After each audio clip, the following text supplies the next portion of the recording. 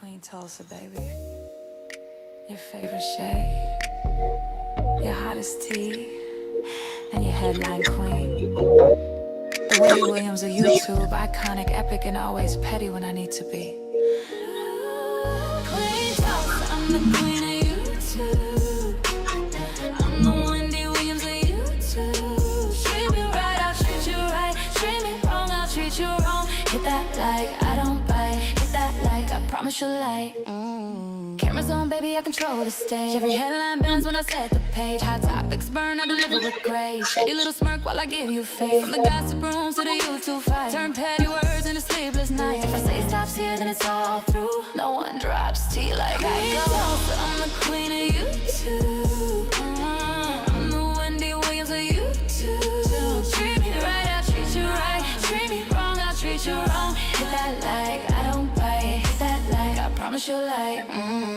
Like and subscribe, let the numbers climb. Serving raw truth with a touch of divine. Breaking news, baby, I say it bold. Every word drips, hotter than gold. Discussing cases, I keep receipts. I'm a boss in heels with the fire and heat. You want the tea, I pour it smooth. I'm Queen Tulsa, baby, I set the mood. Sweet on the lips, but sharp when I speak. Petty when I want, but my shade unique. Iconic, epic, I reign supreme. Queen Tulsa, the boss, I'm the headline queen.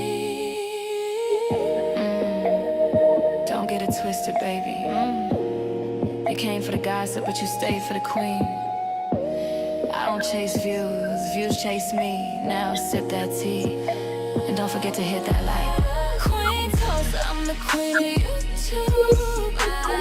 I'm the Wendy Williams of YouTube. Treat me right, I'll treat you right. Treat me wrong, I'll treat you wrong. Hit that like, I don't bite. Hit that like, I promise you like. And remember, if I say it stops here, it stops here.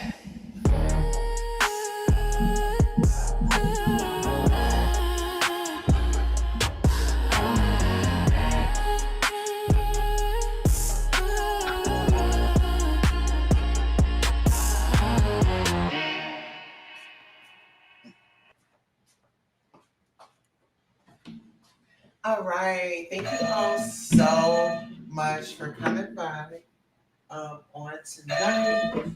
We definitely want to thank you so much for coming by tonight. We are definitely back. This is Queen Tulsa After Dark.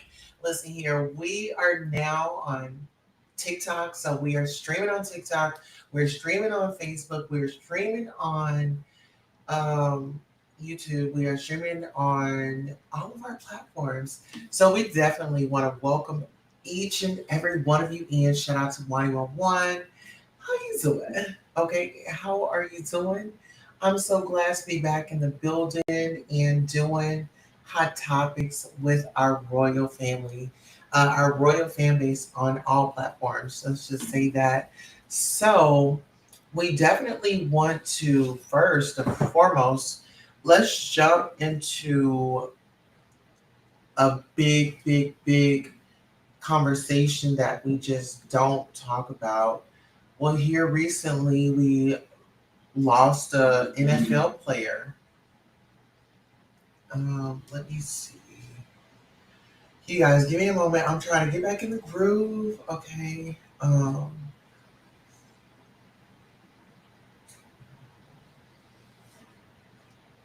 Okay.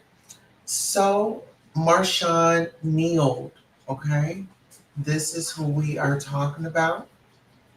So Marshawn Neal, police in a Dallas suburb say 24-year-old Dallas Cowboys defensive end Marshawn Neal was found unalive of an apparent suicide after evading authorities in his vehicle and fleeing the scene of an accident on foot. Frisco police said Thursday they are investigating the suicide. They said Nealon didn't stop for Texas Department of Public Safety troopers over a traffic violation and a chase that was joined by Frisco police on Wednesday night. Authorities lost sight of the vehicle before locating it crashed minutes later. During the search after Neal fled the crash site on foot, Officers said they received word that Neal might be suicidal. As authorities were looking for Neal, a dispatcher told officers that people who knew him had received a group text from Neal saying goodbye. They're concerned for his welfare. According to the recordings from Broadcastophy, which archives public safety radio feeds, we're talking to the girlfriend. She's trying to call his agent, but we're trying to get her to call him first. But she's saying he is armed and has a history of mental illness. And her quote was, "He will end it all," another dispatcher told officers. It is very much so unfortunate that that happened, and I feel like that we all need to definitely take our mental health serious.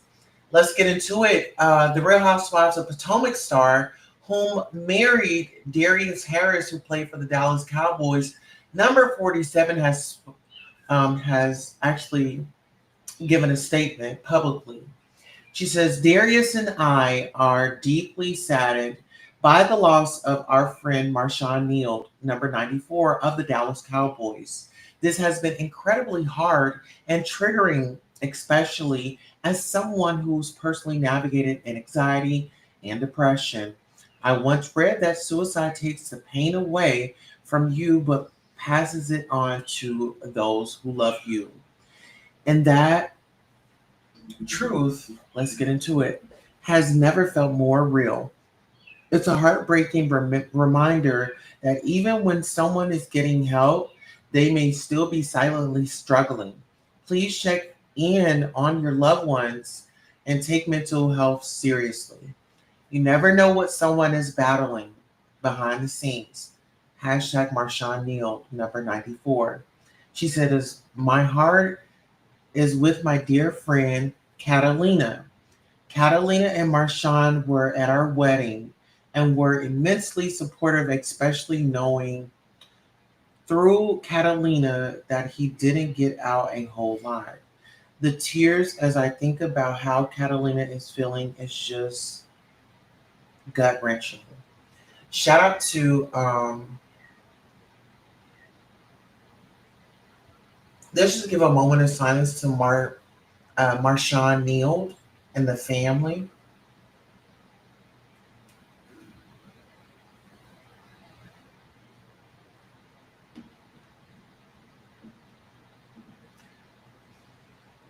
All right. So shout out to everyone with their prayers, their concerns, um, just the outpour of support that's in the community.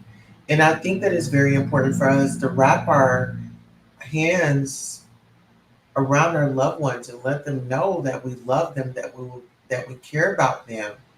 And I think in some instances, when people don't want to talk, they kind of feel like, oh, if I say something, then this person will take it to the next person, and then it'll be gossip. And we definitely have to get out of that mind frame.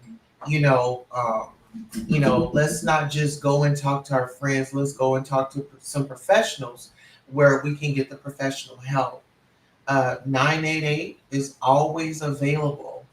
If you find yourself in a little tizzy, if you can get to a phone, just dial 988 and they definitely can assist you with resources going forward. All right, so let's go ahead and get into some hot topics. We're going to go ahead and go on over to Instagram. Y'all know I love to go to Instagram because there are trending stories like 24 hours a day. Now, let's get into this story right here. This particular story right here. I think we're just gonna dive right into it. All right, so restroom. this particular story right here is a Georgia police officer under investigation after confronting and misgendering a transgender woman who used a woman's restroom at a library. Shout out to our friends over at the Neighborhood Talk. They reports. Neighbors, DeKalb County Police have launched an internal investigation after a transgender woman says she was confronted by an officer for using a women's restroom at a public library. The incident occurred on October 20th at the Tucker Reed H. Colford Library, where early voting was taking place. Sasha Swinson, who regularly visits the library, said she had just finished using the restroom when an on duty officer stopped her. I use a women's restroom like I have been for months, if not years, Swinson said. He says, "Excuse me, sir." So misgendering me right away and then goes, "But you're not a woman. That's obvious." Swinson says she tried to explain that she is a transgender woman, but the officer became upset, telling her this is a police matter. There are women and little girls in there, and I have to protect them. The confrontation gained some attention inside the library. Swinson says she tried to de-escalate the situation before the officer eventually walked away.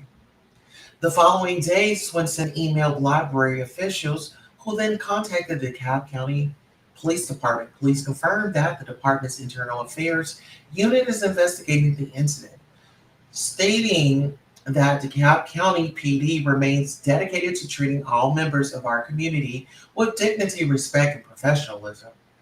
Nonetheless, officials clarified that library visitors are permitted to use whichever restroom aligns with their gender identity. Consistent with Georgia law, Swinson says she isn't seeking punishment for the officer, but hopes her experience encourages understanding. "I'm not looking for this guy to be fired. I just hope that this is an opportunity for education," she said. "Men have never needed to dress up like women as a pretext for assault." What are your thoughts, please? Let's get into it. Women's restroom like I have been for months, if not years, never had any issues. Sarah Swinson is a regular at the Tucker Reed Cofer Library. She says after she used the ladies' room on October 20th, a DeKalb police officer on hand for early voting confronted her. He says, "Excuse me, sir," so misgendering me right away. "You're not a woman. That's obvious." Swinson says she tried explaining to the officer that she's a transgender woman, but he got angry. "This is a police matter. There are women and little girls in there, and I have to protect them." She says it ended up causing a scene in the middle of the library, and she tried to de-escalate. Finally, I just nodded, and he walked off, and I was very thankful. The next day, she emailed library staff, who she says reached out to the DeKalb County Police. The library filed the complaint on my behalf. There aren't any Georgia laws banning transgender people from using bathrooms aligning with their gender identity. DeKalb PD says its internal affairs unit is actively investigating the incident, but offering few details. A spokesperson said the department, quote, "remains dedicated to treating all members of our community with dignity, respect, and professionalism." The restroom, the women.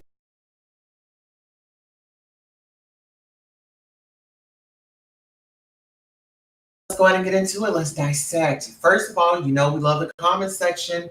Someone says, if you don't want to use the male rep bathroom out of fear of what a man might do to you, why is it so hard to understand why a woman doesn't want you in the same bathroom with her or her child? That's an interesting comment. Let's get to the next one. The police officer did exactly what was supposed to be done. You weren't slick, Howard Stern. At this point, just make single bathrooms so kids and women can be safe. Sir, calm down, ma'am. This term misgendering really gets under my skin. As a woman, I don't care what you label yourself as and don't have a problem with it. What I do have a problem with is women being forced to be uncomfortable to make someone else feel comfortable. I'm sorry, but I do not want a man in the women's restroom. Doesn't matter what he considers himself. You are still a man, not my man at that, and I don't want you in the women's restroom with me. Someone else says, or maybe they can have a bathroom just for them. Not every mother feels safe with them in the same restroom as their little daughters. This is the only time I'll say this, that cop innocent. Places just need to start implementing all gender restrooms to make sure everyone is included and safe. Police did the right thing, protected and served. Being big salute and big respect to the officers. Someone says, I'm beyond tired of the shenanigans. Someone says, I am. They said, I'm not mad at the officer though. Just make a single bathroom for them so baby girls and women can be safe. It's weird. You know, as I listen to these comments, it's like these individuals are trying to make this a transgender issue so bad when it's cases that I've seen, it has been male. Men that identify as men are into women. And there was just a guy that just got arrested, I believe, in Texas because he had his phone out in the restroom with little girls and women, and he was recording them.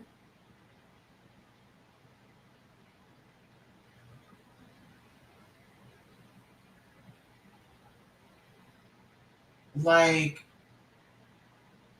was there any reports of this woman not being appropriate? That would be my question. Was she being inappropriate in that moment? You know what I'm saying? My next question would be, you know, how was she being inappropriate? You know what I'm saying? Because if she's just going in there using the restroom, washing her hands, coming out, not being a bother, not, you know, engaging with anybody like on those type of levels of you know, invading of the space, because you know the restroom is, you know, it's a private space, and I feel like you do deserve privacy in that space. 111 says Georgia law is on her side. The sad part is there are women predators. Gender doesn't equal safe. Absolutely. When there, I'm glad that we have. This is a conversation that I feel like everybody should get in on. Definitely want everybody to be safe. Of course, we want everybody to be safe. Wow. Okay. So let's get into the next story. So the next story is going. They're from the government. His father was scammed out of his life savings, just under $400,000. Is being reported. Man opens up about his father being a victim of the gold bar scam and losing life savings of nearly $400,000. Today, Okay. So shout out to the Shade Room. This man is raising awareness after his elderly father was a victim of the gold bar scam. In the scam, his father emptied out his life savings of almost $400,000 to give to scammers who pose as the IRS and FBI to help him recover his identity. Let's listen. today was one of the roughest days I've ever had. My father, he's 67 years old. He worked as a veterinarian for 40 years, loves animals, super passionate about helping animals. My great grandfather worked for 40 years, long hours for 40 years as a veterinarian. He was just scammed out of his life savings, just under 400 grand. I can't even believe it. He was giving me a ride down the street today, and you know, we were just chatting. He asked how I was doing. I asked how he was doing, and he kind of hesitated a little bit. Eventually, I got him to open up, kind of tell me what was stressing him out. I could tell something was stressing him out. And he said his identity had been stolen and that the IRS and the FBI were helping him to recover his identity and protect him from the downfalls of having your identity stolen. He continued to tell me that these scammers told him that the only way to protect his money, he had saved up a large retirement for himself. The only way to protect that money from these people, supposed people who had stolen his identity, were to liquidate all of his assets, buy gold bars, and hand these gold bars off to some people, some strangers who claim they're from the government, put it in a special account, and then once his identity has been protected, he'll get that money back. He did it. He emptied out his entire savings, 67. That's not the oldest person ever, but my father is tired. He's got some health issues. He is not fully capable of protecting himself, especially from online scams, things that test your mental. He's really no match for that. So he did it. He emptied out his entire life savings, just under 400 grand. He bought gold bars, and people came to his house, and he handed them the gold bars, his entire savings worth of gold bars. That might have been 2 days ago now, 3 days ago, and he's just telling me now. Apparently, he's been in contact with these people for 3 weeks, 3 or so weeks. I am just heartbroken for my father. We're taking steps with the FBI, with local police. I want to know, has anybody else dealt with this type of scam?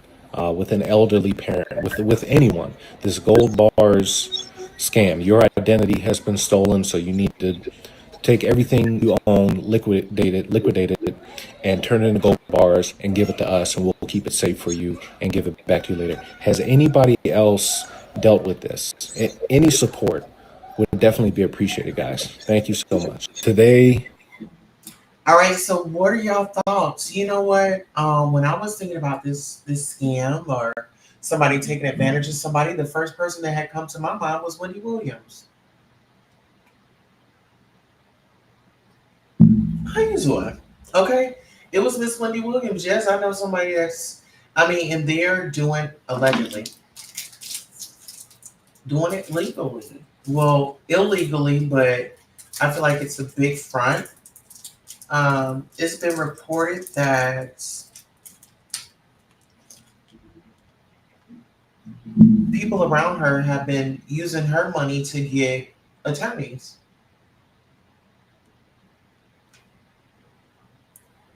to fight her in court. All right, y'all know we gotta go to the comments. Someone said that's why before my mama do anything, she gotta run it by me first. I pray every single penny is returned. Someone says, tell all the old folks to stop answering phone calls from numbers they don't know. Where the beekeeper? Huh? We need him now. Okay. Listen, I'm a bank manager, and no matter how much we try to warn them, these older folks refuse to listen. Every week we got someone losing thousands of dollars because of being gullible. It's so sad. Let me show my grandma this since she don't be believing. So no fault for the dad at all. Oh, I don't believe a word he's saying for real. Ain't no way, yo. He trying to double his father's saving, collecting for sympathy, shaking my head. They gonna call me beekeeper if they do this to my mom. Oh, taking advantage of the elderly is so trifling. I agree. Dad bought $400,000 worth of gold bars from where and handed them over to people who just showed up at his house. Can you imagine working your whole life to save only for it all to be wiped out?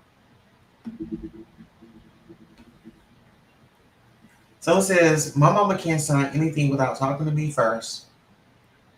If she withdrew too much money, the bank would notify me. This is why I tell my mom, stop texting back. The F? So what do y'all think? Do y'all think that this is a story for real, or do y'all think that this man is over here grifting? Is he grifting his audience? Is he... I don't know. These comments are saying, they're The reason why there's such a difference between they're questioning his actions, and they're saying like, oh, well, you really didn't know who were these people. I guess the question would be, where was the son at? Do they stay with each other? So this lady is going viral. She says, black men and white men don't raise biracial kids the same. She says black dads let kids claim mixed, while white dads make sure their kids know they're black. Let's take a listen. Mm-hmm. The reason why there's such a difference between biracial children that have black moms versus the ones that don't is because when black men have children with non-black women, they don't raise their kids to be black. they raise them to be mixed or to be proud of whatever heritage that the mom is. Versus when other races of men go out and have children with black women, they raise their children to be black and to love being black. And I am speaking from experience because I have a black mother and I have a non-black father, but I am dark skinned. So I think I was going to have to be, black and proud either way. But I do have light skinned sisters, and my sisters were always raised to be proud of being black. They were always raised to be proud of their hair, and they were just taught that black women were the best thing walking this earth. But we know that most likely if that black man goes outside of his race to have them children anyway, he does not like black women. He does not like black people. Most likely he does not like being black. I'm not going to say all, because I know somebody can't wait to jump in the comments and say, not me, my black dad loved being black even though he had babies with my white mama. But majority of the time, them even stepping outside of their race to have children is a racial insecurity that they have. So they don't see any beauty in being black anyway. So they're not going to raise their kids to be proud to be black or to just call themselves black. And I honestly think one of my biggest flexes is that nobody ever knows that my dad is not black until they see him or they see his mother. And it's like, yeah, bitch, because I'm black and I'm proud. I don't give a fuck about none of that mixed shit. All right, so shout out to our friends at It's On Site. A biracial woman says who the father is determines whether a biracial child grows up identifying as black or just mixed. She argues that when black men have kids with non-black women, the kids often grow up learning into the mother's culture. But when black women have kids with white men, the white father usually pushes for the child to still understand and own their blackness. What are y'all thoughts? This is an interesting conversation. Someone says, I can always tell if a mixed person has a black mama or if they had a black daddy. It's always so evident. It's true. I'm Puerto Rican and Cuban. My son knows he's black. His mother is Jamaican. We stand on it. Y'all in here arguing, but you have a bunch of biracial people telling you this exact thing all over social media. It was literally last week, a mixed old woman was on TT asking to be adopted by a black woman. I've been around biracial people that will tell you it's definitely a difference. The only time is if the mother is white and is not racist and want her children to love every part of them, which is rare. But yeah, go on TT and see for yourselves. So they're saying that she's on TikTok. So a lady on TikTok was going viral. She just wanted to experience a black mom. I believe I saw that. Someone said that this woman right here reporting this story is right. Someone says, speak on it. Black men definitely do this. The man in these comments in denial as hell. She's not telling no lies. She is correct. I have a black mom and a white dad, but I was raised with black culture. Interesting, because Jordan Peele's mom is white and he's pro-black. LOL. I'm sure there's plenty more examples. Man, is the world so tiny for some people? It's a lot going on. Definitely a lot going on. We are investigating the All right. So, this is a news outlet. Teacher resigns after telling black students if it wasn't for the Constitution, they would still be her slaves. Let's take a listen. We are investigating the resignation of a Winterville teacher after what the school calls a racially insensitive lesson and caught the attention of a lot of our viewers. Justin Lundy has been following this story and is live outside of Winterville Charter Academy with the latest. Justin. Yes, I spoke with parents whose children tell them that a teacher here at Winterville Charter Academy used racial slurs inside an 8th grade classroom. And today, those parents are demanding immediate action and answers.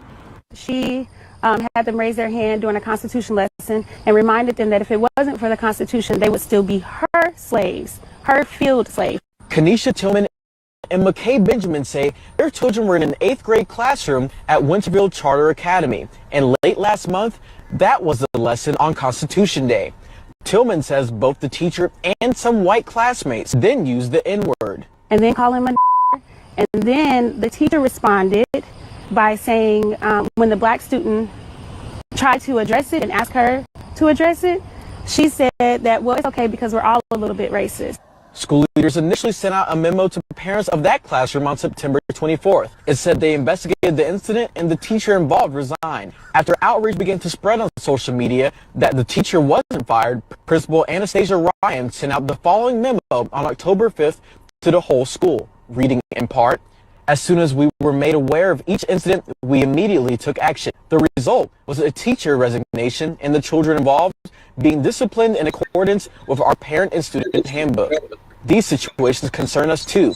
Our school culture is built on one of acceptance, love, and respect to serve all children and their families." Benjamin planned to remove her child from the school, but changed her mind this week. And why aren't you taking your kids out of the school? Instead of us just removing our kids and letting them get away with it and not actually holding accountable for what's going on, we should stay at the school and fight and get them to address the situation. Winterville Charter Academy has not revealed the name of the teacher involved, but parents are demanding new policies to prevent situations like this from occurring again. I would like for them to have training on cultural fluency, on implicit bias, on racism, and I would like the students to have training. Like, it doesn't make sense why we got a school-wide email about TikTok challenges in the soap dispensers, but we didn't get a school-wide email discouraging more racist remarks coming to the school. A memo from the school stated that the teacher who resigned will actually receive culturally sensitive training. I'm not really sure how that's going to be worked out because I already reached out to school and they haven't said anything about that. But future and current teachers will also go through that training as well. In Pitt County, Justin Lundy, WITN News. Okay, so I guess I have a lot to say about this. I have some comments up here. Let me read the comments. He said Georgia lies on her side. The sad part is, okay, he said, oh my, that's sad. Yeah, the elderly man. This is why it's important to talk to our parents and elders. Absolutely. He said, I'm not sure our elder generation is so trusting. Absolutely, it's not those times no more. You know, he said, at the end of the day, the E gene is the truth. We all come from a Black woman. Get into it. All right, so what do y'all think about this? I feel like they said that the teacher resigned. The teacher should have been fired. You know what I'm saying? The teacher is a problem. And they're saying that she needs to go through this training and things like that. I think that the statements that she made, that she's, everybody's racist and they should still be her slaves and things like that. Like, she needs to not have a license to be in a school, not to be responsible for children of all colors. You get what I'm saying? That's somebody that I just would not trust. Let's go ahead and get into the comments. All right, someone says, drop her name and let your internet family take care of the rest. Her name should be revealed. She should not be a teacher with those beliefs and that attitude. Trump done made them too comfortable, someone says. I was in high school. Someone says, when I was in high school, a white teacher told a Black student that she was lucky to be in the classroom with us because if it were 50 years ago, she would be in the hall scrubbing the floors on her hands and knees instead. From my personal experience, this is how most white people really think. They just usually see it behind closed doors, but the masks are coming off. That is sad. That is sad. That is sad. All right, it says Trump made them too confident. I like that they're showing their true colors. It's allowing them full exposure. Resign. Why not fire her? So they letting her keep her benefits. Crazy. That's what I said. They should have fired her. Should have fired the woman. Fired her. All right. Hey, Nora, Sonny, how you doing? We here. After dark, giving some late night commentary on some topics. Yes. Good to see you. All right, so let's go ahead and move on to our next story. Okay. So we have a few stories that we're going to cover this evening. However, let me go ahead and get up in here into the inbox. All right, so you all please make sure you like, share, subscribe to the channel. Yes, yes, yes. All right, so we're going to get into some hot topics tonight. Let's see.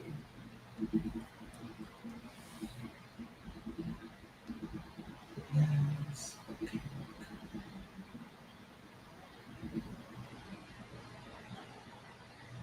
All right, so we're going to pull up some stories. Just give us one moment as we pull up some more content. Let me see.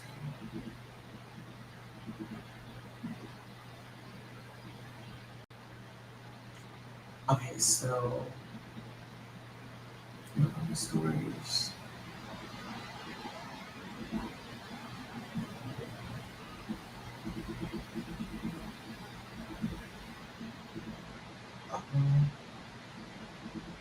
Oh, and I did want to okay, so let's go ahead. Oh. Okay, so I want to get into this, and we can just go ahead and do it from here. So this is going to be day one of a trial. Now, in this particular trial right here, this woman, okay, this woman got herself into a situation. So she's in trial because she unalived a Memphis pastor in April. So let me give you the rundown. So trial has begun for Tulsa Daniels, the woman accused of unaliving Mississippi Boulevard Christian Church executive pastor Rhodes Perry in April 2019. So without further ado, we're going to go ahead and take a look at this trial. And you guys give me your thoughts and your opinions and your views. All right, so give me one moment as I pull it up. And like I said, please, guys, make sure you like, share, subscribe to the channel. We are streaming from TikTok as well. TikTok, I am going to turn the camera around so you all will see the broadcast as well. Okay, so let me go ahead and get everybody squared away.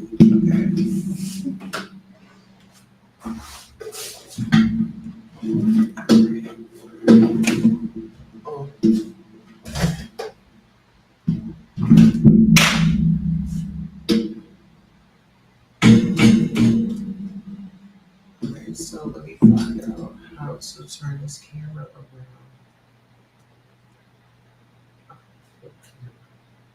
Uh-oh. I'll do that.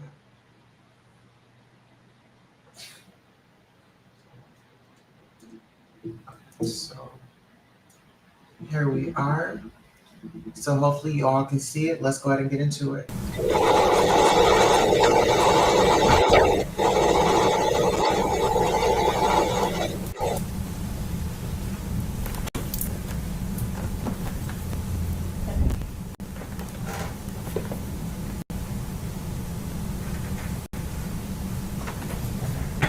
And Your Honor, if you would please just allow me to sit when I'm doing the desk stuff. Thank you.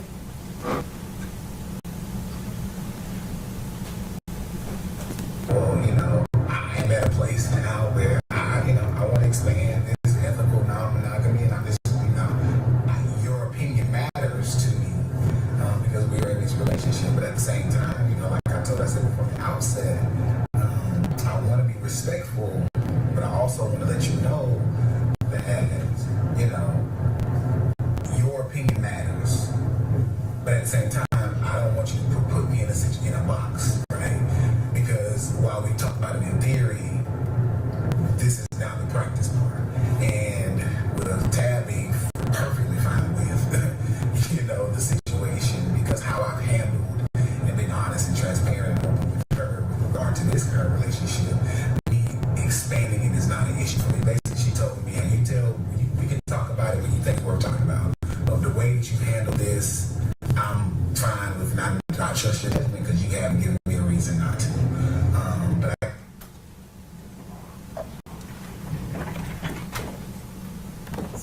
up as him talking about Latasha not being okay with the ethical non-monogamy, and you being perfectly on board with it. Was that true? No. Did you believe that Brodus was being open and transparent and honest with you about his relationship with Latasha? What relationship? He wasn't being open with you about his relationship with Latasha, right? That there was a relationship at all. Right. He was not transparent about that. There was nothing, to my knowledge, there was no relationship. And you never said because he was so open and honest and transparent with you with his relationship with Latasha that you were okay with him then adding another girlfriend. No. That didn't ever happen. No.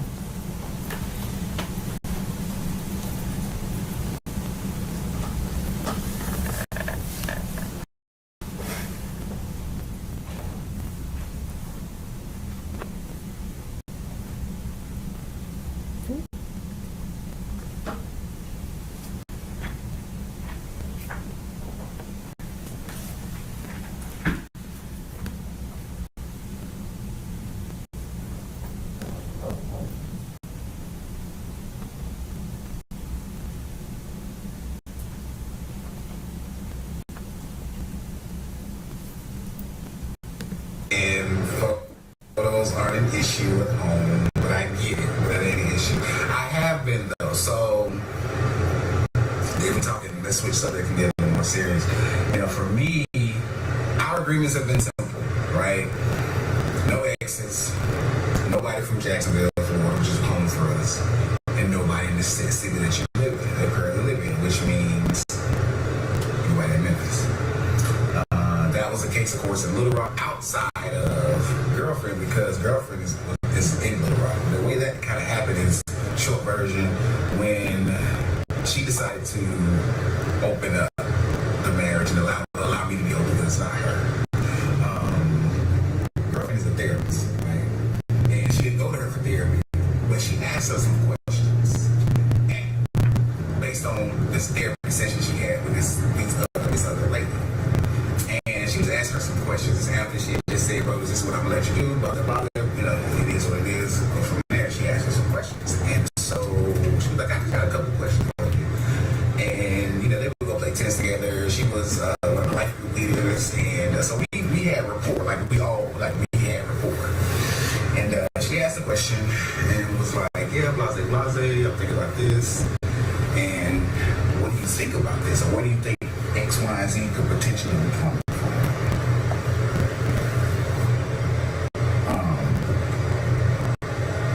And I'm sorry, I'm looking to see who's in the cigar lounge because this is not what I really frequent there. So I'm kind of careful about who potentially is in here because I don't want to pass all past them. I really want to go in and go chill in the back, but I'm not a member. But yeah, I'm trying to make go in there now. But anyway, so the next thing that she shared with her was, you know my husband like you, right? What do you think she's attractive? And she was like, what? He's like, yeah, I know what he likes, and he thinks she's attractive. Not that he's been rude or anything like that. We've had conversations. Well, we did, because one time we was sitting around having a watch, and she asked me, I was like, well, you gotta get her. I ain't gonna get her. I'm coming across this creepy guy, right? We're trying to spice things up. In that regard, even though that was even somewhat limited, but the idea of somebody watching me, that's neither here nor there. But when the question came, Just to pause it for a minute. In your relationship with Brodus, did you outline rules for him on being able to seek out a girlfriend, like no one from Jacksonville, no one from where we live? Did you bake those rules up? No. So that was not true. Not true. Were you the one who initiated the conversation about Latasha? No. Did you ever reach out to Latasha about Brodus engaging with her? No. Did he ever talk to you about wanting a watcher, as he described here? No. Did you ever agree to having a watcher as he discussed you? No. Came up, it was her, right? She asked, well, who would you want? And that was the first name I said. She's like, I know you like her. I know her. So anyway, so she said, like you know, and she said, well, if you were interested, just, I'm not saying that you are, but I'm also saying I've given him this X, Y, Z, and he may come your way. And she did. She's like, okay, cool. So we had a conversation. And after that, that's when the whole nobody in the city thing came up. It was more like, I'll give you a pass with her because I essentially gave you the alley. But nobody. So I'm trying to figure this. So fast forward, I said a whole lot of shit, right? Trying to get to where I'm going. So I've been thinking about the past couple weeks in terms of expanding, my ethical monogamy. Just kind of, so my wife, her and I, we were chatting the other day. I was like, well, baby, I got a couple questions. I'm just curious, she knows about the group and everything like that. So when do you want to? Just to ask a couple of questions real quick. Did you ever have that conversation that he talks about with Latasha? No. Did you ever have that conversation that he talks about with him? No. Did you ever give him the XYZ that he was talking about? No. Did you ever give him a pass for Latasha? No. Did he ever talk to you about further expanding ethical monogamy in your relationship? No. No. Like, when do you want to know that there's someone who has my interest, there's someone who I would like to pursue? Do you want to know the moment that I feel like it's more than just banter? Do you want to know like the moment that I would like to begin to banter? Do you want to know once I feel like it might be a thing beyond banter? Or what? Because this is kind of new for us, right? Because, girlfriend, Tasha, that's easy. That's been 2 years. That's been it for the most part. Outside of me going, that's how my birthday. But it's kind of been easy in that regard. So we're trying to figure out what does that look like. So just kind of really thinking through where I am with that, right? Where in terms of those. So there's a lot of newness. I said that just to say that there's still a lot of newness even in this ethical non-monogamy that I'm wrestling with. And it's fun, right? It's fun, it's interesting, it's causing us to communicate and chat and really talk again about different things that we kind of, in a real sense, have been self to some degree. But realizing that in this ethical non-monogamy, we got to keep things in pencil and not pen. Some things are pencil pen, right? There's some hard news, but I got to be flexible in terms of what that looks like. So that's why I know you talking about being sprung and giddy and all that stuff. I think because those flutters or those emotions, right, or those initial thoughts are all kind of new and very much new because this person is brand new. Like, I don't know Sheree, right? I knew Tasha. That was different. There was some level of familiarity there. And that's typically how I've always engaged with it, right? With some level of familiarity. I cannot, whether being in the same class again in terms of college or something like that, I've never kind of quote-unquote cold called anyone. If that makes sense. Because I'm not, I don't think I'm that guy. So, yeah. Thanks for coming to my TikTok. I don't know if I'm going to go in here. Now I'm thinking, how far would you go downtown? Because I'm like, there's a lot of folk in there. I don't know if I trust who's in that room right now. Shit. I just need to do better with smoking houses, cigar houses.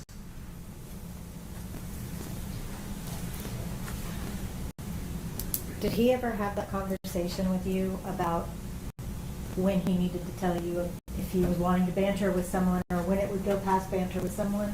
No. That never happened? No. Did he ever, did you hear him reference going out of town on his birthday? I thought I heard that. Did he ever tell you about a threesome out of town on his birthday? No. Did you hear him mention the name Cherie? I did hear that. Do you know who Cherie is? I don't believe so. Did y'all ever talk about how ethical non-monogamy could make your relationship better? No. None of that ever happened? No.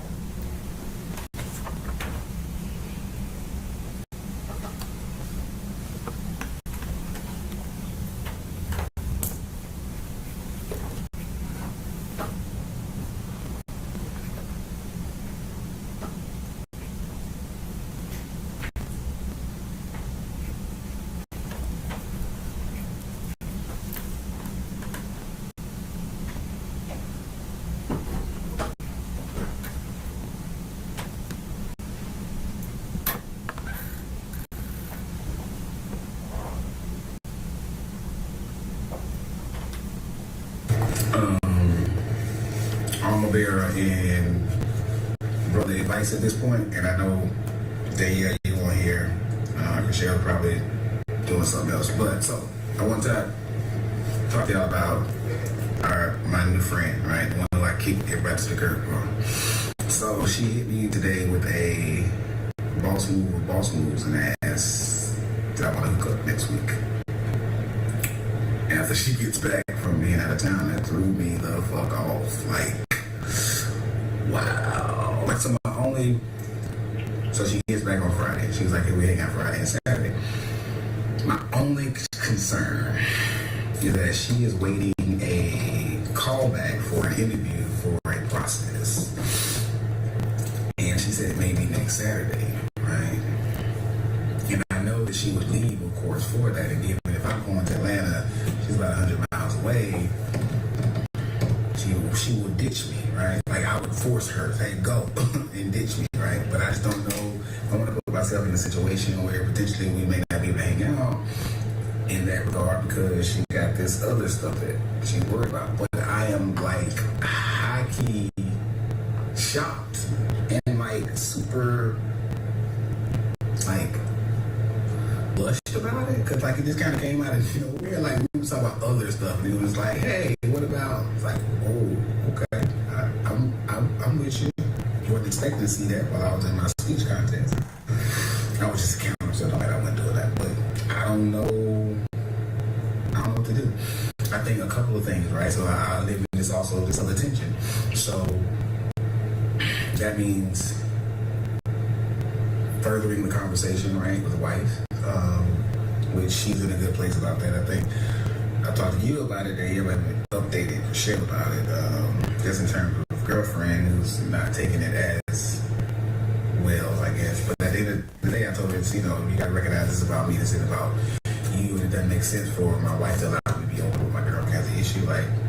So she's kind of chewing that, because I think in theory we've talked about this day coming, right? But it's never been a reality, right? So I think that she's wrestling with the reality. I think that your ideas, your thoughts, yesterday was so, like, it hit me like a ton of bricks because I never thought about it like that. But that made so much sense. And it's not that I want to be disrespectful. It's not that I don't want to be ethical. But I do wrestle with that. And I just kind of talking to your perspective about what you saw. I was like, I think that could be what this is in terms of treating this like an infidelity kind of relationship on purpose with permission versus an additional partner scenario. So I feel that. But y'all, she asked me to hook up with her.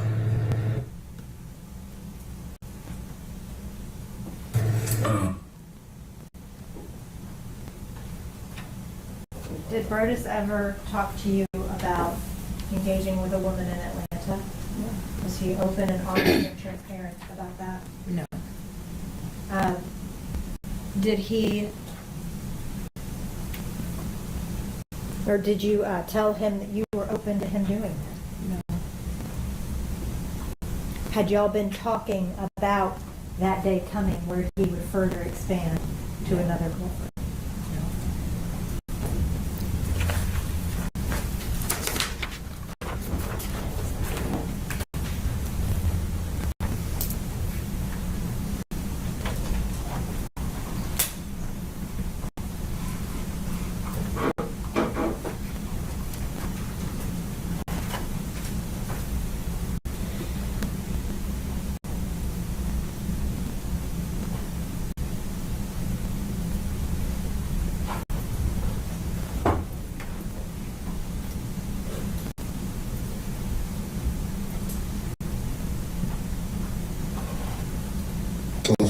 were close. When we were in Little Rock. She lives in Little Rock, so we're in Memphis now. I mean, it's only 2 hours away, but yes, we were in Little Rock. So we were literally that, because it was at that point. Wife was like, yeah, nobody at home. Like, this is an exception because I kind of threw you that, but no, you ain't dealing with nobody at home. Like, that was Jacksonville. So our hard nose, and no Jacksonville, which is hometown for us, no exes, and no place in your current city. Those are the hard no's, right? She got an exception because it was there that she realized, well, yeah, I don't think I want him to be dealing with all these people, all these women, and no doubt these women would be in the church because that's all we do is kind of hang around, or in the community or close enough. So it was kind of one of those things.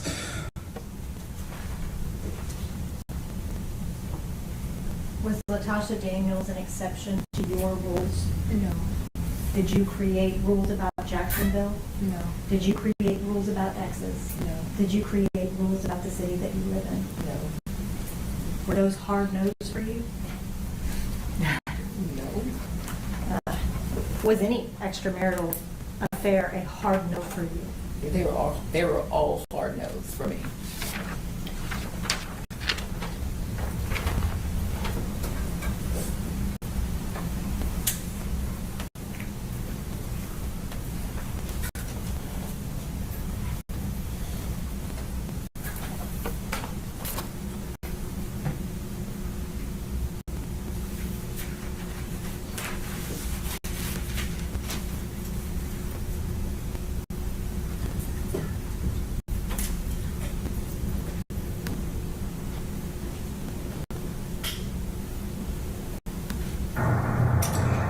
Before I can say a word, she hits me with, I'm sorry. I'm like, sorry for what? So then she goes into the whole, I apologize for breaching your trust, breaching your confidence by telling my former boss about the situation. Her reasoning was that she felt like like you all said, if he could appeal to my quote-unquote greater senses, that I would realize the mistake that I would be making by losing such a wonderful woman. She also apologized. I said that she apologized to Tabitha when Tabitha talked. She told me that Tabitha told her that their conversation was their conversation until she revealed it, so she was not going to talk about the contents with which what they discussed. She basically said, I feel like I know what you're going to tell me. And at this... Who is P?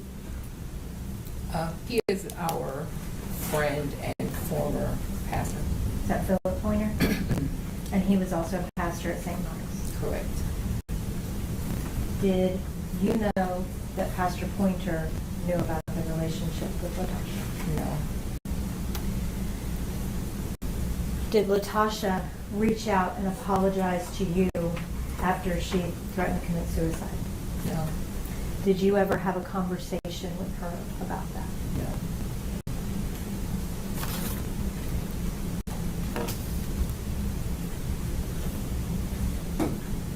Throughout all of those videos,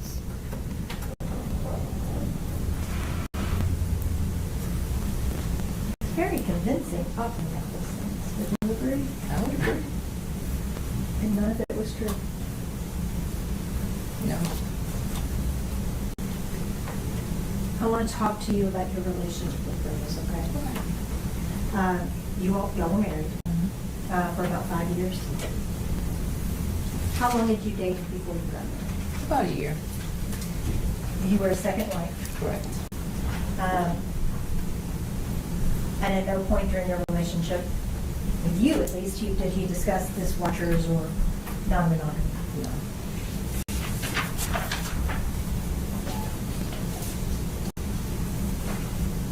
Brodus was a pastor. Correct. In Little Rock, that was at St. Mark's. So Yes. that's a big church. Yes. Did he take trips with the church? Yes.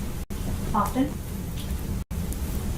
When you say trips, like international trips or? Both, international and local. Israel, Yeah, Savannah, El often. Dorado. Did he take those with the other pastors? Sometimes. And he also took them sometimes with other church members? Like the church groups? I can recall one time, maybe a time or two, where there was like a training conference or something like that. Yeah. They did the whole church group was for Israel, right? Correct. Okay. And when he got the job at Mississippi Boulevard, that's a big deal to be a pastor there, right? I guess. It's a big church here. It's a big church. And now I'm direct. I thought you had said that he didn't ever do counseling for St. Mark? At St. Mark's, but I thought you told the police that he sometimes did. You just didn't know that he counseled Latasha. I never known him to do counseling. Okay. Did he ever tell you that he counseled Latasha? No. But you knew that she ended up getting divorced. I did know that.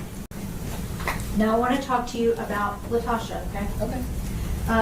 You knew her from church, and that was St. Mark's in Little Rock. Correct. She was a life group leader. Yes. What's a life group leader? It's a person that leads a group of people that get together and do Bible study. And that was a group that Brodus was over, right? Correct. And before his relationship with Latasha started, this was a tight-knit group, right? Yes. He was very involved with that group. Yes. And it was about 7 or 8 people?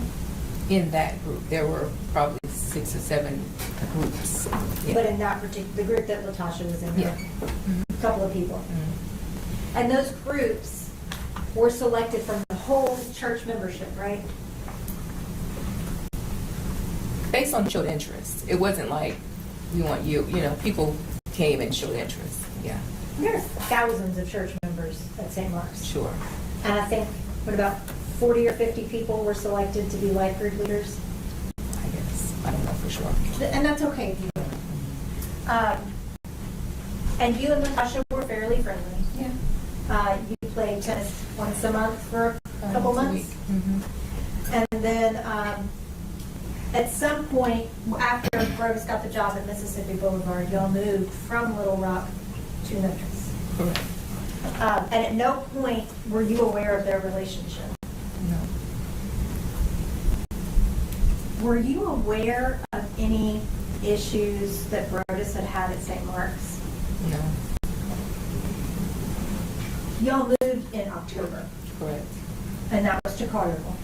Correct. And before y'all left, you gave your friends, church members, your new address. Yes. And there was a party that was thrown for y'all, right? I think so, yeah. Did you know that Latasha organized that party? It wouldn't surprise me to know that. After you left Little Rock and moved to Memphis, you didn't see Latasha again until April 4th, right? Right. And as far as you knew, neither did Brodus. Correct. But Brodus would come back to Memphis for his braces. Right. Why would he come back to Little Rock from Memphis to get his braces done? Because the braces were paid for, but the work wasn't done in his mouth. So it just made sense to continue seeing that orthodontist. And so Brodus would go to Little Rock, but you would stay in Memphis. Right. Now I want to talk to you specifically about April the 4th, okay? Now you were at home that night. Right. You were watching TV. Right. Just you and your dog, Anakin. Yes.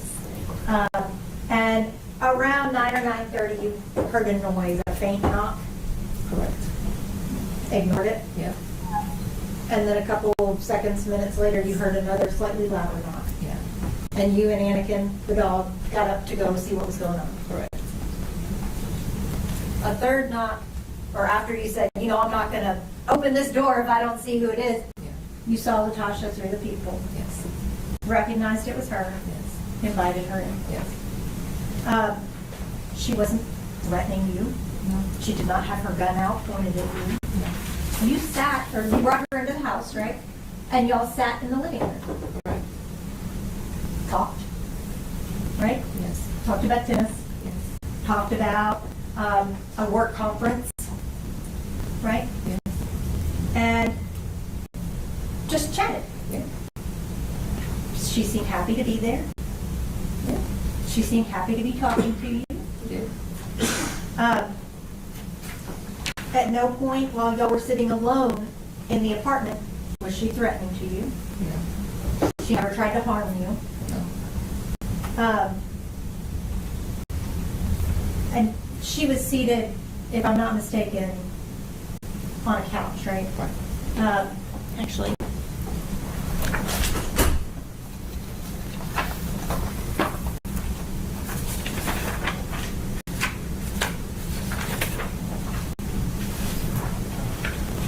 Your Honor, may I approach the witness? Yes.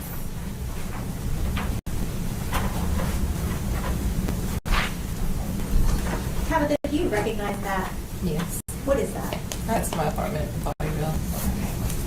Your Honor, I'd ask that be made the next numbered exhibit. Any objection? It's the living room. Any objection from the state? No objection, Your Honor. All right, we'll show the photo of the living room exhibit 2.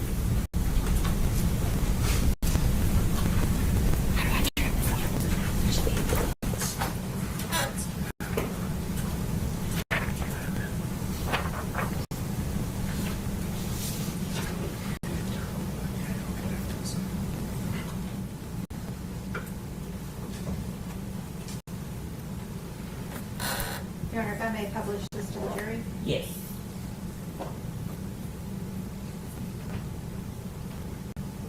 Tabitha, is this a picture of the living room at your apartment? Yes. Where were you seated speaking to Latasha? I would have been seated on the left end of the sofa. So, I've got that won't work on the screen.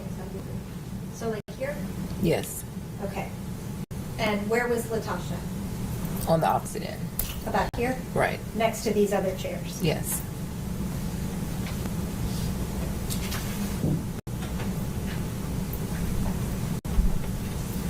Brodus was not home yet, right? Right. He had gone to Pastor Pointer's to run errands. No, he got I'm off. sorry, Pastor Turner. Right. Well, he got off work. He went to the cigar bar. And then from the cigar bar, he told me he had to go drop something off at Jason's house. So he went and dropped something off, and then he came home. He likes cigars. Yes. And Thursday nights, he'd go to the cigar bar, right? More than Thursday nights, but yeah. But that was one of his nights, Okay. right? So you texted him when Latasha was there. Didn't tell him that she was there, but texted him and just said, "This is strange." Yeah. And you said that it seemed a little odd, but she was happy to be there, happy to be talking to you. Yes. Up to this point on April 4th of 2019, Brodus had never told you that he ventured outside of your marriage. No. And you had never sanctioned that. No. He never told you that he had been involved in a 2-year relationship with Latasha. No. He never told you that y'all would be sister wives. No. He never told you that he promised Latasha that he would love you. No. Did he tell you that he saw Latasha earlier that night before she came to your apartment? He did not. Did he tell you after he got there that he had seen Latasha earlier that night at the cigar lounge? No. He acted like he had no idea she was even in town when he walked in that door, right? Correct. And if he had seen her at that cigar lounge earlier that night, that would not have been true. Right? Correct. I want to talk to you about while you and Latasha were talking, okay? Mm-hmm. She never threatened you, right? No. Was never cross with you. No. And she engaged with you cordially. Yes. Seemed genuinely happy to be there. Yes. Now I want to talk to you about when Brodus arrived home, okay? Can you describe his demeanor when he walked in? Agitated. Did he immediately come in and offer the bourbon? No, not immediately. Okay. When did that happen? I would say once he kind of settled in, he had bags, he had things with him, so he set those down, told me that he had brought me these aminos. You know, he made the statement about this was an uninvited guest. And then I think that's when he started saying, you know, what are you doing here? Where are you staying? That whole bit. And at some point around there is when he offered, does anybody want a drink? After he made the drinks, he also sat down, right? Yes. And when we're looking at Exhibit 2, Brodus sat in this chair? I can't remember which chair he sat in, to be honest. That's okay. One of those chairs. And while he was seated in one of these chairs, Latasha was still seated here? Yes. Were you still seated over here? Yes.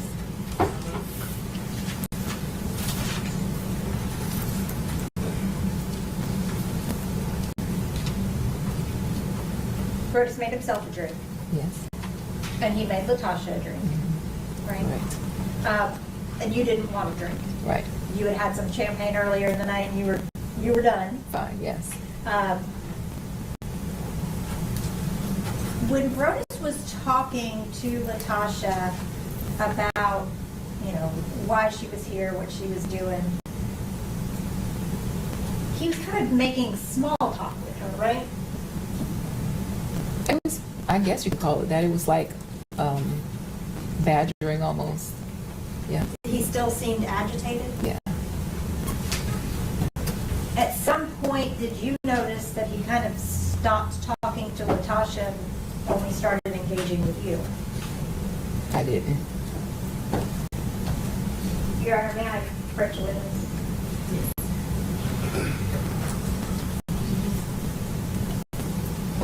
Your Honor, I have a transcript of her statement. I previously provided a copy to the state, but I have a bound copy to provide the ease of reference.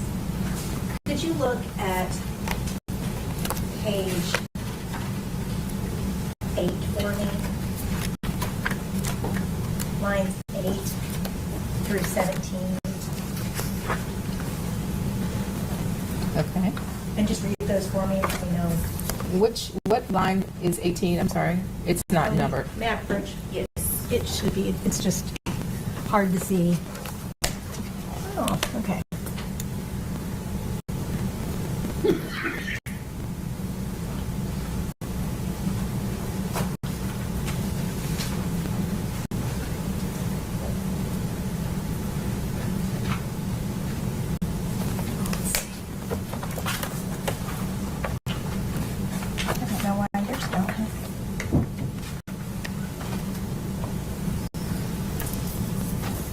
Okay, I'm sorry, it's page 9.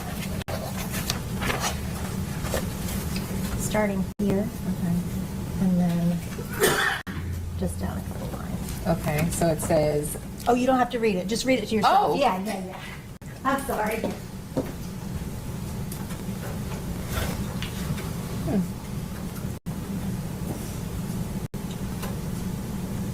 Okay.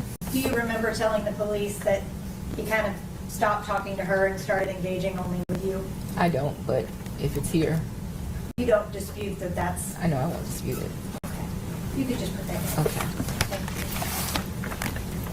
Was that normal behavior for him, I guess? I would say that it was normal for behavior for him with his life group leaders. It was not unusual for him to talk kind of rough to them and just, I would often say, I don't know why y'all put up with him. But it was usually just, that's just him, you know, kind of a good fun kind of way of roughhousing, so to speak. So I always found it kind of cringy, but it was not unusual. Okay. I want to talk to you now about when Latasha said that she was going to go ahead and go. Okay. She basically said, I'm not going to keep you guys, right? And everybody stood up. And you led the way to the door. Right.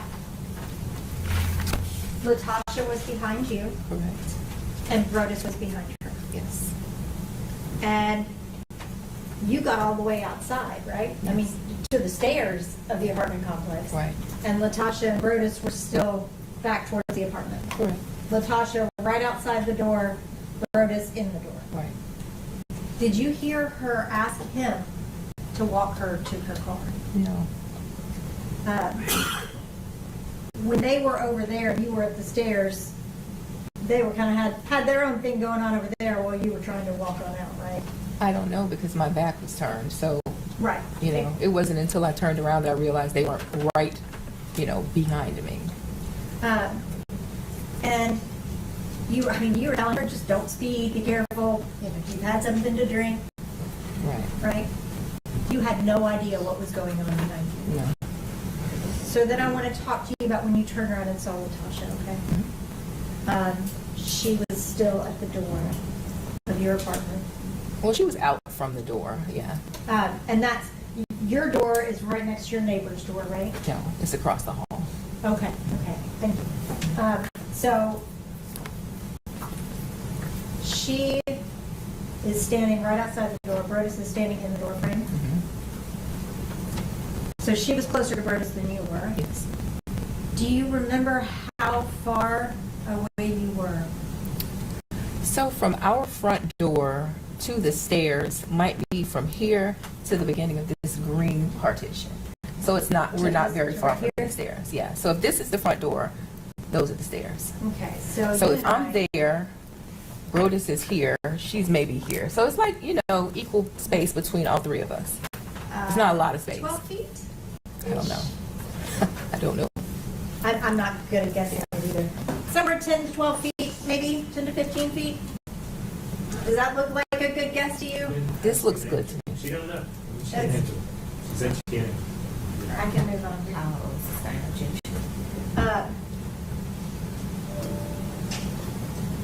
Latasha was facing Brodus. Yeah, I would say yeah. And you saw her reach into her pocket, right? Yes. And this was as y'all were walking out to her car. This is still upstairs. Right, Yeah. but that was the direction that, Correct. okay.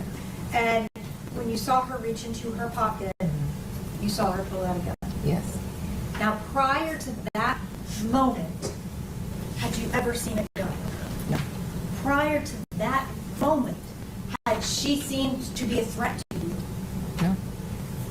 Prior to that moment, did you think you were in harm's way being with her?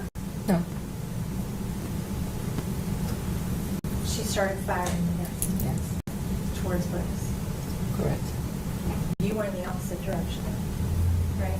I was behind them. Yes. And you ran to your apartment or your neighbor's apartment, Right. right? Right. So you weren't even in the apartment when the shots started. No, I was still outside the apartment. When y'all were in the apartment, the three of you, was the door closed? After the shots were fired? Before. Oh, before. Yeah, the door was closed before. Could anyone see into your apartment No. with the door closed? No. It was private. Right. No one else other than the three of you was in the apartment. Correct. After the door gets open, you go outside, you're visible to everyone else in the apartment complex. Well, they could see where y'all were, right? You became visible outside of your apartment. Not really, no. So if your neighbor had opened the door, If my neighbor across the hall had opened the door, sure. they could see Latasha standing. Mm-hmm. They could see Brodus standing in the door. Mm-hmm. Nothing happened until after that was already out in more public area than y'all had been before, right? Right. You, at some point, lunged for Brodus, right? Yes. And tried to shield him. Well, this was after the shooting had occurred. Yeah. Once we were back in the apartment by then. Prior to that point, prior to you trying to shield him, she had not fired any shots at you, right? No. And when you got shot, did you realize it? Yes. Did you grab your shoulder? Yeah, the bullet, the bullet moved me. The shot threw me. Yeah. And you were right against Brodus at that point too, right? Until I got shot, right. And then you said, Tasha, you shot me. Mm-hmm. What did she say back to you? Something to the effect of, I didn't mean to. And then you told her basically, like, go, leave. Yeah, just get out of here. Just get out of here. I won't tell them it was you. Just go. Correct. She didn't move. No. And at some point, you could hear the sirens coming. Yes. And Latasha still never moved. Right. She never put down the gun. No.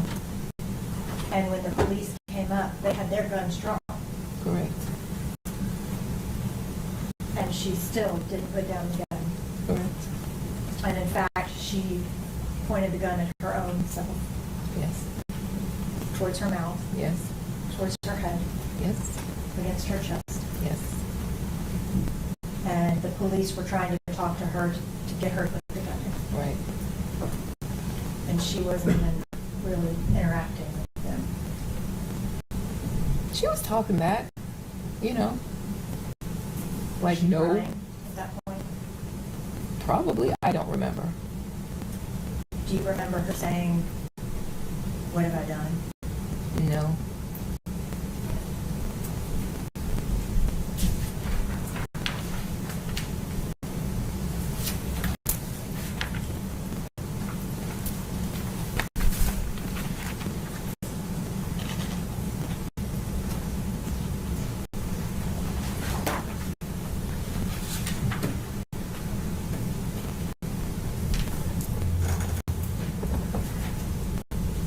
Yeah, Bertram. You could just read right here. Right here, this paragraph. You don't have to read it out loud, just to yourself. Oh, okay. Did you tell the police that she said, "Oh, what have I done?" Yeah, it appears that I did. And this was taken the day, that next morning after this happened, right? Correct.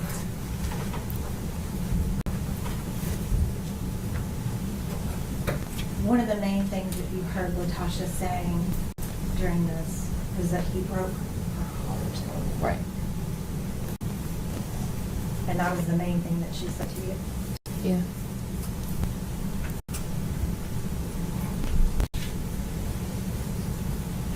The gunshot wound that you suffered, you had to go to the hospital. Yes. You were there for a couple hours, right? Yes. And you got released. Yes. You left the hospital. Yes. A couple hours later, you got a phone. Right? From? To come back to the hospital. No. No? No. The surgeon and the chaplain didn't call you to come back? No. I was still there when they told me that he died. So you left and came back? I never left. I never left. I was there all night.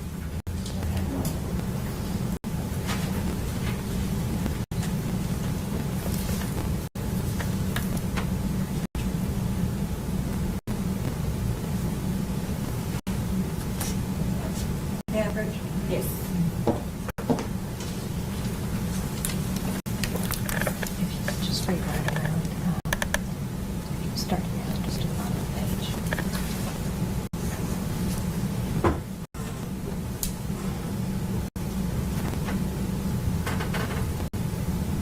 Oh no, this is the detective saying this is when he left. Keep reading. Okay. I read a little out of it.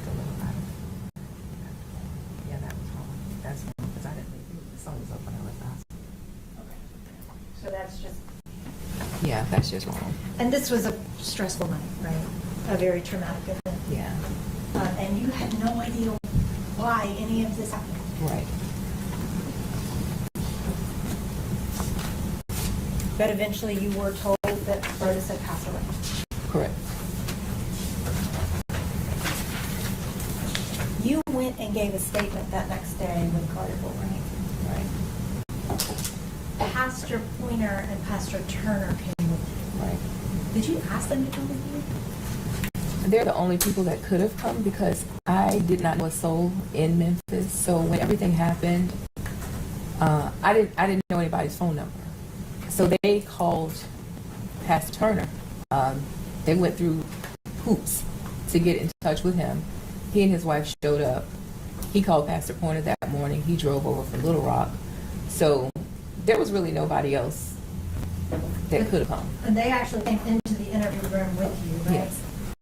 And while you were talking to police, the police were saying, do you know why this happened? Mm-hmm. Right? Mm-hmm. And you have to say yes or no. Yes. She's recording. And you and the police both talked about why. Right. Nobody understands why. Right. Did Pastor Pointer ever say, actually, I know that they were in a relationship? No. Did he ever tell you that before you went in? Objective. That's hearsay. I don't know what the purpose of it is. And it's not being offered for the truth of the matter asserted. It's being offered to show whether or not he provided that information.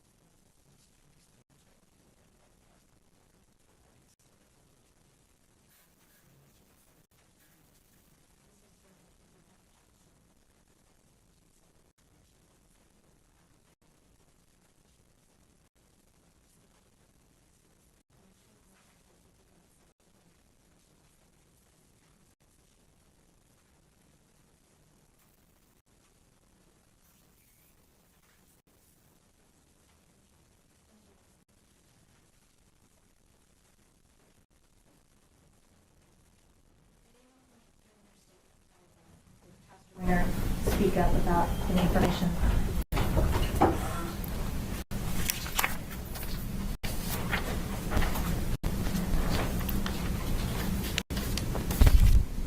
The police obviously did an investigation, right? And during your statement, they kind of talked to you about things that they found in the investigation. One of the things that they found was Burgess's phone. Do you remember that?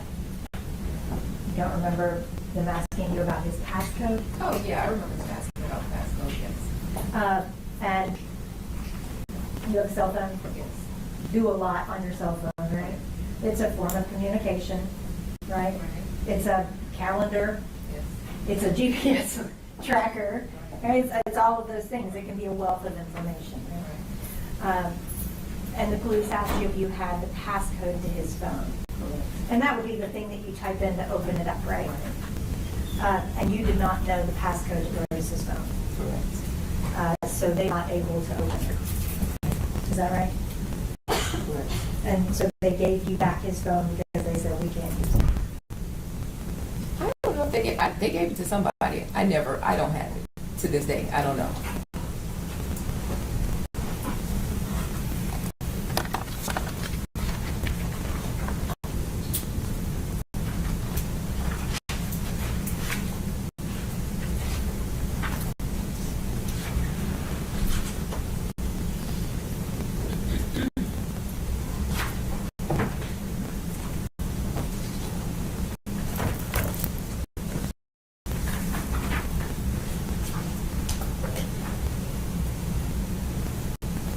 Ackridge? Yes. Do you remember the police having you go through, like giving you back your phone and initialing this? If you will read right here.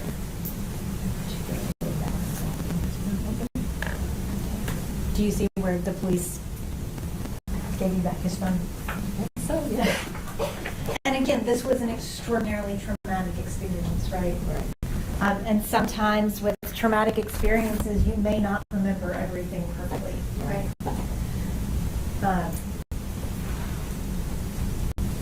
Up until on into after this case has been charged and everything, you didn't know about this relationship until well into this process. Yeah, I would say not until the detectives confirmed for me. That's all I have. Thank you. You're welcome. Read our week.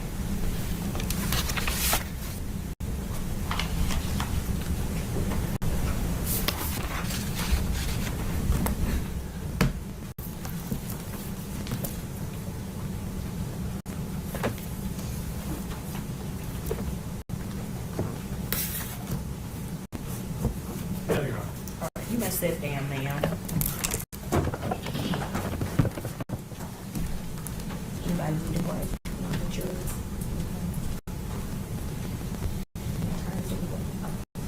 All right, we're going to take a short 10-minute recess, and we'll be back.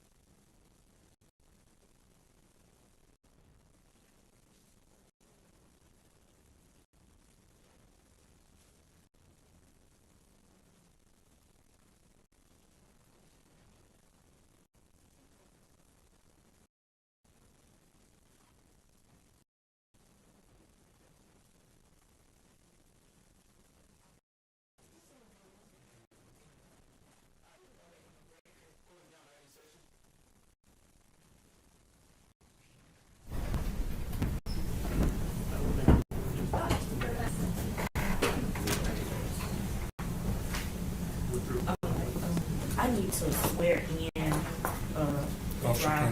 Yeah. Do you raise your right?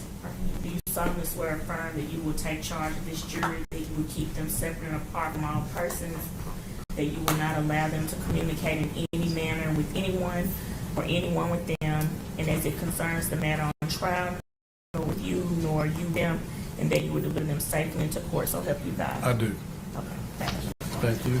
all right, I'm gonna call the jury back in and give them some admonitions, and then we'll start back in the morning at 9:30. Yes. Well, and so I'm just, and we talked a little bit about this. I've got the next 30 witnesses in Carterville PD, which are easy to get back and forth. But the 3 after that, particularly the 2 after that, coming from Arkansas. Based on our progress thus far, I'm not confident we will get to the 4th witness tomorrow.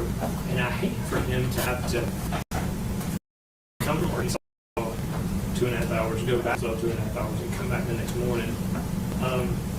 And I sure don't think we'll get to 5. But as sure as I say that, we'll be set 3 o'clock and we'll be out of proof. So I guess what I'm asking the board is, would you be okay if I have the 3 Carterville officers here and the guy from Arkansas? If it looks like we're going to run out of time, I'll take the guy from Arkansas out of order. But I'm going to ask TBI for Nashville to come tomorrow. If we get through those 4, we'll be down to 2 Thursday morning for me that I think are pretty short. And if we run out of time, it's on me, but I didn't want to run out of time. If we finished earlier, it's on me, but I didn't want to look at me like, why are you not having your witness? Okay, that's fine. Okay. We have no objection to taking the. Okay, that's fine. That's fine. Okay. All right. I'm gonna call the jury in, and I'm gonna give them some admission, and we'll reconvene for tomorrow. So if you can get the jury in.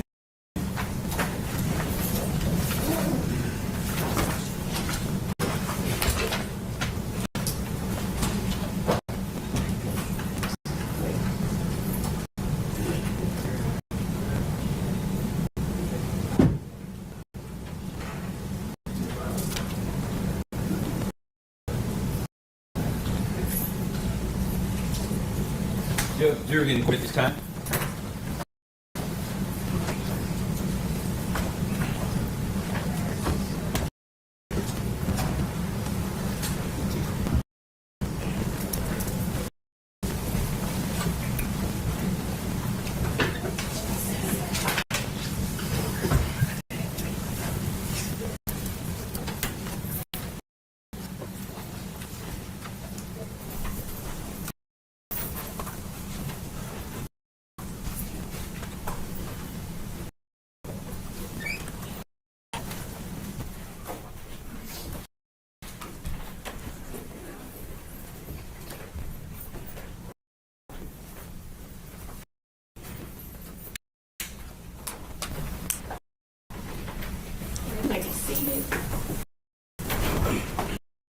All right. So we are at a good stopping point for the day. I want to give you some instructions again. There are several rules concerning your conduct during the jury selection process, the trial, and during recesses that you should keep. First, you should not conduct your own private investigation into this case. For example, do not visit the scene of an alleged incident, try to read any textbooks or articles concerning any issue with this, or consult any other source of information. If you were to do that, you will be getting information that is not evidence in this case. You must decide this case only on the evidence of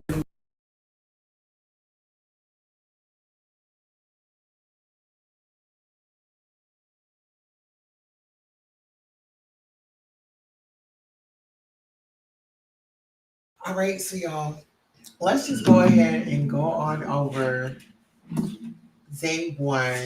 Child. This was a lot. This was a lot in just one. This was just day 1. So what I got from it was, this was a pastor.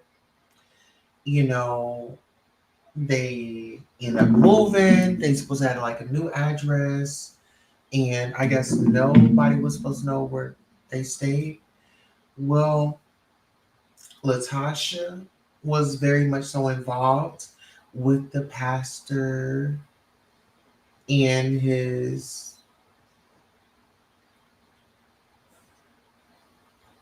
oh, with his duties. I mean, I don't want to be the bearer of bad news, but this woman was responsible for like doing work for him. So it seemed like they had a relationship. Um, and then when they had brought the situation where the pastor had braces and he needed to go back to Little Rock and he stayed in Memphis and you get what I'm saying? So it seemed like the wife knew that the husband had like a allegedly a little cheating addiction and okay, well we're gonna stay together. Let's go ahead and move out the vicinity. We'll, you know, let them have that and we'll move on. Well, then there's a knock at the door, right? Then the lady say she stood up, the wife says she stood up. Then the third time she knocked, then she addresses the front door. It's Latasha. Latasha showed up. They sat in the living room. They spoke about the work conference. She says that Latasha was not any direct harm, no threat or anything like that. But it really seems like Latasha got exactly what she was looking for. She wanted to come and expose the pastor to his wife. If they were not on the same terms as far as like being in a um, poly relationship where everybody kind of knows what's going on, but I think it was more of they knew about each other, but she didn't really know that they were dealing with each other. This is only my opinion, my assumption. Latasha never threatened or tried to harm the wife. You know, usually in these type of situations, the person would try to harm. If they can get to that person, they'll get anybody that's close to them. Um, so the plot twist: the wife, and this will be the plot twist if the wife knew that her husband was dealing with Latasha and that they were sister wives. And I don't know if that was the prosecutor or an attorney that was asking the questions, but they did go into that. So the wife said that Latasha visited in the apartment. So the honey got off work. He went by a cigar bar, or they had got into like, what does he do when he get off work? Does he go by the cigar bar? Um,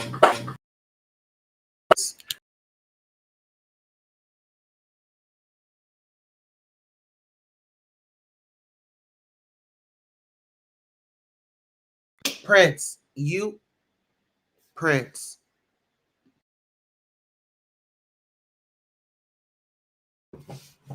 Prince Happy, come here. It's time for you to go to sleep. Come here. It's time for you to go to sleep. No, bedtime. Come on, bedtime. Say goodnight to everyone. Say I'm in here and I'm unplugging the camera. Say it's me. It's me. It's me. Say it's me that's over here running around playing late night. Yeah, I'm telling on you. I'm telling on you. I'm telling on you. It's me. It's me. It's Prince Happy, y'all. Yeah. I'm letting them know that it's you. All right, so y'all give me one moment. All right, it's time for you to go to bed. He wants to play with my hair. Leave my hair alone. Okay. Y'all, let me go put him to bed and I'll be right back. It's time for you to go to bed, sweetheart. Nighty night.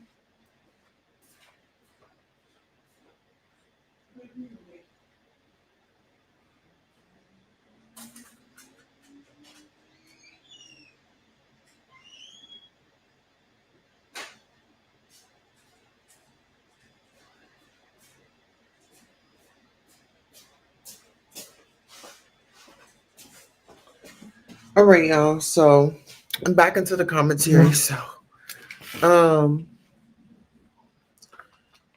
then they have brought up the question like, did you not know that you were a sister wife? And so the wife was like, no. She pretty much denied the fact that she was a sister wife. Hold on. So that was kind of like a red flag to me. Then, so he saw Letitia before Letitia arrived to go visit the wife. So I don't know. Maybe if the wife had like a different type of energy and was like on that rah rah, I'm thinking that Latasha probably would have offed her. But so Latasha and the wife, they were speaking. Like I said, it was no threats. The vibe was chill. There was no forewarning about anything allegedly. So the pastor comes home. He sees the wife and Latasha. Um, he speaks about the uninvited guest, and they go on to have a conversation. So the pastor asked, well, does anybody want a drink? Offered the wife and Latasha a drink. So what it says to me in that moment is they've been in a situation like this before. They've drank before. They've been in closed spaces before.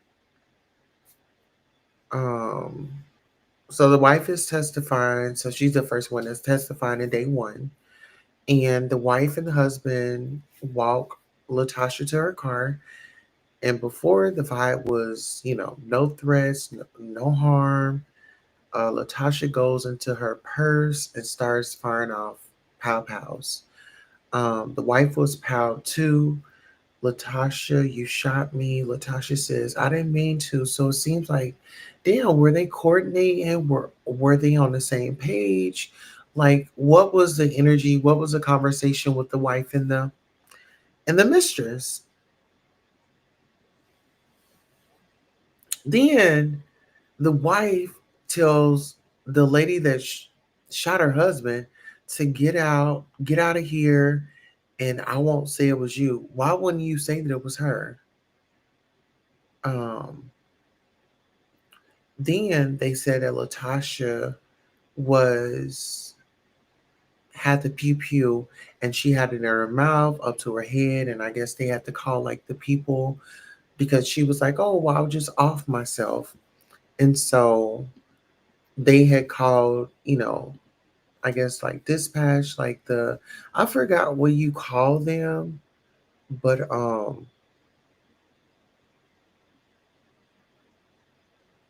yeah. Okay,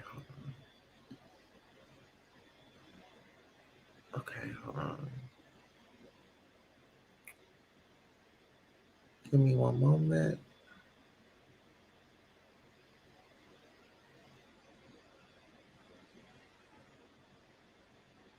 So, so it was the pastor's deadly affair. Um,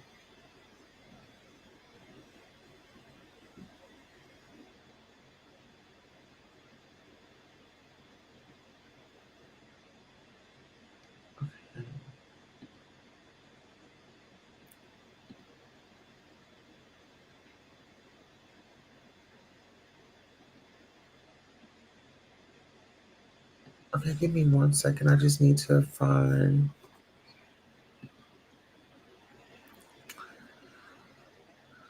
I need to find like day two.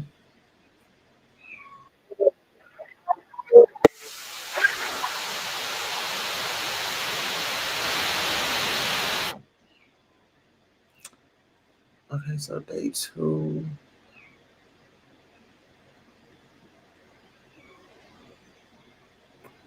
Okay, so day two.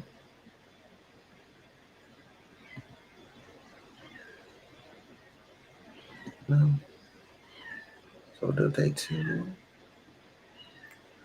We'll do day three.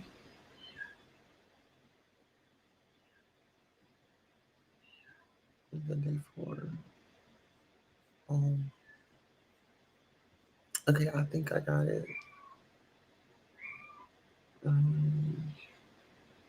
right, y'all, bear with me for 1 second.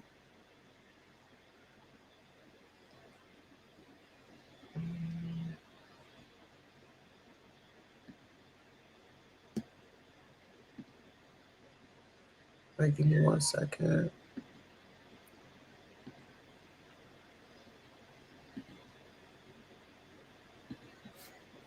All right, here we go.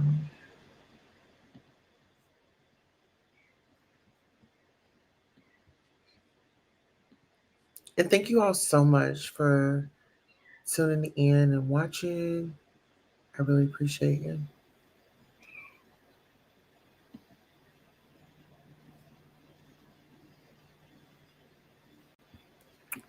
Right, so please make sure you like, share, subscribe to the channel. This is actually going to be Tennessee versus Latasha Daniels, day 2. This woman is, this is the Broke My Heart murder trial. So let's go ahead and get into it.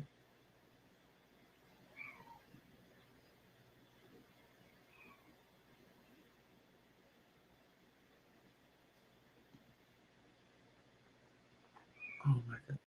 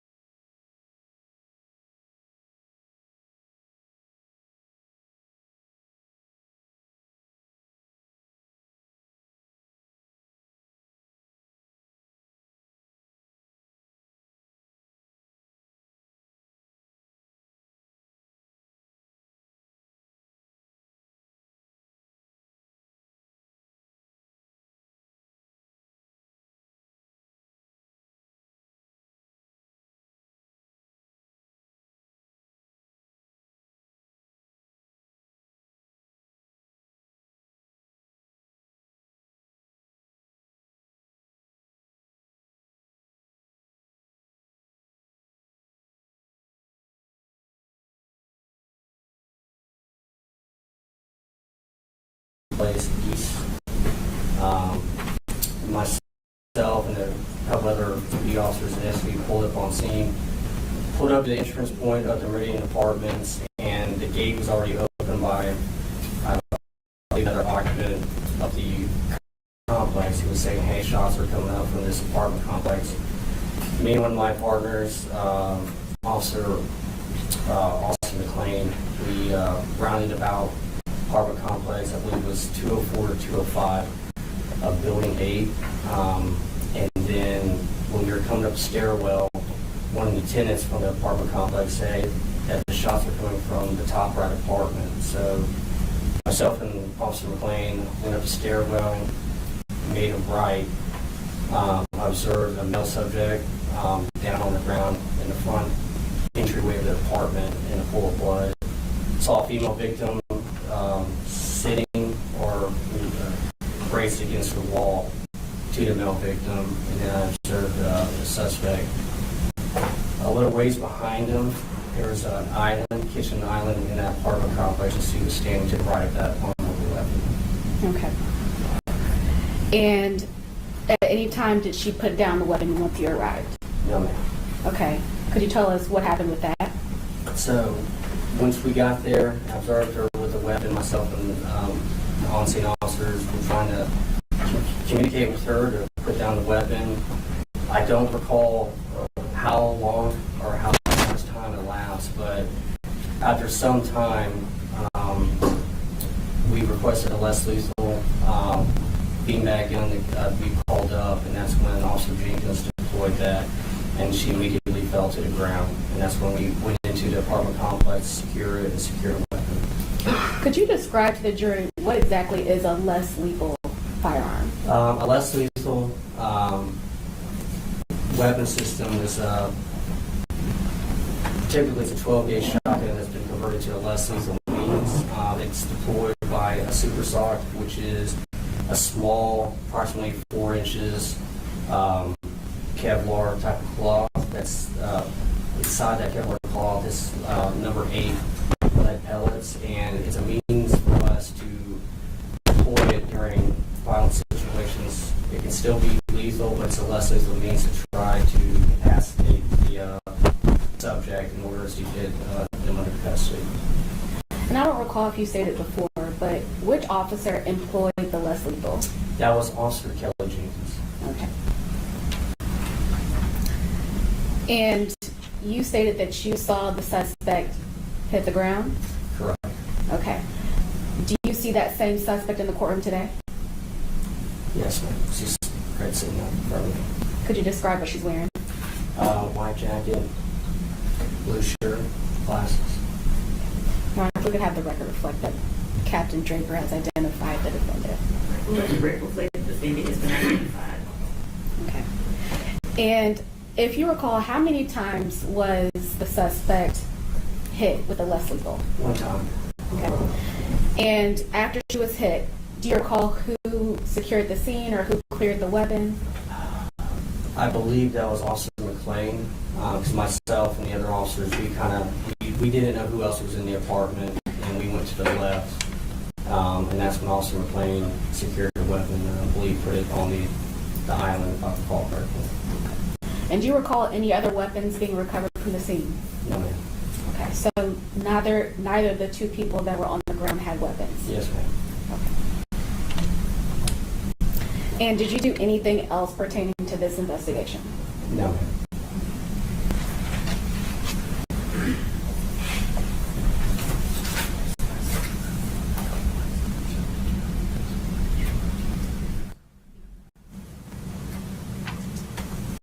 And this apartment complex that you responded to, you said it was on Elkstone Place? Yes, in a Meridian Apartments off of Shea Road. Okay, is that in Shelby County? Yes, ma'am. I'll pass the witness, Your Honor. All right, cross-examination. Thank you, Rev. Good morning, Captain Draper. Good morning. I just have a couple questions for you, okay? On April the 4th, you responded to a shots fired call, right? Yes, ma'am. And you had information that there were 2 people down.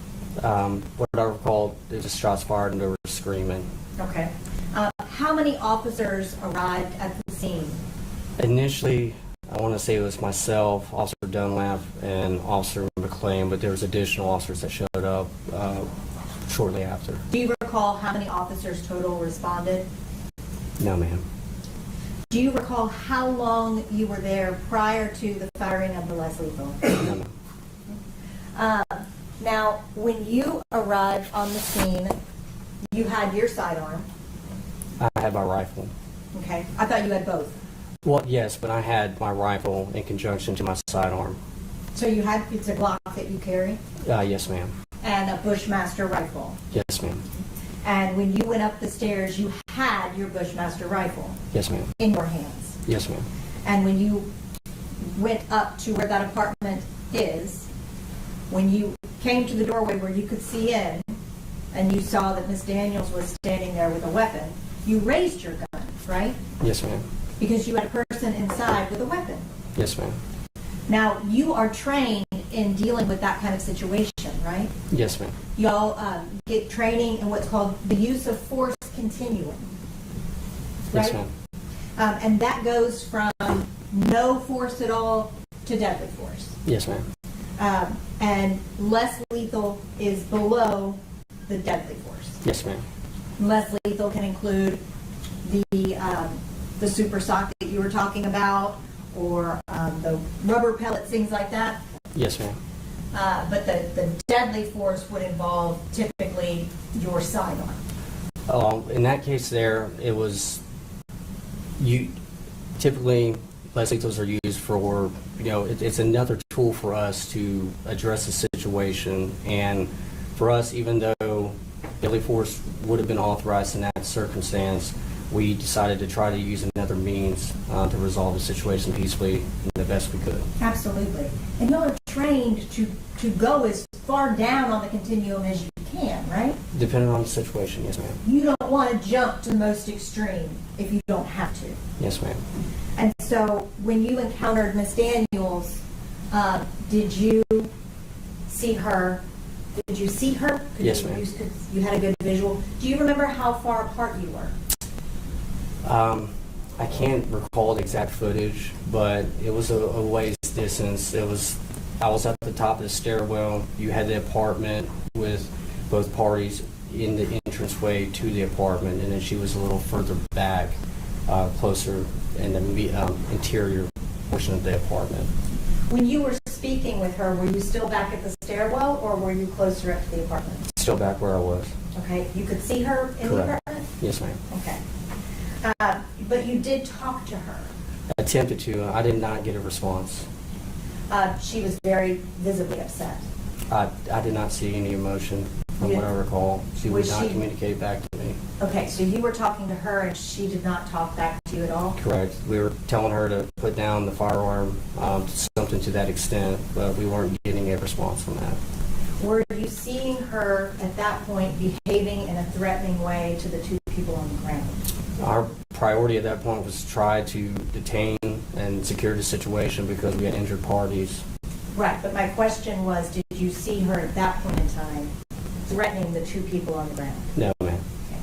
Did you see her at any point, and this obviously is going to depend on where you were standing, did you see her at any point putting the gun to her own head, to her own chest, and to her own mouth? If I recall correctly, at some point in our attempts to communicate with her, she did point the firearm towards herself, but I don't recall exactly what, if it was the head or the chest area. Okay. And during that whole period of time, you're trying to talk to her and she's not even... There's no response. At one point, I do recall talking with Miss Perry, asking her what the name of the subject was to try to convince her to put down the firearm, but it did not work. So at some point, y'all determined the best course of action was to utilize that less lethal. Yes, ma'am. And once you did that, she was taken into custody. Yes, right? ma'am. And paramedics then came to take care of Tabitha and Burgess. Yes, ma'am. At any point, did Latasha point the gun at any of the officers? No, ma'am. Did you ever see her point the gun at Tabitha or Burgess again? No, ma'am.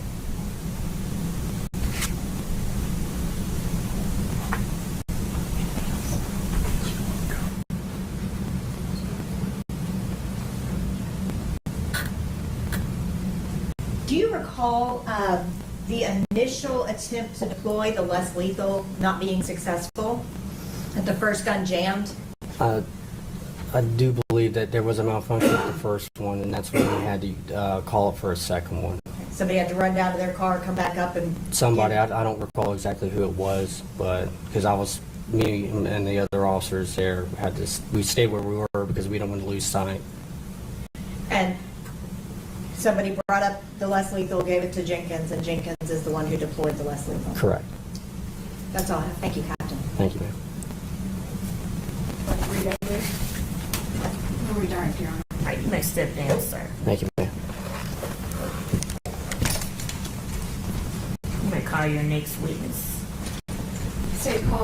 Officer McLean.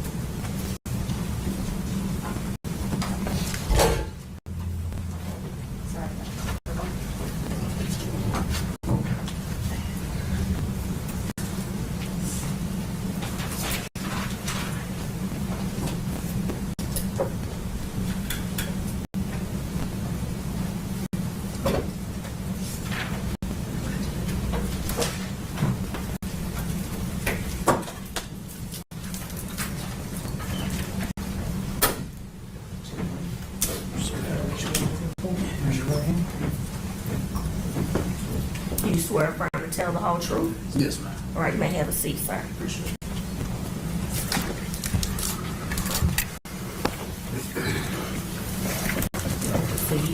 Good morning. Good morning. Could you state and spell your name for the record, please? Yes, ma'am. It is Richard Austin McLean, RICHARD MCCLAIN. Where are you employed? Right now, I'm employed with Shelby County Sheriff's Office. Have you always been employed with them? No, ma'am. Where were you previously? From 2016 to 19, I was employed by the Carnival Police Department. And how long were you there? 3 years. And what was the last position you held while there? Patrolman. So while you were at the Carnival Police Department, do you recall, I'm going to take you back to April 4th, 2019. Do you recall responding to an apartment complex that day? Yes. Okay. And was that apartment complex on Oakstone Place? Yes. It wasn't in Shelby County? Yes, ma'am. Okay. And why did you respond there? Shots fired call. Okay. And who else was with you on that day? Like officer-wise, I'm guessing? Correct. You had Dunlap, Draper, Jenkins, DeBaldo, and myself. Okay. And what happened when you got to that scene? Myself, Officer Dunlap, and Officer Draper were the first three on scene, I believe, or right around the same time. We all started clearing the bottom floor, at which point we came into contact with the tenant, who advised us that the shots were coming from an upstairs apartment. Okay. And did you ever go upstairs to that upstairs apartment? Yes. Okay, what happened once you got there? As we made our approach upstairs, Officers Dunlap and Draper were in the hallway, and I was on the stairs, and we could see a male black and a female black within the doorway on the floor. They were on the floor? Yes, ma'am. Okay. And so you said you were on the stairwell. Yes. What happened and what did you see when you were on the stairwell?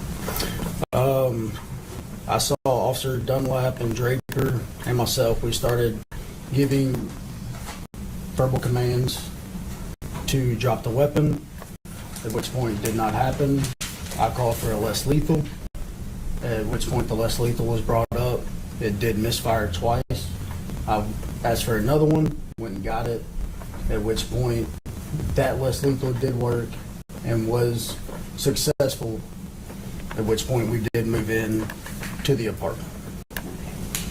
So you said that there were verbal commands that happened, correct? Yes, ma'am. Okay. At what point did you see a suspect? I might have peeked in just to see what was going on and radio to our dispatch and responding officers so everybody knew what was going on. Okay. And to your knowledge, was the less lethal employed? As in? Did they shoot it? Yes. Okay. Did you see it when it was shot? Yes, I heard less lethal, and then, of course, boom. So at that point, did you stay in the stairwell or did you go up to the apartment? I made entry into the apartment. And what happened once you got in? Observed the two victims were on the floor, and our suspect was laying on the floor inside the kitchen, at which point Officer Draper secured the gun from the suspect's hand with his foot, and I made the gun safe. I cleared the gun. Okay.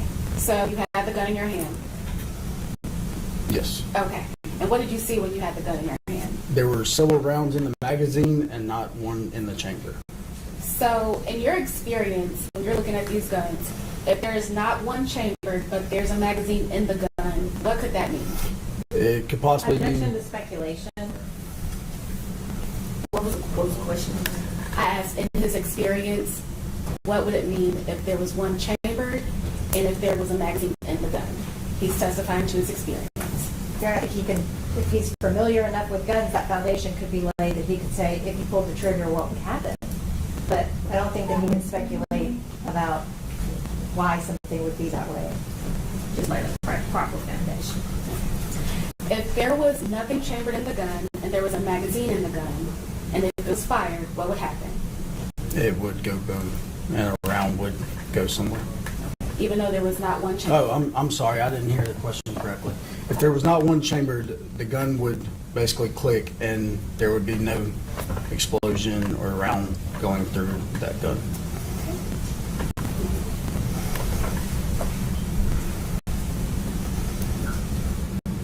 I'll pass the witness room. All right, cross-examination.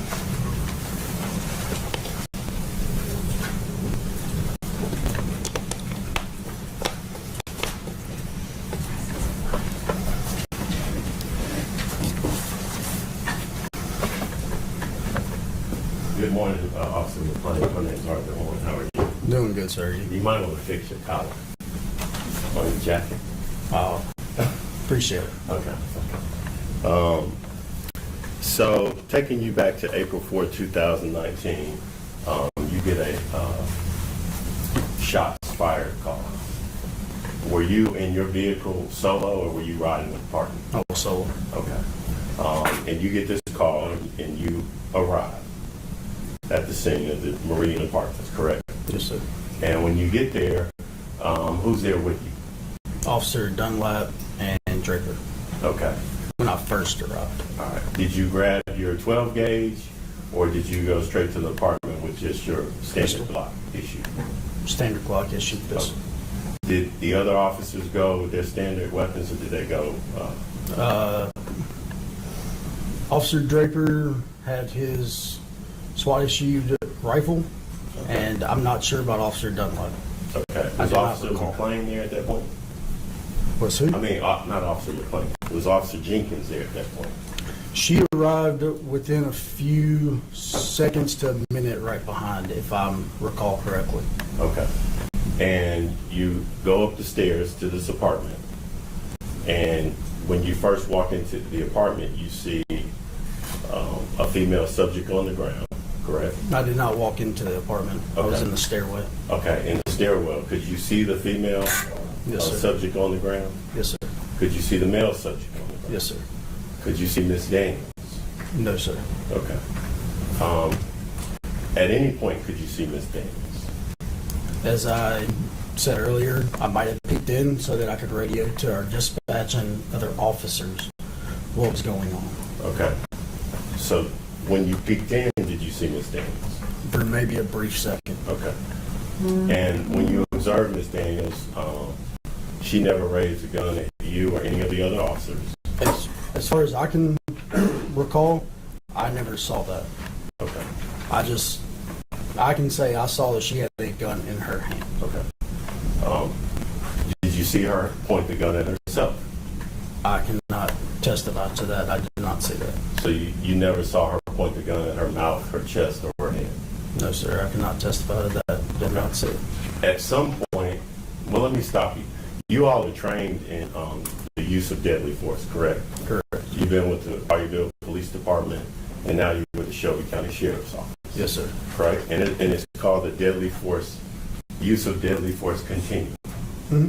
Correct? And Yes, there's sort of two extremes. There's the less lethal, correct, all the way over to deadly force. And you were the one that made the decision to use the less lethal means to try to take Ms. Daniels down, correct? We all decided that. Okay. But it is a tool to use other than deadly force. Okay. It was an option to have. Okay. And it was an option, and you guys, you called for it. I think you testified earlier, Yes, correct? sir. Mm-hmm. And were you the one who made the first attempt? Firing the less lethal? Yes. No, sir, I was not trained to fire less lethal. Who was the first person to make that attempt? Officer Jenkins. Okay, and she tried that twice? Yes, sir. And it's jammed? It misfired. Misfired? Yes, sir. Okay. And then at some point, did you run down to get another 12 gauge? Yes, sir. To do the less lethal? Yes, sir. And you came back upstairs and you did it? No, sir, I gave it to Officer Jenkins. And Officer Jenkins did? Yes, sir. I was not trained in less lethal. Okay, but Officer Jenkins was? Yes, sir. How much time elapsed between the first attempt and the second attempt? As in when we had to change out less lethals? Correct. 5 seconds maybe. Okay. And from the time that you got there until the time the second less lethal means was employed, how much time passed? Can't recall to exactly that. Okay. 5 minutes? Probably, possibly less than that. Okay. And when Officer Jenkins did it the second time, she hit Miss Daniels, correct? Yes. She fell to the floor. Yes. Did you clear the weapon or did someone else clear the weapon? I cleared the weapon. Explain to the jury what clearing the weapon. Yes, sir. So basically it means clearing the firearm, which makes it safe. You remove the mag, you pull the slide back, slide lock, and you check to make sure there's no round in the chamber or anything like that. Okay. And earlier you were asked a question about having a bullet in the chamber versus having them in the magazine. Yes, sir. On that particular weapon, you would have to clear the slide to get the bullet into the chamber, correct? Yes, sir. Okay.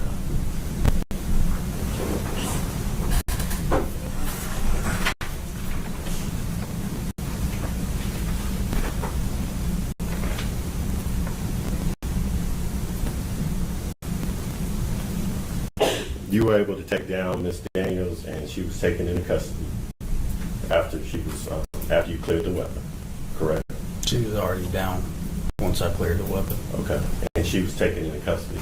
Yes, sir. If I can have it, you know.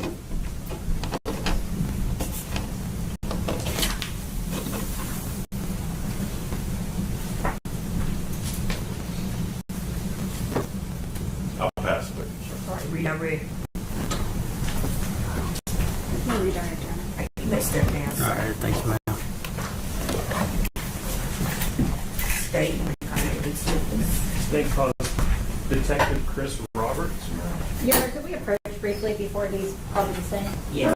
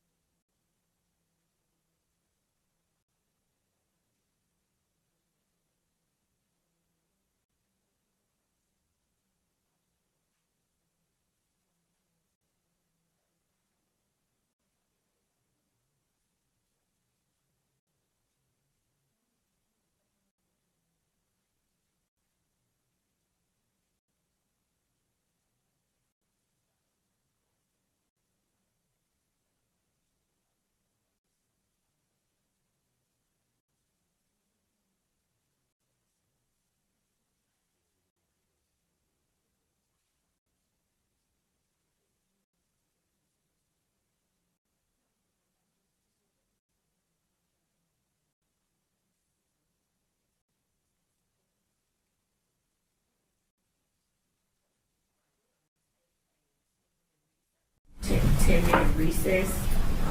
Still not ready to discuss the case. I'm going to show you for a 10-minute break. We should read your pads on the chair.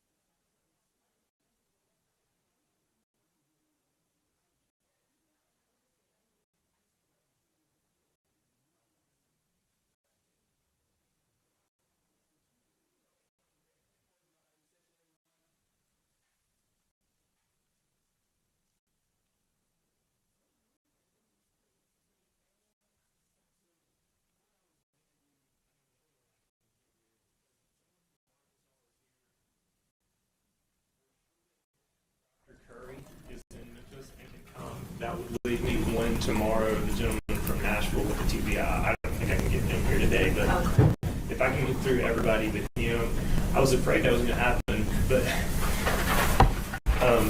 but hopefully we can get through everybody except the TBI who's coming in from Nashville in the morning. Would be my hope. Okay. Is there anything we need to address before the jury comes in? Get the jurors. Yes, ma'am.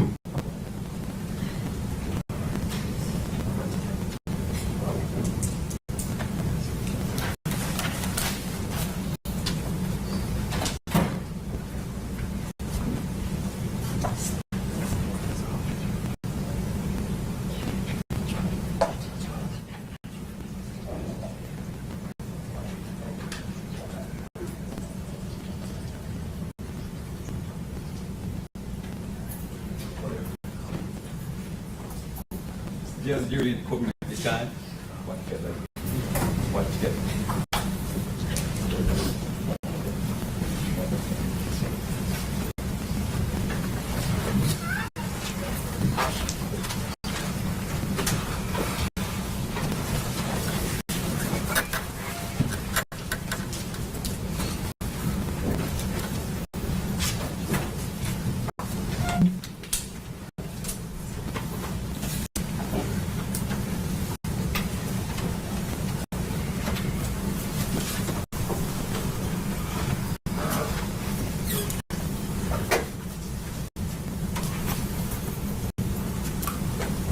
You may be seated. Are we ready to get back started? State you may call your next witness. Detective Chris Roberts.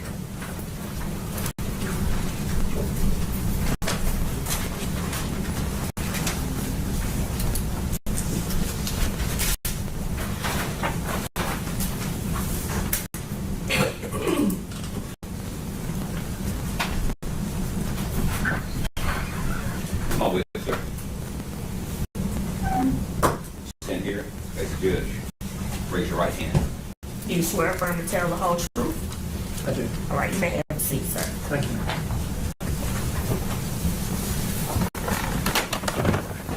Would you state and spell your name, please? My name is Chris, C-H-R-I-S. Last name Roberts, R-O-B-E-R-T-S. And what is your occupation? I'm a lieutenant with the Carterville Police Department. How long have you been at the Carterville Police Department? Approximately 27 years. As a lieutenant, can I tell me what your duties are? I'm a patrol lieutenant. That means I supervise right now I'm supervising the midnight shift patrol division. We have approximately 14 patrol officers on our shift, and I'm one of the supervisors over that shift. Do you have training in firearms? Yes, sir. Kind of tell us a little bit about that. Like I said, I've been a police officer. I've been a police officer over 31 years. During that time, I was a SWAT operator for almost 5 years.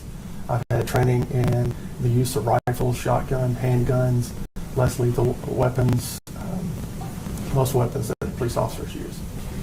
Do you have to qualify every year with a handgun? Twice a year. Twice a year with a handgun? Yes, sir. I want to talk to you a little bit about semi-automatic handguns. Yes, sir. Can you tell the ladies and gentlemen of the jury what that is? A semi-automatic handgun is a magazine-fed handgun that, according to what kind of caliber bullet that you put inside of it, that you insert the number of rounds that you want inside the magazine, insert the magazine into the handgun, you rack the slide back, and when the slide goes forward, a round is chambered into the gun and it's ready to fire. And then how do you fire that when it's ready to fire? Some handguns have safety, some do not. If the handgun does not have a safety, you just pull the trigger. If the handgun does have a safety, you have to take it off safety and put it into a firing mode and just pull the trigger. And so every time you pull the trigger, what happens? Another round goes off until the magazine is empty. And what happens when the magazine is empty? The slide will lock back, showing that there's no more rounds to be fed into the chamber, so nothing else can be fired. So if you run out of bullets or fire a tool, you run out of bullets, there's not a round in the chamber at that point? No, sir. The slide locks back automatically, and it cannot be fired again. If the slide is then forward and you insert a magazine full of ammunition into that weapon, will there be one in the chamber? Yes, sir, there will be. Okay, I think you misunderstood my question. If the slide is forward... Oh, I'm sorry, I misunderstood. Yes, the slide has to be rocked back, and you insert the magazine, then you release the slide goes forward, and that chambers around into the... So if you insert a magazine without racking the slide, basically, will there be a round in the chamber? No, there won't. I want to talk to you a little bit about April 4th of 2019. You already testified you were with the Collierville Police Department. What were your duties at that time? I was at the rank of detective during that time. And did you respond to a call on Elkstone Place in Collierville on that day? Yes, sir. I was the on-call detective that night. And so you called about what time you got the call, what time you got there? It was around 11 or so. I don't. It was late that night.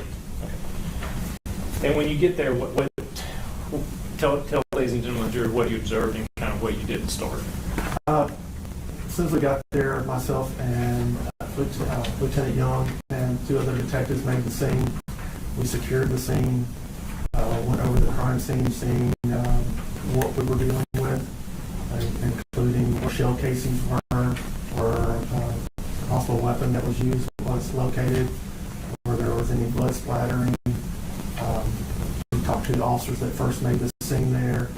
We talked to the firemen that were there to see what happened with them. It was just seeing what the scene was about and then starting our investigation. So one of the things I think you just said was you kind of take over the scene when you get there? Yes, the patrol officers release the scene to the detectives and it becomes our scene.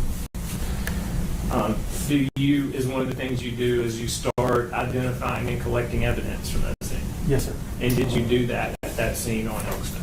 Yes, sir. Hand you...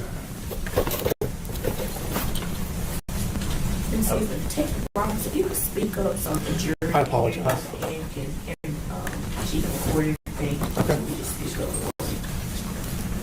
Touch this? Yes, absolutely. If you can open that up and look at it, and I just want to ask you if you can identify what's in there and how you can identify what's in it. This is the handgun that we collected at that apartment that night. I recognize it from the serial number and the model. Is there anything else in that box?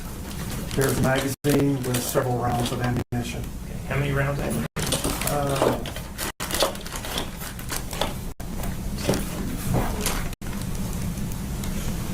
Appears to be 5. And you collected all that from the scene on Elkstone? All the detectives that night. We all worked together to collect it. After it's collected, what happens to it then? We take it back to the police department and seal it in bags and seal it with evidence tape and then place it into the evidence, which is stored. And that was done with everything in that box? Correct. Judge, I would ask that be marked as 2? 3. Any objection? No, you don't. You can show the gun magazine rounds as Exhibit 3.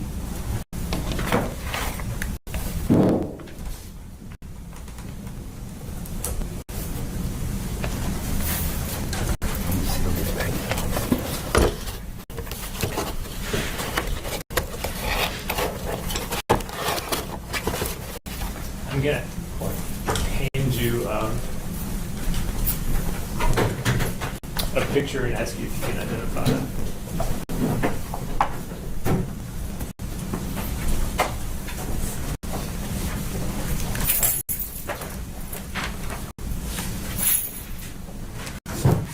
This is a picture of the handgun that we located at the apartment that night. Judge, I would ask that be marked as Exhibit 4, please. Any objection? No objection. And may I publish that? Yes. The photo of the gun.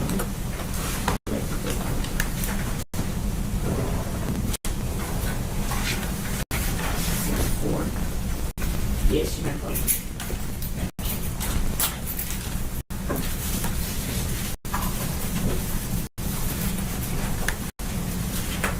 And specifically, what is that photo? What was the purpose of taking that photo? It showed the model is a Ruger handgun, and it shows the serial number that is associated with that handgun. So what is the serial number on there? It is 455-51219. And is that number unique to that handgun? Each handgun has a unique serial number. So no other handgun in the world has that serial number? It should not.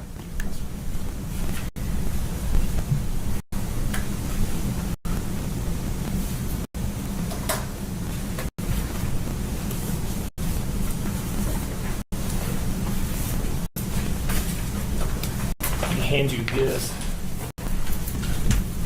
I'm going to ask you, I don't know if you want gloves, it doesn't matter to me, and I don't know if you have anything to open that up, but I want to ask you to open that up and identify what's on the inside of it.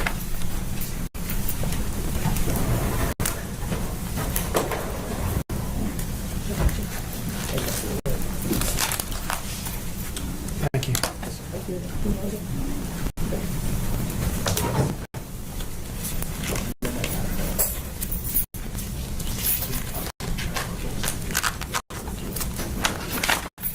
May I open it now, sir? Yes. Thank you.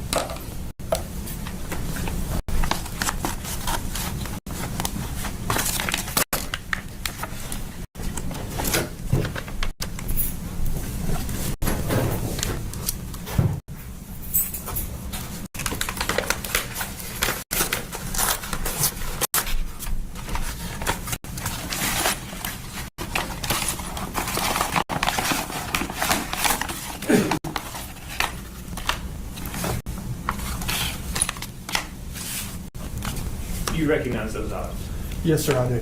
And can you tell, ladies and gentlemen, what they are? These are the shell casings and a spent round that we've located right inside the apartment. Can you tell us shell casings and spent rounds, what does that mean? A shell casing is what's left over when a bullet goes out the chamber. It contains the gunpowder. It's ejected from the gun when the gun is fired. And then the spent bullet is actually the metal that actually goes out the end of the barrel, whatever you're shooting at. That's what it will. What you're describing to me is something that starts as one piece. Correct. It's a case with a bullet on the end. The casing contains gunpowder. Correct. You put the entire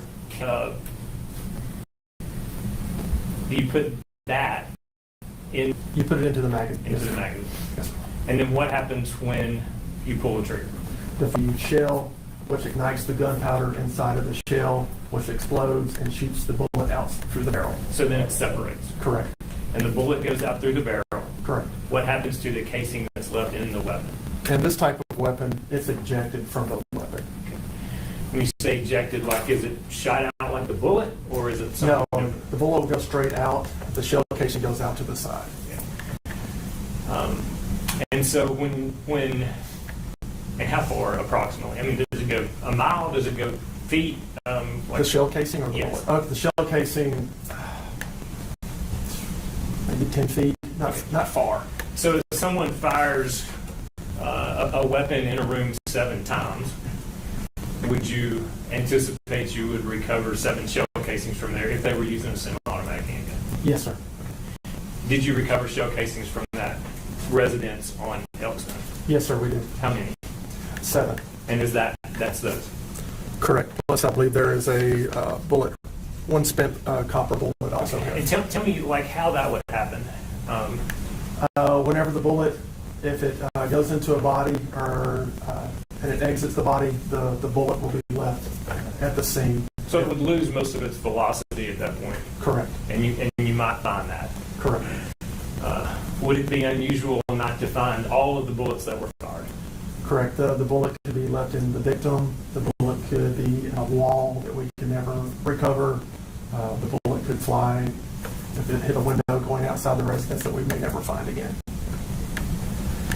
So if it went out the door was open and it went out the door.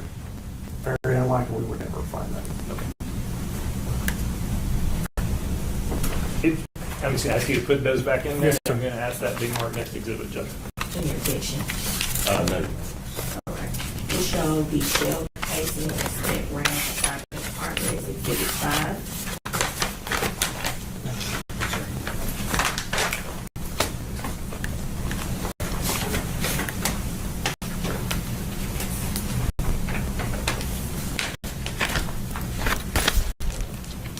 I'm going to ask you if you can identify this.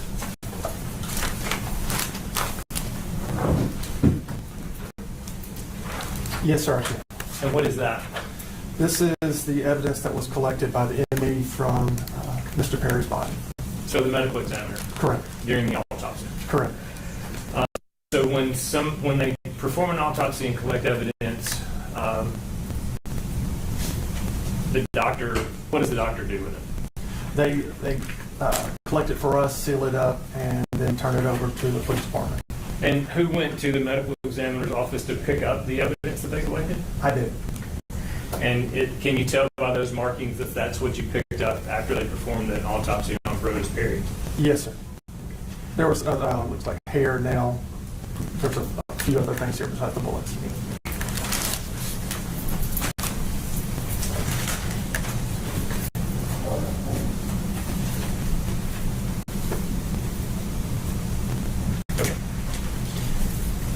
Judge, I'm going to ask that be marked next exhibit, please.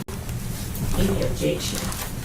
Colonel, will that just be a cumulative evidence from the ME? That's what I'm going to ask that it be marked as. Any objection? No, Your Honor.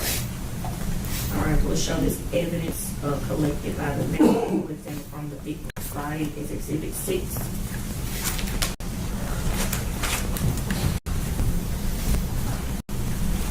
As part of the work you did on this case, Lieutenant, did you submit any items to the Tennessee Bureau of Investigations? Yes, sir, I did. And what items did you send? The items from the ME, I submitted the gun, I submitted the spent shell casings also. Did you submit the bullet that was recovered as well from the crime scene? Yes, sir. So 7 spent shell casings and the bullet from the crime scene, 5 bullets from the ME and the Ruger. Correct.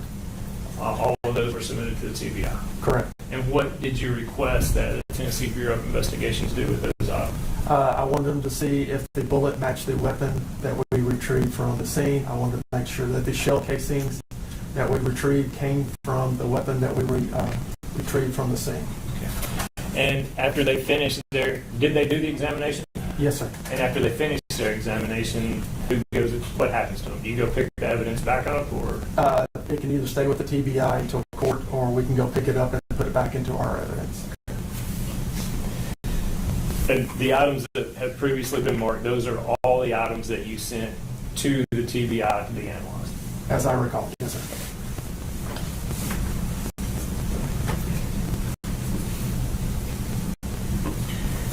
Did you try to determine where and when the Ruger that's been introduced into evidence was purchased and who purchased it? Yes, sir, I did. And were you able to do that? Yes, sir, I was. And tell us what you found out. What we did was we submitted the make, model, and serial number to Alcohol, Tobacco, and Firearms for them to run a trace on the weapon to see when it was purchased and who purchased it. And who purchased it? It showed it was purchased by the defendant. Is the defendant in the courtroom? Yes, she is. Can you point her out, please? She's over here in the white coat and the glasses and the blue shirt. Judge, for the record, he's indicated Ms. Daniel. For the record, we'll show the defendant has been identified. Where did she purchase that? It was purchased at a sporting goods store in Sherwood, Arkansas. And were you able to obtain from that store a receipt where she purchased it? Yes, sir, I did. Can you this? ask you if you can identify that. Yes, sir. Yes, sir, I do. What is that? This is a receipt showing that the defendant purchased a Ruger EC9 9mm handgun and a box of 9mm ultra target range ammo and a box of 9mm JHP Elite B Crown ammo. And that's got a mark at the top. Is that a mark you got when that you made on it when you obtained that? Correct. That shows the file number to my case. Does it show when you made that purchase? Yes, sir. And what date did you make that purchase? April 4th, 2019 at 4:37 p.m. Does it show the last four of the credit card that she made that purchase with? Yes, sir, it does. What are the last four of that credit card? 7571 to a Visa. Judge, I'm going to ask that be made next exhibit, please. Any objection? No, Your Honor. We'll show the gun purchase receipt as Exhibit 7. May I publish that for the jury, please? Yes.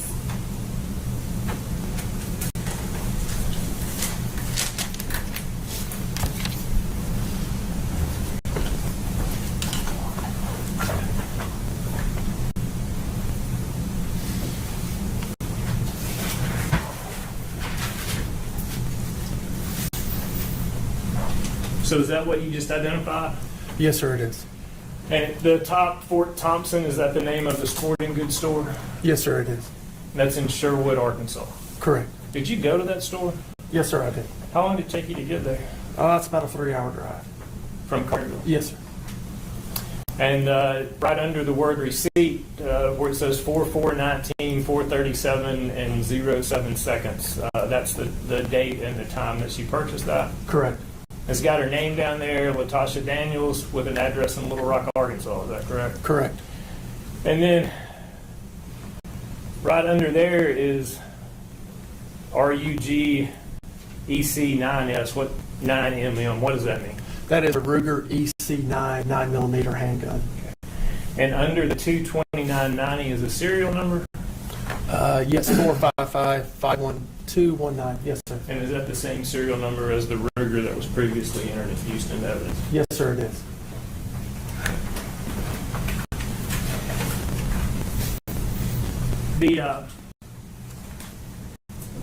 Was Miss Daniels' car found at the scene at Elkstone? Yes, it was. Did you get a search warrant for that car? Yes, sir, I did. And did you search it? Yes, sir, I did. Want to hand you something? Can you identify that? Yes, sir. This is the credit card that I located inside the vehicle when I executed the search warrant. And what are the last four on that credit card? 7571. And is that the same last four of the credit card that was used to purchase the handgun that day in Sherwood, Arkansas? Yes, it is. Judge, I would ask that be made next exhibit, please. Any objection? No, Your Honor. All right, we'll show the credit card marked as Exhibit 8. When you went to Thompson Sporting Goods in Sherwood, did you inquire from the owner as to whether they had a video surveillance system in that store?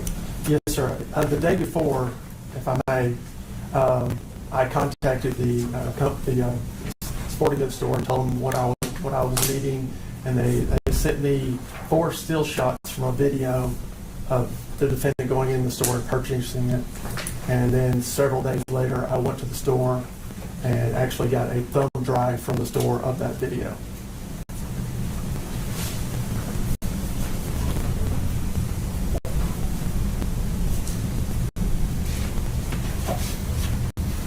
I want to play a video for you and ask you if you can identify.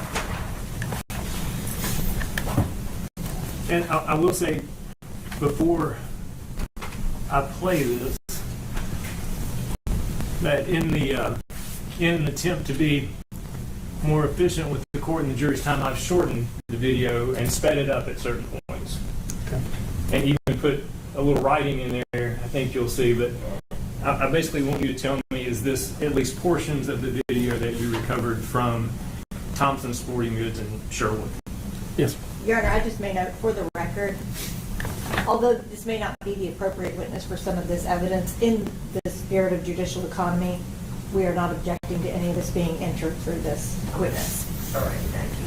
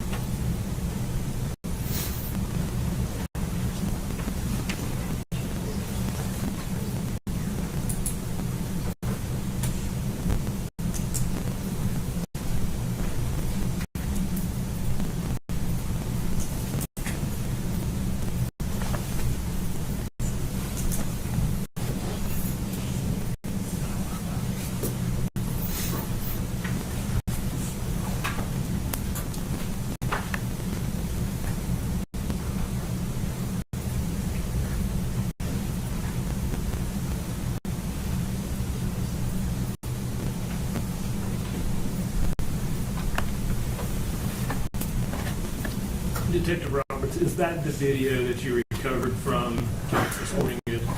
Yes, sir, it was. Because the owner is going to be here tomorrow, but I'm moving now. I've put the entire video and then the kind of sped up clip both on the thumb drive, and I would ask that they be entered into evidence. And again, with the same admonishment that we don't have an issue with it going in through this witness or just judicial economy. I don't agree that it should come in. Okay. All right. Exhibit 9 will show the video on the purchase of the gun.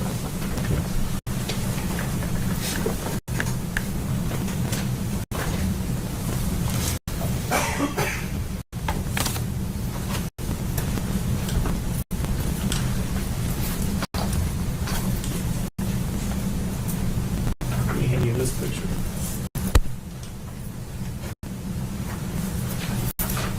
Can you identify that, please? Yes, sir, I can. And what is that? This is the still shot that I received from the sporting goods store. They emailed me the day after I received the ATF filing information about the handgun. And is that taken off the video? Yes, it is. Judge, I would ask that be more next week. No objection. We'll show the still shot. The defendant walked in the store as Exhibit 10. May I publish that? Did you read? Yes.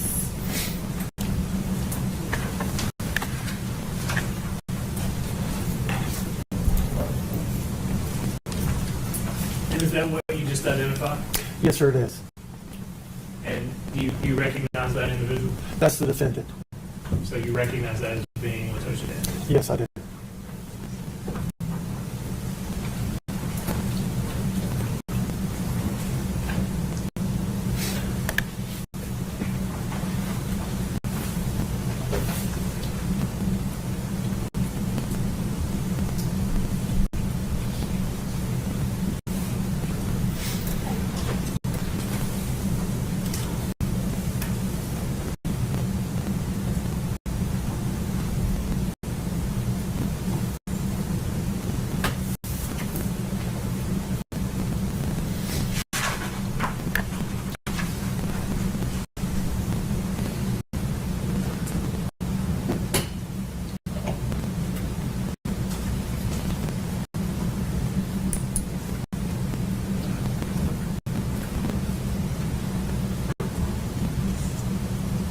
That's all the questions I have.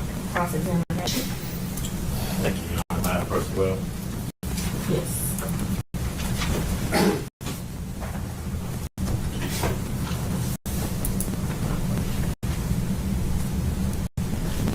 Is it Detective Roberts? I'm a lieutenant now, sir. Lieutenant Roberts. Yes, sir. Good afternoon, Lieutenant Roberts. My name is Sergeant Moore.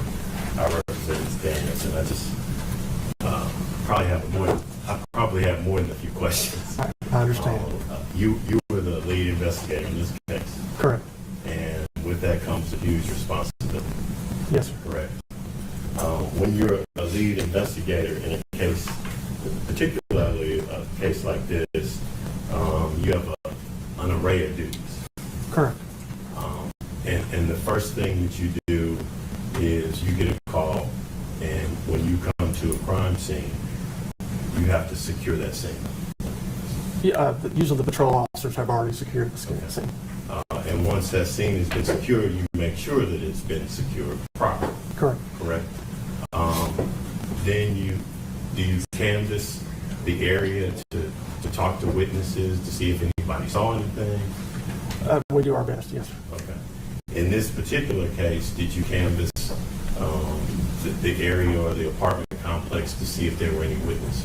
I do not recall if I did. There were two other detectives with me that assisted me with this case. I do not remember particularly going door to door. There was only one other apartment next to Mrs.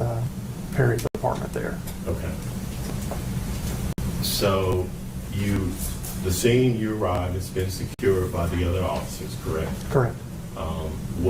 Was Miss Perry or Mr. Perry's body still there, or had they been taken to the hospital? No, they had already been taken by ambulance. And Miss Daniels had been taken away as well? Correct. The Perrys went to the Med, or now Regional 1, and the defendant went to Carville Baptist. Okay. And so now your job is to secure the scene and collect evidence. Correct. And earlier, when Mr. McAlpine was talking to you, you started talking about some of the evidence that you gathered. Correct. In a case like this, once you started gathering evidence, you start kind of putting together the pieces to a puzzle. Yes, sir. Is that a fair assessment? Yes, it is. And in this case, you didn't know Miss Daniels, correct? No. You didn't know Mr. Perry? No. You didn't know Miss Perry? No. You didn't know anything about who they were or their prior relationships? I know nothing about this case. Okay. So you come to the scene and you secure it. Correct. You start gathering and collecting evidence. And that's important because you have to secure that evidence so that it makes it to this courtroom for trials. Correct. And so you did that. Correct. Part of your responsibilities and duties as the lead investigator is you secure the scene. We've talked about that. You collect evidence. Mr. McAlpin has gone through what you secured, and you make sure that it gets to the appropriate parties. Correct. In this particular case, you sent the shell casings to the Tennessee Bureau of Investigation. Correct. And you made sure that they got that and received it. Correct. So they could test it. Correct. And make sure that it was fired from that weapon. Correct. Early on in your investigation, it was pretty obvious to you that this was Ms. Daniels had shot Mr. Perry. Is that correct? That's as we understood. Okay. And once you went to the sporting goods store in Arkansas, you saw where she had purchased that weapon. Correct. Correct. If I can show you what's already been marked as, I think, exhibit number 10.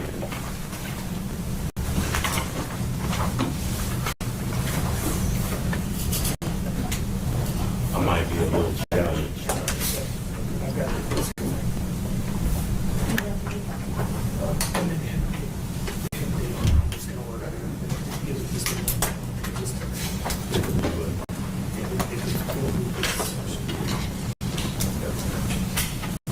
I see it here.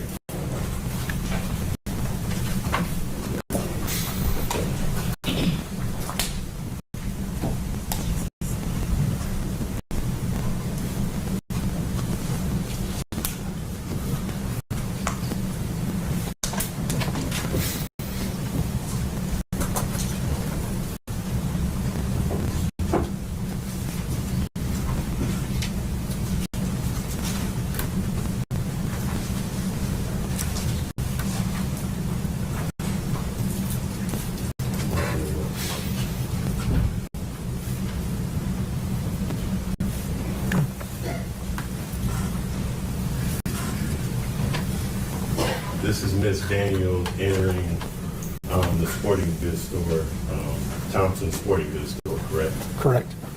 And she's only carrying her car keys. As far as I can tell, yes, sir. Not carrying a purse.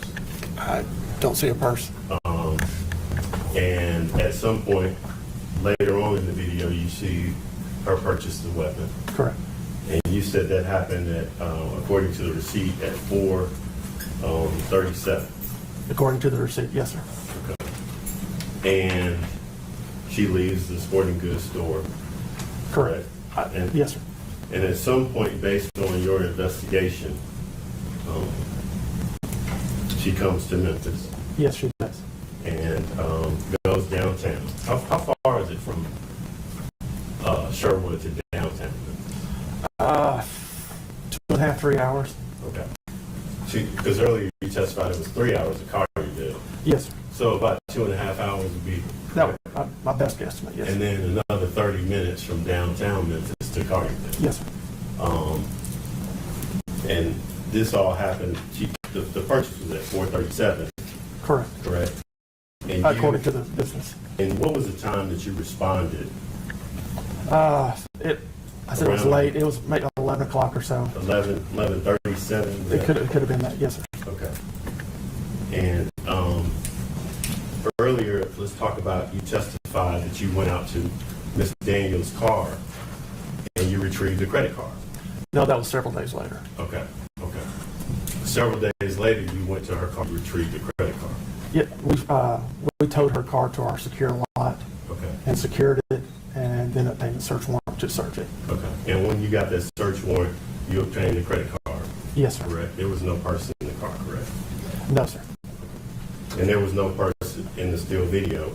No, sir. When she was at the sporting goods store. I don't recall if there was there was a lot of stuff inside that car, but I don't recall a purse. Now, getting back to your investigation, as this investigation kind of went on, you started to put the pieces to this puzzle together, and information came to you. Yes, sir. One of the things that came to you, you got a call from a Chriselle Marshall. Yes. And Miss Marshall told you about some videos that she was privy to on, was it an app called Marco Polo? A social media app called Marco Polo. Correct. And she, after you and her conversed for a while, she told you she knew Brothers Perry, correct? Correct. And that they had met through this app. Yes, I don't believe she ever physically met him. I believe it was just for the app only. Okay. And at some point, she sent you some videos. Correct. And you secured those videos. Correct. You watched them. Correct. And you turned those over to the state of Tennessee. I put them on CD, and then I submitted them to evidence. Okay. If I can approach you. Yes. I'm going to hand you a thumb drive. Thank you. You recognize that? This is the thumb drive y'all showed me earlier. Okay. And on that thumb drive were those videos, or some of the videos from Marco Polo. Yeah, there were quite a few that I reviewed. And all of those weren't played in court, but there were about 30 videos on Marco Polo that were provided to you. Yes, sir. Plus or minus. I don't remember exactly how many, but there were quite a few. Okay. And you reviewed all of them? Yes, as I recall. Yes, sir. At some point, you also, let's talk about Tabitha Perry. You also interviewed Tabitha Perry, is that correct? Myself and Detective Sherky did, yes. You didn't talk to her the night of the incident on No, April 4th? No, she went straight to the med. Okay. She came in and saw you the next day? Is that correct? I believe I talked to her on the telephone first, and then she came in. Okay. And she came in, was she alone, or was she with you? She was with family members. Okay. Did she have two other people with her, pastors? It could have been. I know she had other support staff with her, or support people with her. Okay. Was Pastor Pointer one of the people? It could have been. I'm sorry, I do not recall who all was with her. Okay. And at some point you talked to her? Correct. And she didn't know, at this time, you didn't have any information about these Marco Polo videos? At that time, no. Okay. But she was very surprised, or didn't know anything about a relationship between Ms. Daniels or Mr. Perry? Correct. You interviewed her about how she invited Ms. Daniels over. Invited her into the apartment. Correct. She talked to you about how they caught up. Correct. And then at some point, how Mr. Perry arrived. Correct. They talked for a while. Yes. And then at some point, It's hearsay. I don't know. I'm not getting what was talked about. What? I can't even promise.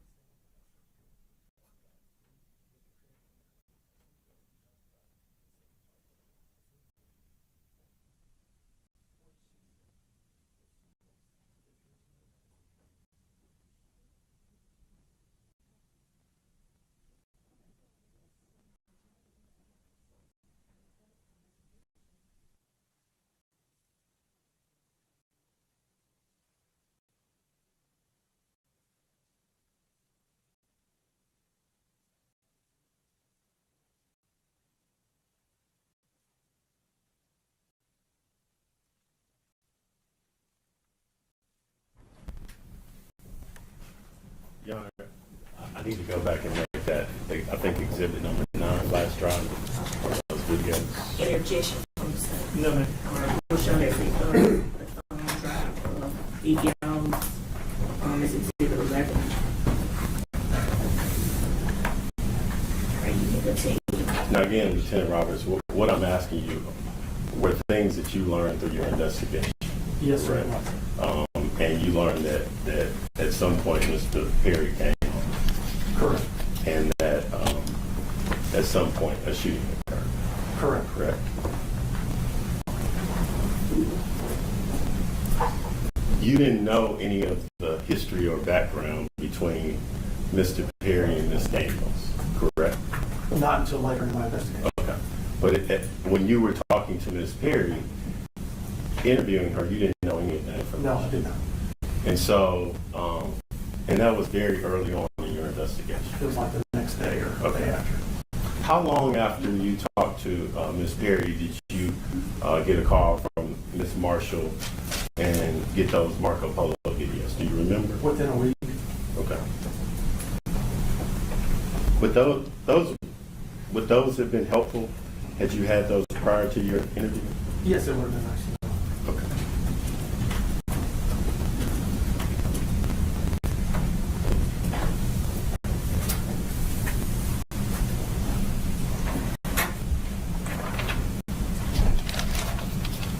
If I can have a minute.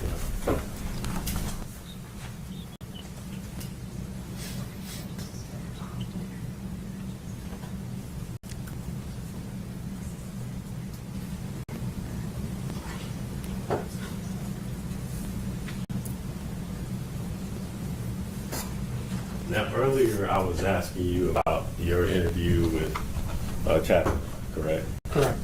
And you said that you and was Officer Sharkey? Detective Sharkey. Detective Sharkey were present. Correct. And you couldn't remember who was in the interview room with Tabitha Perry? No, I do not recall. John, am I personally? I'm going to show you a transcript of that. You want to just take a minute? Sure. Don't read it out loud, just read it.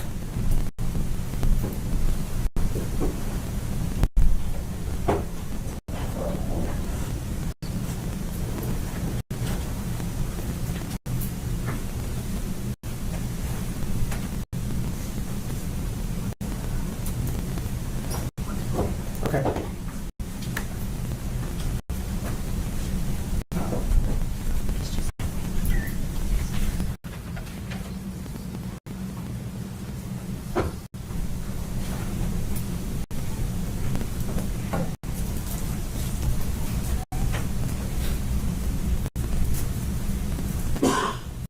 This is page on. Yeah. Okay. Great. Yes, So just a little bit ago, I asked you about who was present during that interview, and you said you couldn't recall. After reviewing the transcript, was there a pastor turning there from Mississippi Boulevard? Yes. And a pastor pointed from St. Mark's? Yes. Okay.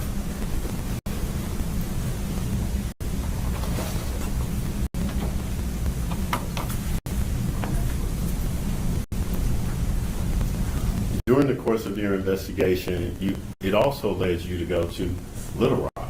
Is that correct? I did that all the same day. I went to the gun store and to Little Rock also. Okay. To close proximity. Tell the jury where you went to in Little Rock. There is a cigar store in Little Rock, and there's also a hotel in Little Rock that I went to in part of my investigation for this. Okay, and when you went to do you remember the name of the cigar bar you went to? Sons, something in Sons. It's Mr. Effeling's cigar store. It was a David Effeling? Yes, sir. And Gregory, you talked to both of them? Yes, sir, I did. And they own a cigar bar in Little Rock, correct? Correct. And that was a place that Pastor Perry, Brodus Perry's frequented? Yes, sir. And he also had a locker there, correct? Correct. And you went and you opened the locker?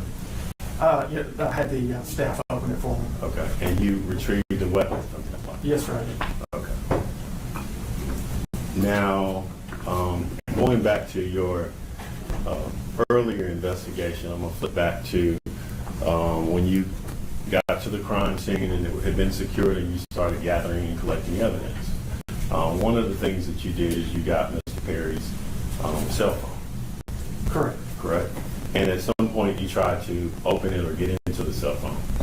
I believe we obtained search warrants, but I do not recall us ever getting information out. Don't recall ever getting information from the phones. Correct. You were never able to get any information out of his cell phone. No, sir. His wife didn't have the code to it. I don't recall that.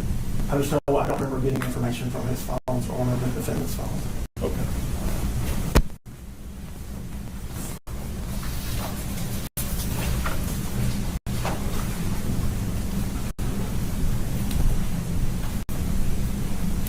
Now, also, when you were shown, or you were asked a series of questions by Mr. McAlpin about this weapon, correct? The Ruger? Yes. Yes, sir.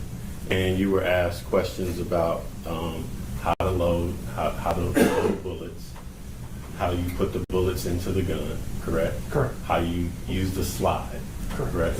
And one of the questions he asked you was, in order to get the bullet in the chamber, you have to pull the slide back, correct? Correct, and then release it. Okay. And when you retrieved that gun, there were bullets in the chamber there, but there wasn't one in the slide. Correct. Okay. Do you remember whether the slide was open or closed? As I recall, it was made safe, so the slide would have, as I recall, the slide was back. Okay. But you weren't at the crime, you weren't at the scene of any of this, and you couldn't tell the jury how that gun was at the time of the shooting or shortly thereafter? No, sir. It was sitting on, I believe it's a coffee table or a table right inside the kitchen area there. Okay. It was rendered safe.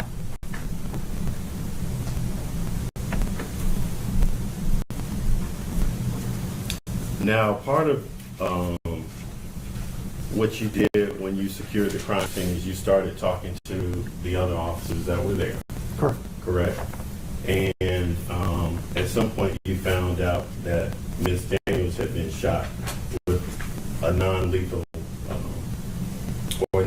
force had been used. Correct. Okay. You also found out that she had made attempts to or point a gun at her chest, head, or mouth. Correct. That was the information given to me. Okay. And in your training, you all are trained as officers to, you have a continuum of deadly force training, correct? We have a force continuum. Force continuum. Yes. And from on one extreme is less lethal force. Correct. All the way to the other extreme of deadly force. Correct. And it's based on the situation, the officers are trained to use their instinct, their observation, as to what type of force is to be used. Correct? Correct. And in this case, you found out, or you came to know that the least lethal force had been used. Correct. That at some point they attempted less lethal force, that the gun had misfired. I believe they had one shotgun that misfired twice. Another rifle was obtained. Another shotgun. And another shot was taken. Yes, sir. Okay.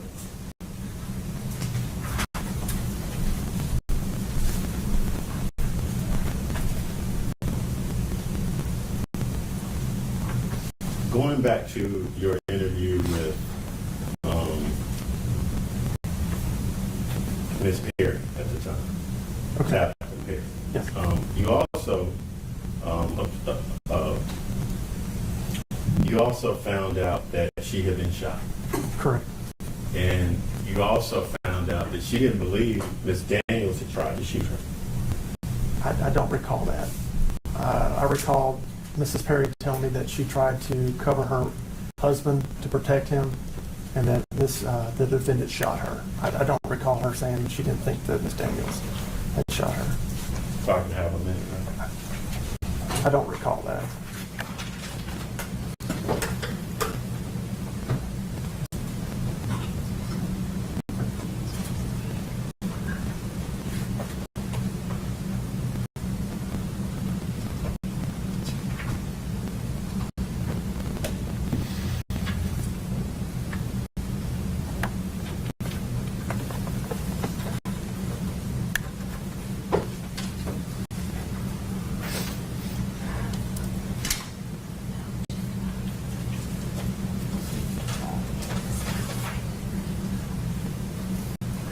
Your Honor, may I have some water? Thank you, ma'am.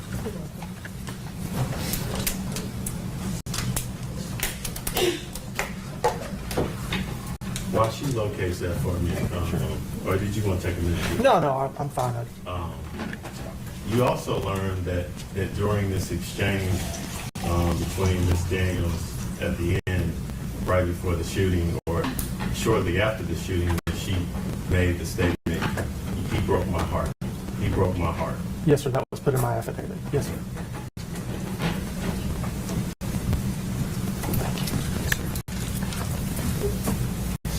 All right, proceed. Yes. Thank you. Just take a minute. Sure. to do that. I know it's been a while since you. 6 years. Yeah.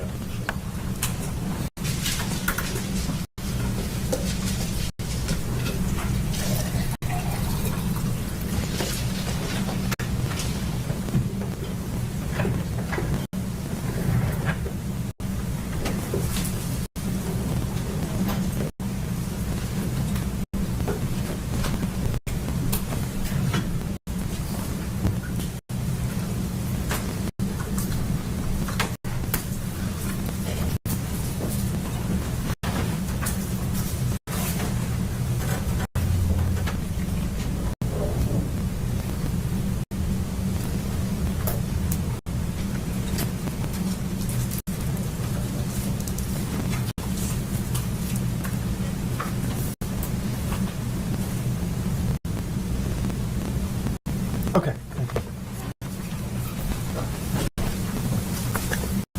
You had a chance, Lieutenant Roberts, to refresh your recollection. Yes, sir. And so I'll ask the question again. When you were questioning Ms. Perry, you found out that she didn't believe Ms. Daniels was trying to shoot her, correct? I believe she was trying to shoot her husband again. And not her. Correct. If I can have a minute.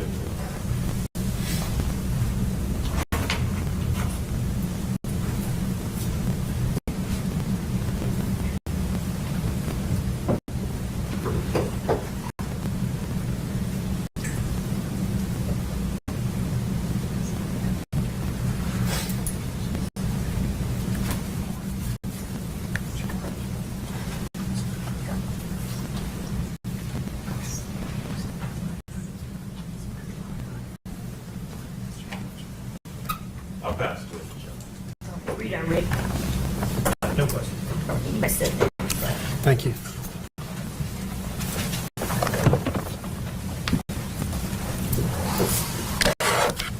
Anybody need a break? Attorneys in the break. You may call your next witness. The state calls Detective Watts.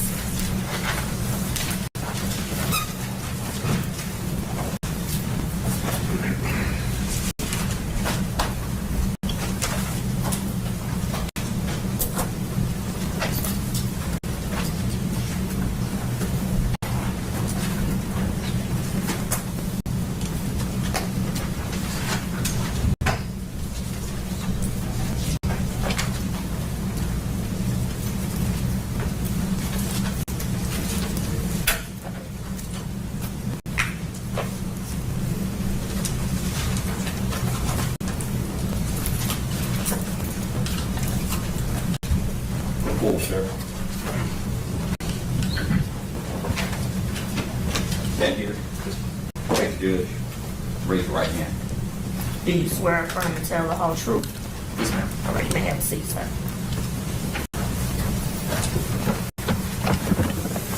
All right, you may have a seat. Good morning. Good morning. Could you state and spell your name for the record, please? Yes, this is Detective Jonathan, Jonathan, Watts, Watts. And where are you employed? With the Carterville Police Department. And how long have you been with the Collierville Police Department? Just over 20 years. And what positions have you held? I started as a patrol officer and now as a detective in the Criminal Investigations Division. Okay. As a part of your duties, do you take pictures of crime scenes? Yes, I do. I'm going to take you back to April 4th of 2019. Do you recall taking pictures of a crime scene on that day? Yes, ma'am. And was that crime scene on Elkstone Place in Collierville? Yes, ma'am, it was. Is that an apartment complex? Yes, ma'am. So what happened when you responded there? I was asked to come help process the crime scene in regards to a shooting scene where 2 individuals had been shot. When you say process, what does that all entail? So for me that day was photographing the crime scene. Usually processing will be photographing, collecting evidence, things of that nature.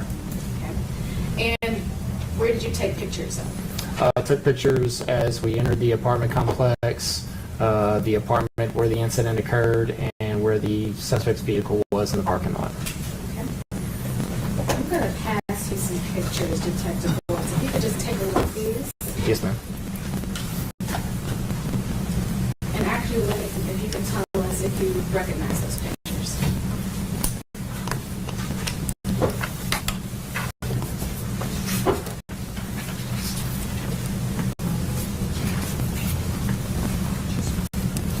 Yes, ma'am.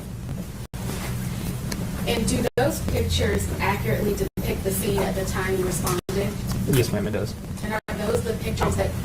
Can you speak up? Yes. Thank you. So do those pictures accurately depict the scene when you responded? Yes, ma'am. And are those the pictures that you took of the scene? Yes, ma'am, they are. Your Honor, if we could have these photos of the crime scene entered as a collective exhibit. Any objection? No, Your Honor. All right. We'll show the photos from the crime scene, collective exhibit 12. And Your Honor, once they are numbered, may I get published to the jury? Yes.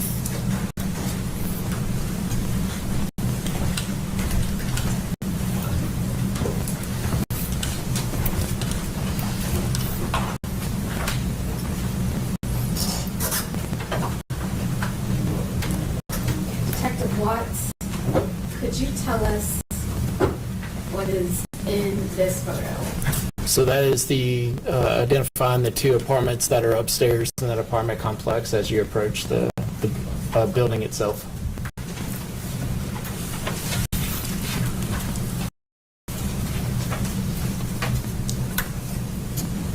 And what about this photo? That would be the stairwell leading up to the 2 apartments upstairs. So when you arrived at the apartment, at which apartment complex did you respond to? Was it the one on the right or the left? So when you go upstairs, it's to the right.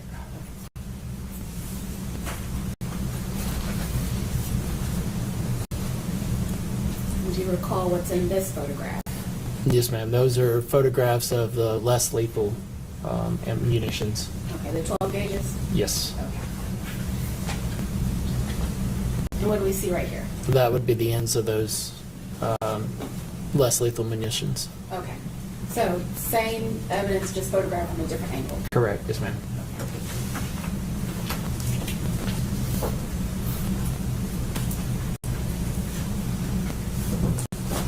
And what do we see in this photo? That would be the entrance to the apartment number 205 where the incident occurred as it was seen on my arrival. Okay. And do you see this area on the wall? Yes, ma'am. Do you know what that is? There's blood.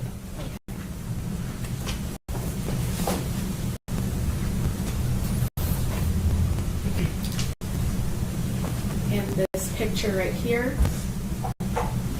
Yes, ma'am. That's from the doorway entering into the apartment complex. Okay. So just a close-up of the last picture we just saw. Yes, ma'am. And you see this area behind the door? Yes, ma'am. What's on the wall right there? There's blood there. And this area that's kind of next to the rug on the right-hand side, do you know what's all in this area? Yes, ma'am. There was some, like a shoe and some clothing and a lot of blood as well.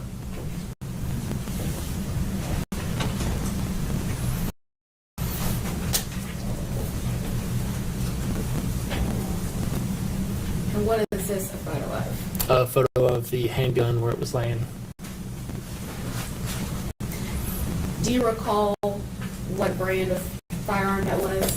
I believe it was a Ruger handgun.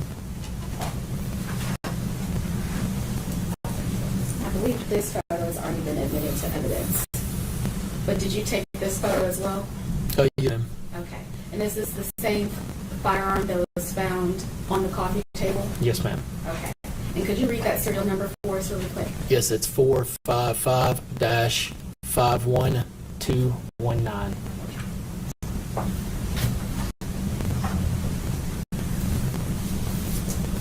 And what is this a picture of? That's a picture of the magazine with ammunition in it. And was that also on the coffee table next to the Ruger? Yes, ma'am. Okay.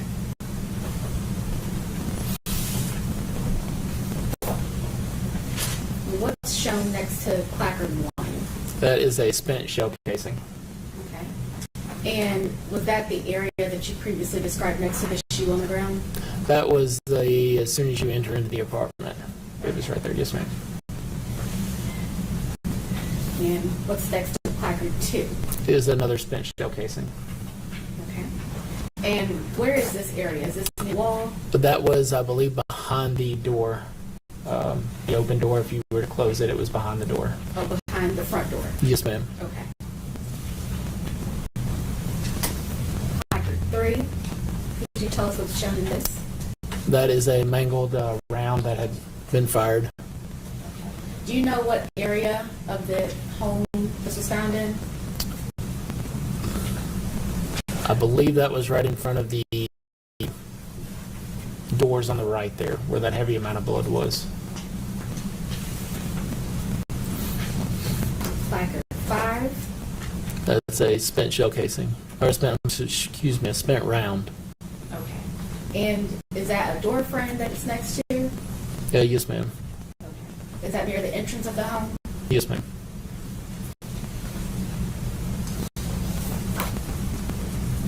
Placard 6. What's shown here? Is another spent shell casing. And this was inside the home? Yes, ma'am.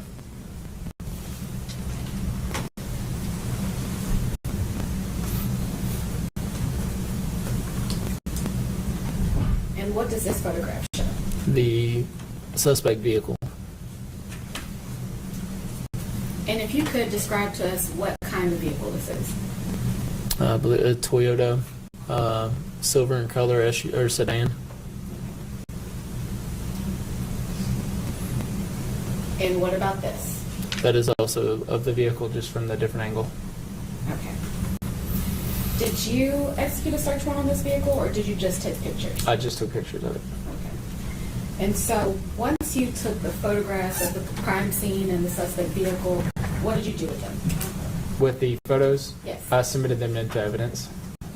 So did you do anything else pertaining to this investigation? The evidence that was brought back, I photographed that in the lab, and then all the pictures were submitted.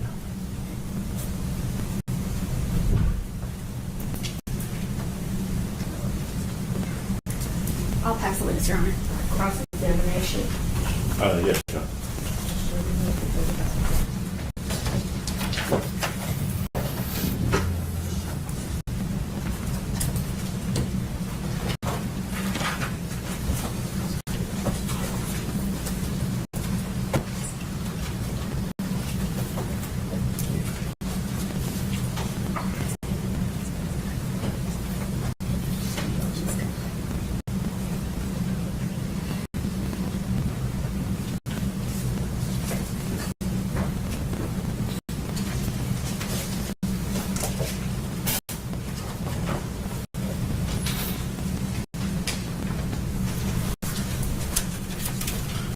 Good afternoon. Is it Detective Watts? Yes, sir. Okay, Detective Watts. I'm Mark Horn. I just have a few questions. It may take me a little challenge with this technology. But you were called to the scene after it had been secured, correct? Correct. Yes, sir. And your job was solely to take pictures. Yes, sir. You didn't talk to any witnesses. No, sir. You didn't see anything the night of the shooting. As far as what occurred in that, no, Correct. sir. You weren't there when officers first arrived. No, sir. You didn't interview any witnesses. No, sir. You strictly just took photographs. Yes, sir.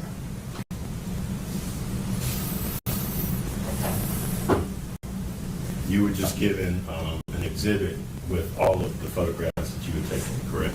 It was many of the photographs, not all.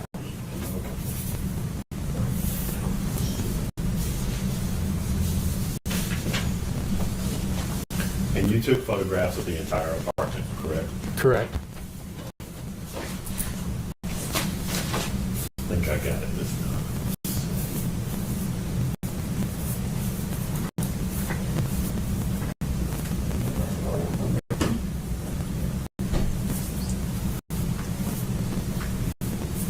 Here it comes.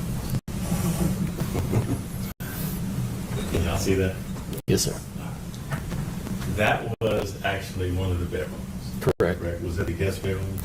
I'm not sure if it's a guest bedroom. It's a bedroom inside the residence. Yes. Okay. That was one of the photographs you took. Correct. Yes, sir.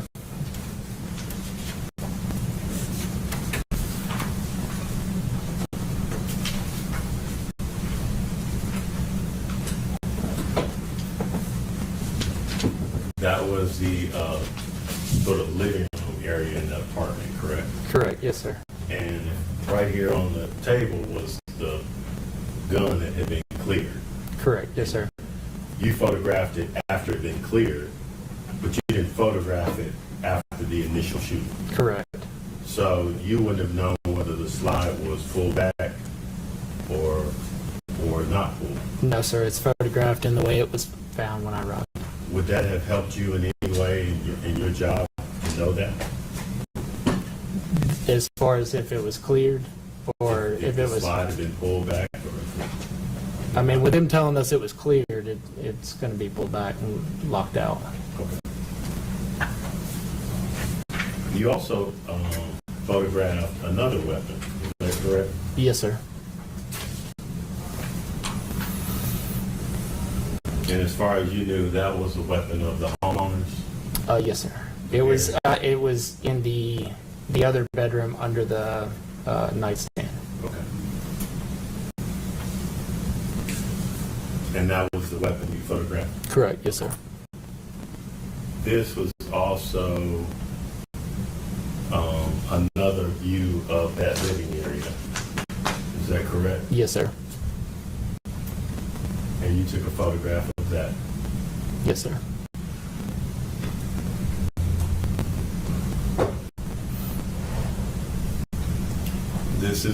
This is the doorway. Is that where they came in? Yes, sir. Okay. And you took a photograph of that, and the doorway entered right into the kitchen area. Is that correct? Correct. There's kind of a small hallway straight into the kitchen. Okay.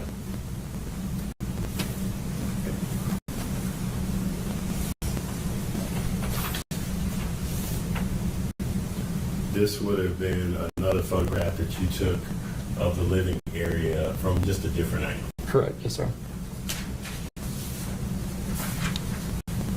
Now, earlier when you testified about the weapon, is this where it was found? Yes, sir. That. Yes, sir. That other one in the box. Mm-hmm. And then again, when you all photograph the weapons, you a lot of times try to get the serial number, correct? Correct. Yes, sir. Okay. And in this particular case, you just photographed that it was a Glock 42. That's just on that side. The serial number would have been either underneath or on the other side. And then again, these were just the vehicles in the parking lot outside that apartment. Correct. So, again, just so we're clear, your job in this particular case was to do nothing other than take photographs. Yes, sir. Nothing else was done. You didn't interview any witnesses. You didn't talk to any witnesses. You weren't there that night. Correct. And all you can add, other than today, is that you took the photographs. Yes, sir. If I can have them. Oh, excuse me. If I could have you review those. I guess he's reviewed them, John. Yes. If I can move those into evidence. Any objection? There's not. I do want to take a look at one of them after their report. If you see that.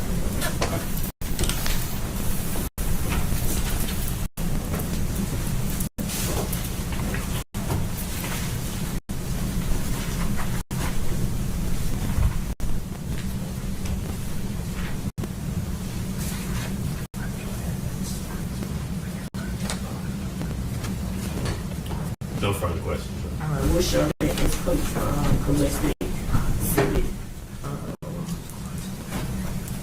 of the photos of the crime scene. Number 13. Second set of pictures. So, the second set of crime scene photos.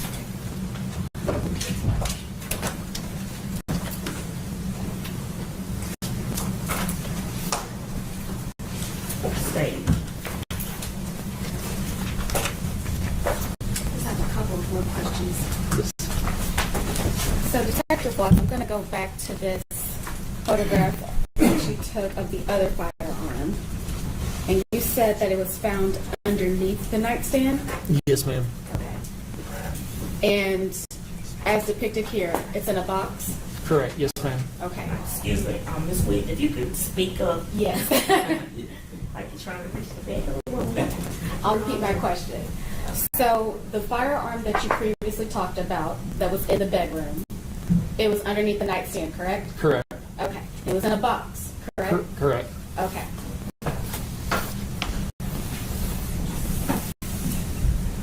And is this the same firearm that was in that box underneath the nightstand? Yes, ma'am. Okay. From your view of it, is it loaded? At that point, I can't tell. Okay. What are the two items on the right side of the firearm? Magazines. Okay, so they are not in the gun. They are not in the gun.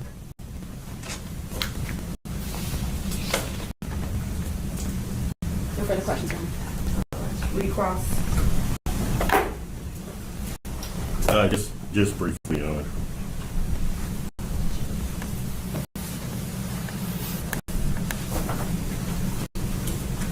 She just showed you a picture of that weapon with the clips on the side. Yes, sir. When you got to the scene, you weren't sure whether that gun had been cleared, correct? The gun on the table? Yes. Yes, sir. And the gun under the nightstand? Had not been cleared. That had not been cleared. No, sir. Okay.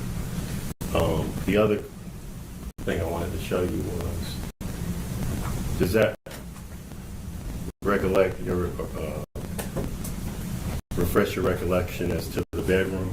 Yes, sir. And was that where that weapon was found, under the nightstand in the bedroom? Yes, sir. Okay. Your Honor, if I could have this picture moved into. Thank you. We'll have the photo of the bedroom and the exhibit 14. Oh, yes. And no further questions, Your Honor. Any redirect? No, Your Honor. All right, you may step down, sir. Thank you.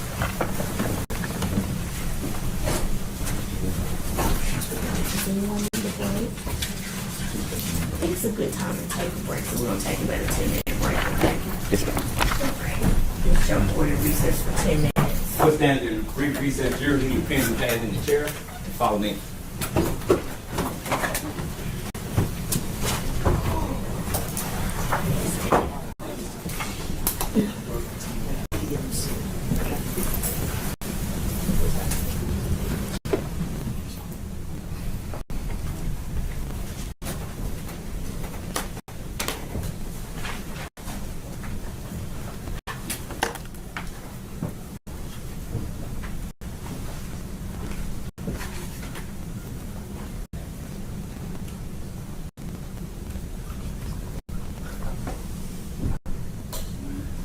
We'll take, you need to address that. I'm just going to give everybody an update. Logistically, the owner of Thompson Sporting Goods from North Soul is here.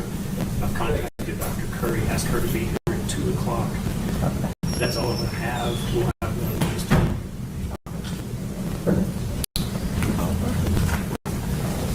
We'll come back in 10 minutes.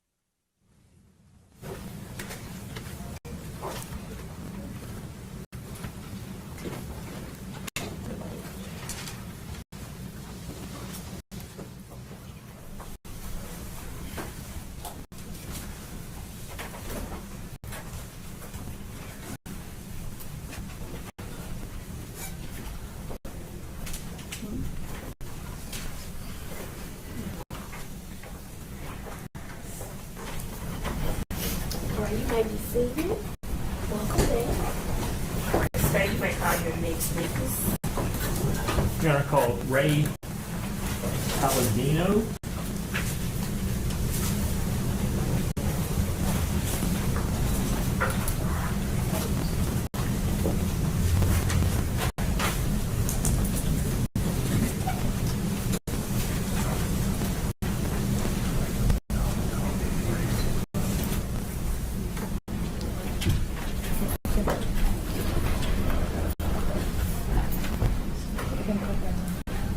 Come on with, sir. Come this way. Come on with me, sir. We'll stand here. Yes, sir. Face the judge. Raise your right hand. You swear affirm to tell the whole truth? I do. All right, you may have a seat, sir.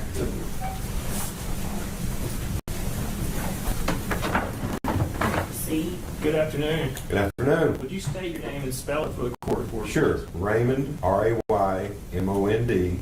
Last name Palladino, P-A-L-A-D-I-N-O. You live in Memphis, Mr. Palladino? I do not. Where do you live? I live in Cabot, Arkansas. What is your occupation? I am the general manager of Fort Thompson Sporting Goods in Sherwood, Arkansas. And how far is Sherwood, Arkansas from Memphis, Tennessee? Depending on Interstate 40, roughly 2.5 hours. You drove it this morning? I did, yes, sir. Thanks for being here for us. Sure. Tell me about Fort Thompson Sporting Goods. What kind of store is that? Well, we do a lot of hunting. We sell a lot of hunting stuff, firearms. We do shooting sports stuff. No fishing, but mainly just the hunting and the. So hunting clothes, anything to do with hunting? You bet you. Okay. Firearms, ammo, everything. Tell me a little bit about kind of the process you have to do to keep records when you sell a firearm to someone. So when you sell a firearm, you do a background check. It's called a 4473. That's just a number they give it. We have to keep those sheets in our possession as long as we have that FFL number, which means your federal firearms license number. So we have thousands of them. So someone would have to provide you some suitable form of identification before they could purchase a firearm from you. Correct. It has to be a state-issued photo ID. Do you recall being contacted by Detective Chris Roberts from the Collierville Police Department sometime early April of 2019? I do, yes, sir. What was he asking you about? He was asking when she came in, the firearm she had purchased, did we have video in the store, which we did, and we do, and if he could have copies of that and come pick it up from us. And so I think you already answered my question. You do have video in the store. Oh, yes. Yes, sir. Were you able to locate the sale that he was inquiring about? Yes, sir. Did you provide him a receipt? Yes, that sir. Was yes. From that purchase? Did you provide him the video of the individual who purchased the firearm that he was inquiring about? We did, yes, sir. Let me hand you, this has previously been marked as Exhibit 7. I just want to ask you if that is the receipt that you in fact gave to Detective Roberts. That is it. And so that receipt shows a lot of things, doesn't it? Correct, yes, sir. It shows the individual who purchased it. Correct. It shows the date and time they purchased it. It does. Which was what? That was 4/4/19. The time was 4:37 p.m. And it shows who purchased it. Correct. What was the name of the individual that purchased it? Natasha Daniels. And does it also show anything specific about that handgun? Well, they'll tell you the model and the serial number on our receipts. Tell me about a serial number. What is that? So every firearm has a serial number, and there is never supposed to be a duplicate. So if this is a number, it's that firearm, and it can be traced forever. I'm I'm going to hand you what's also been previously marked in exhibit and ask you.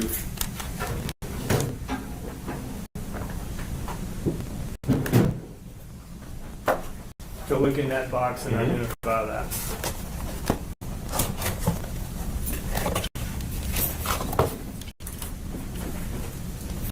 And that is a Ruger EC9S 9mm.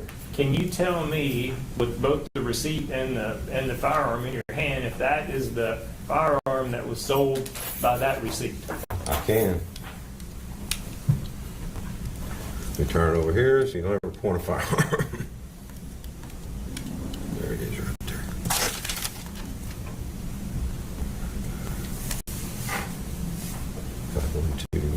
This is it, yes, sir. So you can confirm, based on that information, that Latosha Daniels purchased that firearm on April the 4th, 2019 at 4:37 p.m. from your store in Sherwood, Arkansas? Correct, 100%.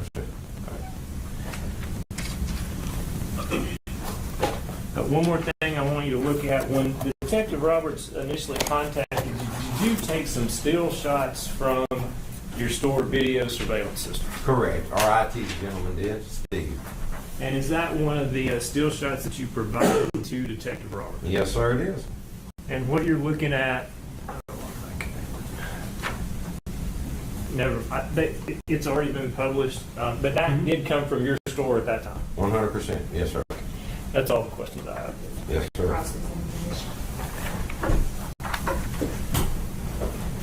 Good afternoon, Mr. Palladino. Good afternoon. Had to make sure. Yes. I just have a couple questions for you, okay? This 4473 that you talked about, can you tell me a little bit more about what that is? So what it is the background check. First of all, you have to have a state picture ID issued. You fill out the background check.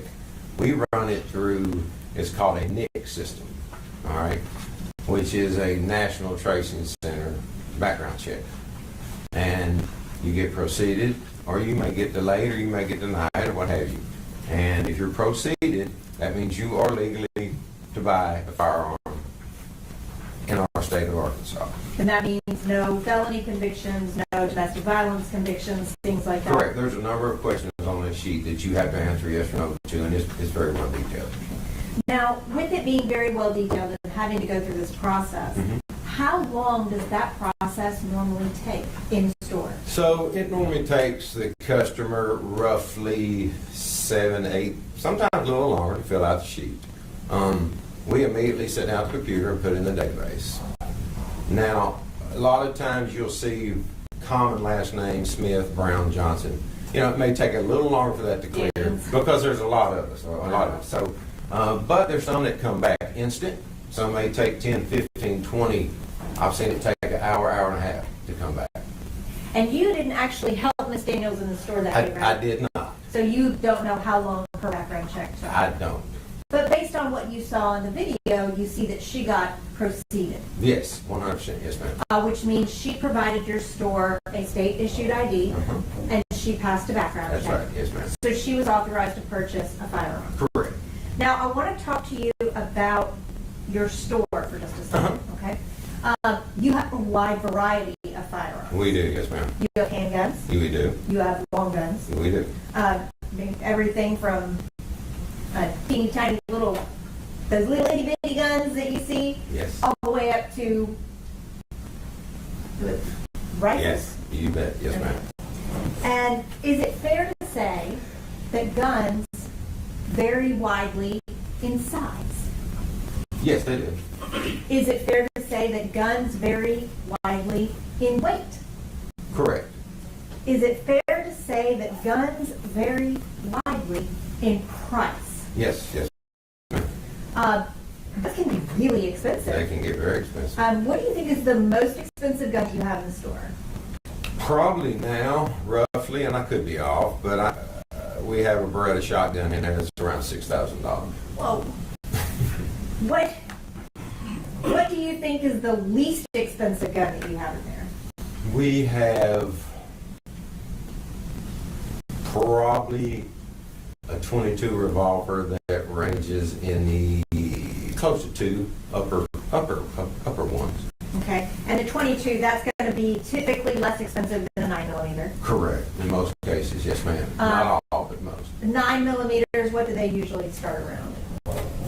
Roughly mid twos, and you can go up to $4,000 or $5,000 depending on if it's a custom.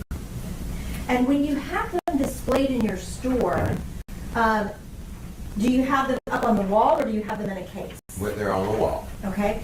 And so you have the gun itself and the price. Correct. Yes, ma'am. So when you're shopping, if you said, I want a gun this much money, you could pick that out on the wall. Yeah, I might ask, what are you looking for and what kind of price range, and then we can go from there.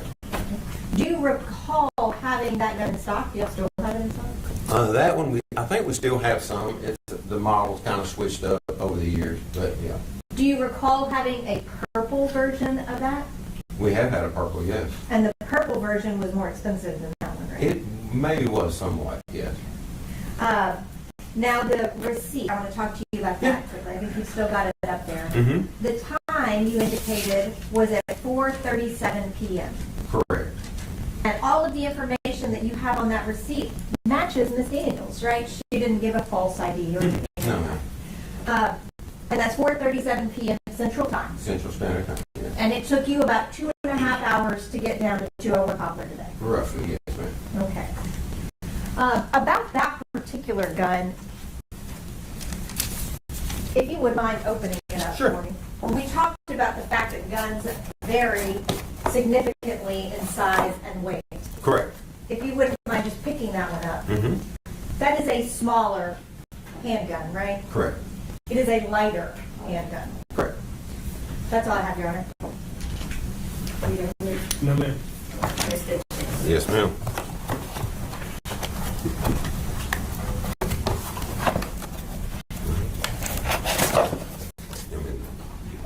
Yes, sir.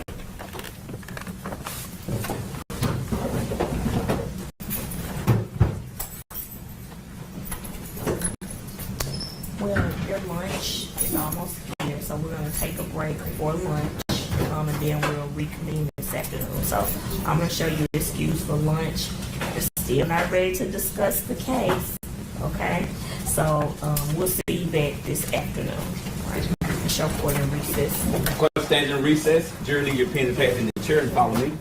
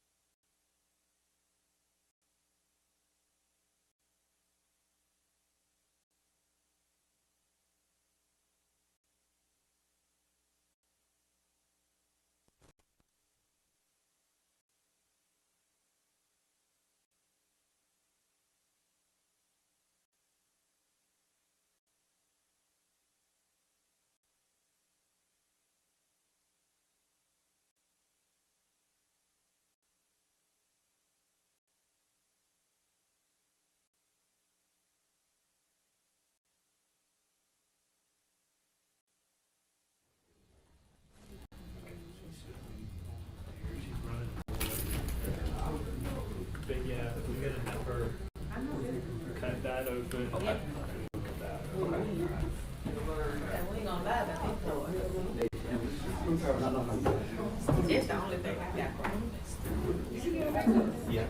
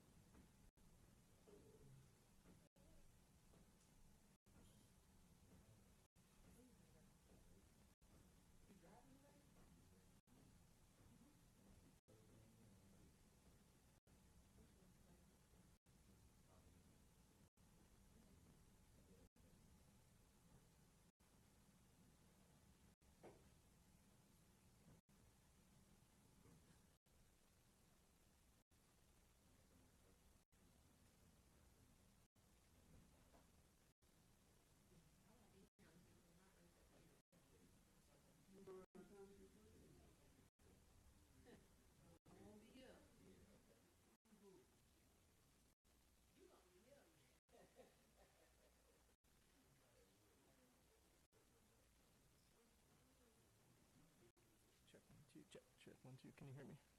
It's slow, but.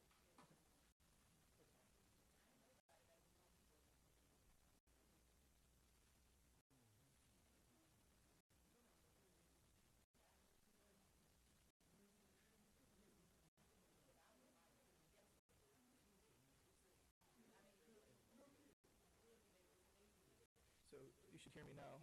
You should hear me. Can you hear me? Okay.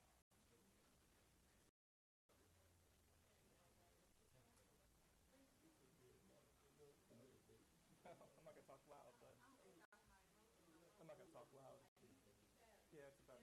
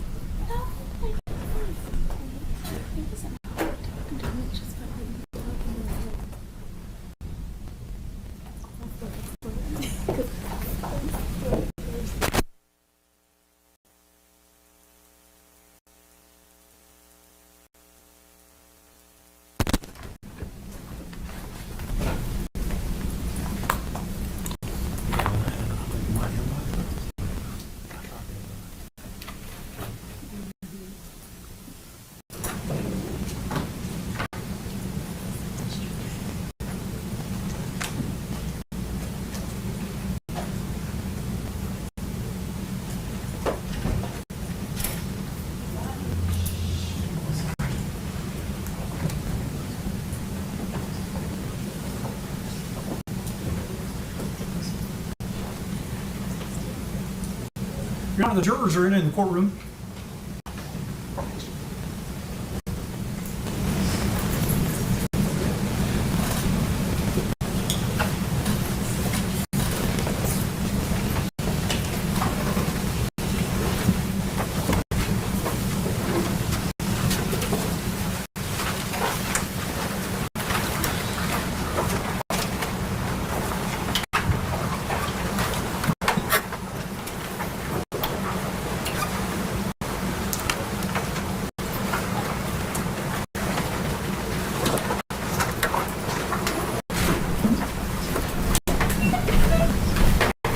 You may be seated.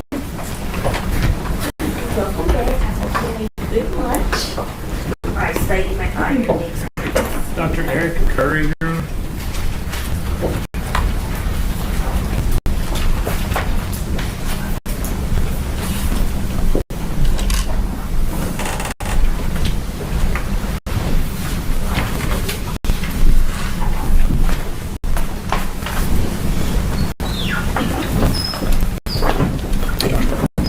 Okay, we're just standing.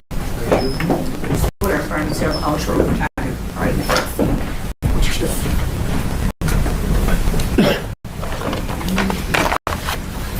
Good afternoon. Good afternoon. Will you state your name and spell it for the court reporter and the jury, please? Dr. Erica Curry, ERICACURRY. And Dr. Curry, are you a licensed medical doctor? I am. In what state? Tennessee, Arkansas, New Mexico, Texas, Illinois previously, and those are the ones I can think of right now. Okay. And how long have you been a medical doctor? For going on 14 years. Well, in forensic pathology. I graduated medical school in 2005, 2005, and technically I was a medical doctor then, so if you want to say 20 years, but in forensic pathology, 14 years. And that was, do you specialize in any particular field of medicine? Yes, so my first specialization was in pathology, which is commonly known as the study of disease. So we're probably commonly known as the doctors that if you go get something taken out through surgery or biopsy, and they say they send it to the lab for the doctor to look at, that's us as pathologists.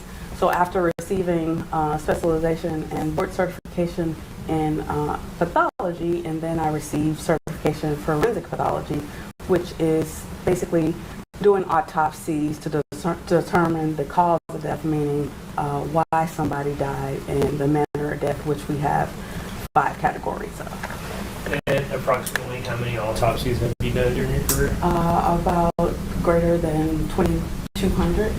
Have you testified as an expert in courts in Tennessee prior to this? Yes. Other states as well? No, just primarily Tennessee. Just primarily Tennessee. Do you know how many times approximately? Greater than 50.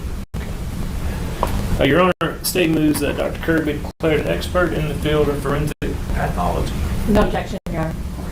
Would declare Dr. Erica Curry as an expert in the field of forensic pathology. On April 5th of 2019, where were you employed? At the West Tennessee Regional Forensic Center, also known as the Shelby County Medical Examiner's Office. And did you perform an autopsy that day on an individual named Brodus Perry? Yes. Can you explain to the jury what an autopsy is, kind of what's involved, and what the purpose of an autopsy is? So if someone is deemed what's called under medical examiner jurisdiction, which is classified as unexpected or violent death, they are brought into the medical examiner's office for an examination, and then whether an inspection of the body or a complete autopsy is determined, whether either one of those is needed. When they come in, they're given a unique identifying number, which is the year, and we start from 1 all the way to the last day of the year at whatever that number is. Then we're examine the deceased person. We examine the outside of the body. We take whatever necessary evidence there is, clothing, fingernail clippings, hair. Then we do x-rays if needed, especially in the case of homicide. And then we document everything we see on the outside of the body, the hair color, the eye color, the weight, the length, any scars, any tattoos, and certainly any injuries. And we document those often on what's called a body diagram, which is just a representation of the human body. So then after we do that, then we examine everything on the inside of the body to document any injuries and look at all the organs and document any injuries we see on the organs and the weight of any natural disease we see on the organs. During that process, we actually take blood and other samples to send off to the toxicology lab to test for substances that were in the body at the time the person died. So then after we make those notes, and then we put together a report documenting everything we found. And did you give the autopsy that you performed on Brodus Perry a number? Yes. And what number was that? It's 2019-0582. And did you took photos? I guess you said you would take photos. In this particular autopsy, did you take photos? Photos were taken by the autopsy assistant that helps you, or technician that helps you.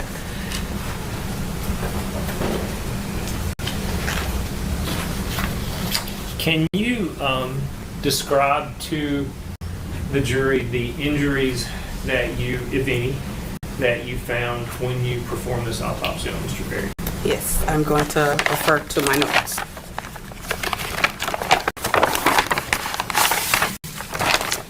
So, Mr. Perry had a gunshot wound of the head. It entered on the right side of the head.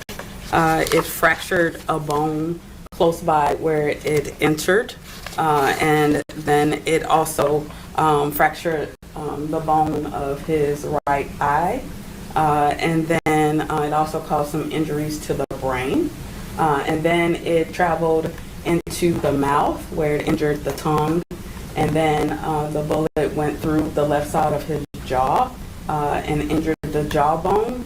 And then the bullet lodged on the left side of his jaw and then created a wound right under or right above where it lodged, which was what I termed a partial exit wound, meaning the bullet didn't go completely out. And then he had 3 gunshot wounds of his abdomen on the right upper portion. Those went into his abdomen or stomach cavity, injured his intestines and his liver, and then it also injured his right adrenal gland, which is an endocrine organ that sits above the kidney, and then it completely made his right kidney go into 2 halves. So those are the injuries that happened on the abdomen. And then there were 3 bullets recovered associated with those gunshot wounds, 1 in the spine, 1 from the back, and 1 from his left hip. And then he had a gunshot wound that was on his right buttock, and then it went into the soft tissue and muscle of the right buttock, causing hemorrhage, and then it traveled into his right side of his lower back, where a bullet was recovered from there. And then he had a graze wound, just meaning the bullet went past the skin and didn't go into the body. He had one of those on his right upper arm and then one on the front of his left wrist. I can hand you a picture and ask you if you can identify that, please.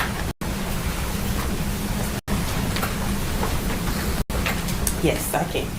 And is that a photo you took of one of the wounds you just described to the jury? It was a photo taken at the time of autopsy, not by me, but the autopsy technician, but yes, of the wound of the head. And does that accurately depict what you observed while taking that autopsy, while performing that autopsy? Yes. Judge, I would ask that be marked next to it. No, gotcha. We'll show A315 as a photo of a wound of the head.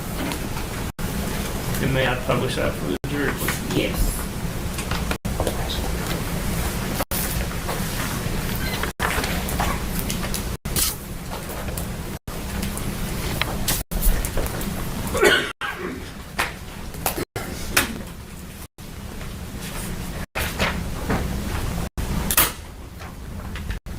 So what we're looking at there, you described that as, if I understood your testimony correctly, that was the entrance wound that went all the way across down through his jaw and almost came down the other side. Is that correct? That's correct. So let me hand you another picture and ask you if you can identify that. Yes, this is a picture of the deceased's face, and you can see that wound on the left side of his jaw where the bullet almost came out, but the bullet is actually underneath it. Can I make that next exhibit, please, Your Honor? No objection. We'll show it as a photo of the wound on the left side of the jaw. And may I publish that, Your Honor? Yes.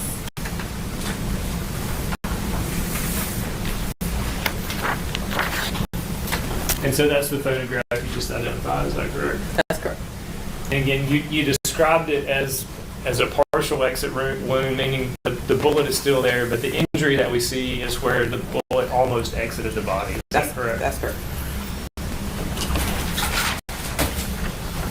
And you.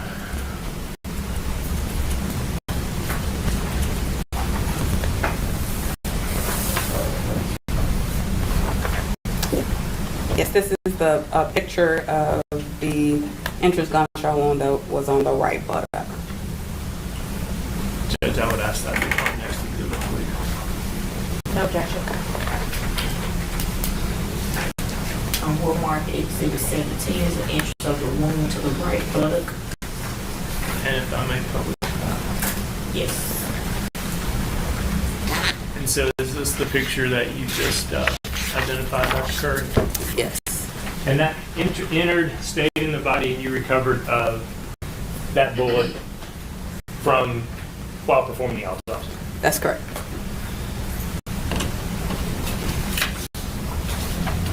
And you.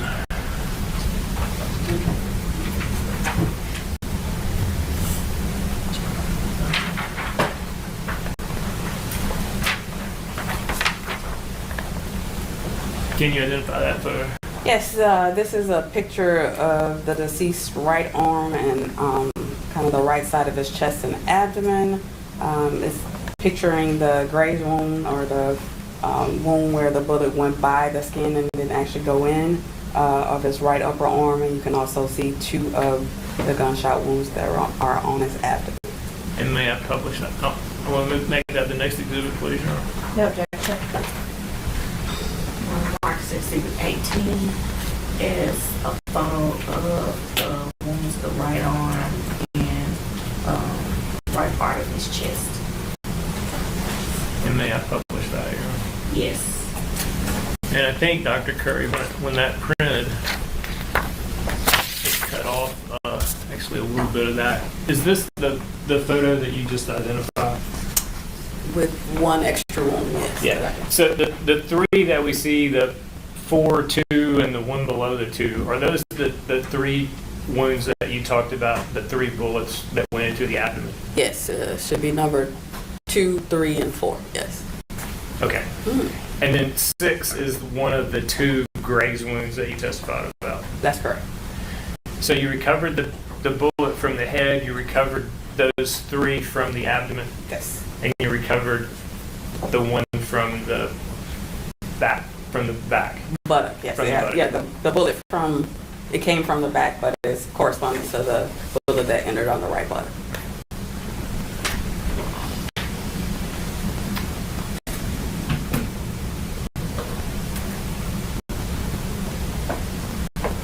And I have one more photo, which is the, well, I'll let you tell us what it is.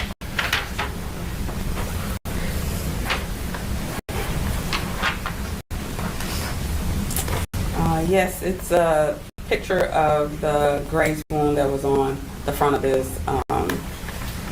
left wrist, yes. I'd like to make that the next exhibit, Your Honor. No objection. So exhibit 19 is a graze wound on the left wrist. And may I publish that for the jury? Yes.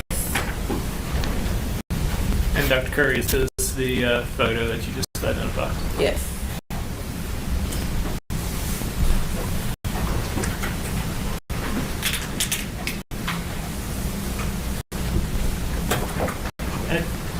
us what happens when you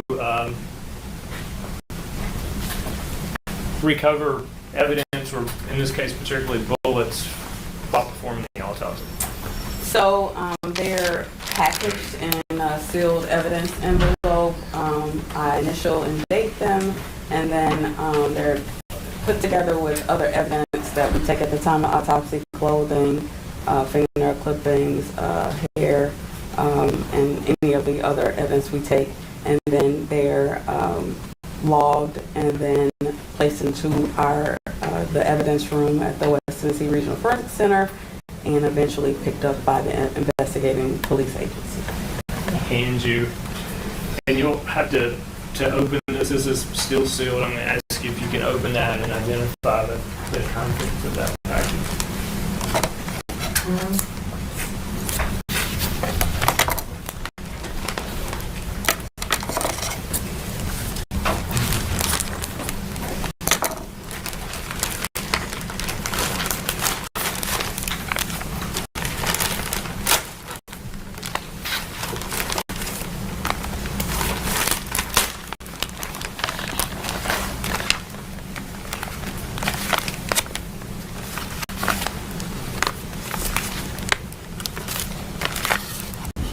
Yeah, these are the bullets that were recovered from the deceased at the time of the autopsy, and the sealed evidence envelopes still with the seal tag, the date, and my initials. And there's 5 total of those? Yes. Judge, I would ask that those 5 be made collectively an exhibit, the bullets recovered during the autopsy. Your Honor, I think these have all been already marked as Exhibit 6. Oh, that may be true. They are. Okay, all right, perfect. Thank you.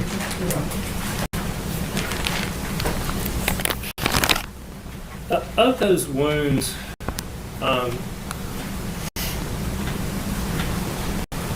were any of them or all of them fatal on their own, or was it a combination, or can you testify to that?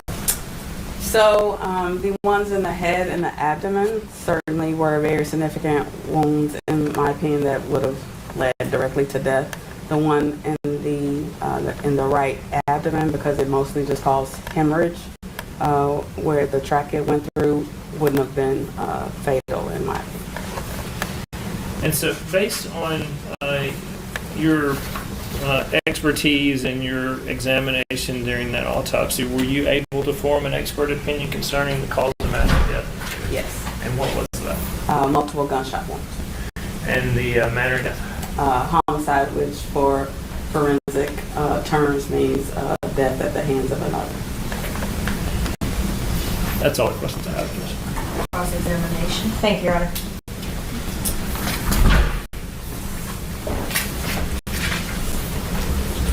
Good afternoon, Dr. Curry. Good afternoon. Don't have many questions for you, but I have a couple, okay? First, just kind of going from what you just said, homicide. In your profession, I never say this word, that is an epidemiological assessment, right? That's correct. What does that mean? For once we fill the death certificate and it has the cause and manner of death, it is analyzed in this state, by the state of Tennessee, by the statistics in order to, run the numbers of the different categories of death. So a category of death could be homicide. Yes. Could be suicide. That's correct. Could be natural. That's correct. Are there any others? Yes. It is natural, then accident, and then could not be determined or undetermined. Okay. So when you determine that something is a homicide, that is not an indication of criminal intent, right? Not from a forensic pathologist standpoint. That's correct. So when you say homicide, you do not, that does not equal premeditated murder. No. That equals more than one person was involved. That equals for us that the death occurred at the hands of another person.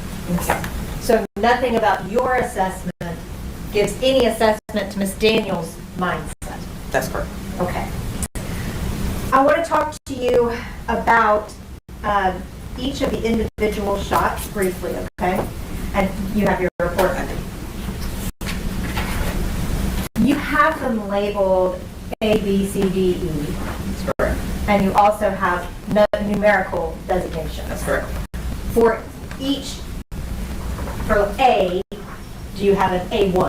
Is that kind of how that works, that you? So the numerical is for picture taking purposes and to be able to refer to them in the report.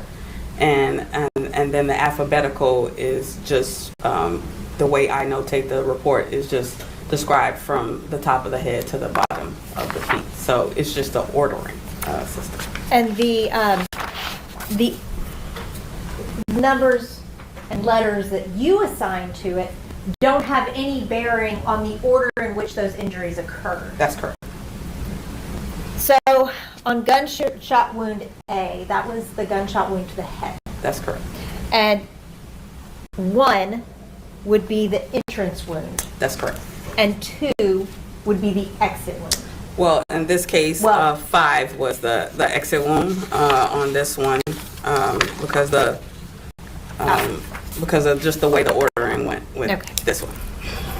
And so the entrance wound was about here, right? Yes. And the exit wound was about here. Well, yeah, where the bullet almost went out, so we call it a partial, but yes. So when you have these 2 points, you're able to determine a trajectory. That's correct. What is a trajectory? So just the way the bullet traverses inside or on the body once it enters and then through and exits. So the trajectory, when you make your trajectory assessments, you base it on anatomical position, right? yes. What does that mean? So just basically it is, and we do this just to standardize the way we notate injuries. Basically it's the representation of the human body with someone standing with their palms facing up. So standard facing you with So, yes. like this? Yes. This would be the anatomical position. In reality, when things are actually happening, this is very rarely the position in which people were, right? We like I said, do that to standardize, but we do realize that when people are injured, that's not all the time the way they are positioned. So yes. And the trajectory of the bullet is determined by the position of the decedent's body and the position of the person with the gun, right? Yes. So if I'm shooting you right here, you're not, and you're looking at me just like this, you would have a gunshot wound right here and it would go pretty straight through your back, right? Yes. Whereas if I'm standing on your side, same thing, right? Yes.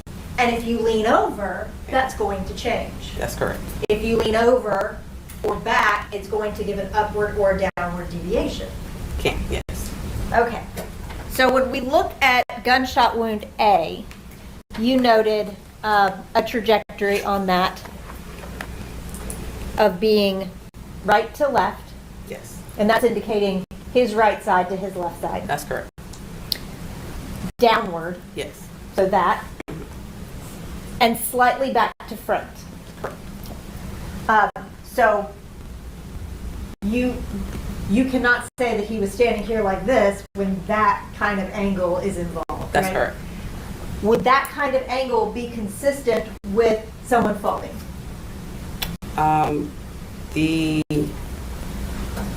If their head was going downward and the bullet was traversing downward, that, in my opinion, would be consistent with So that. if you had this angle and they're falling.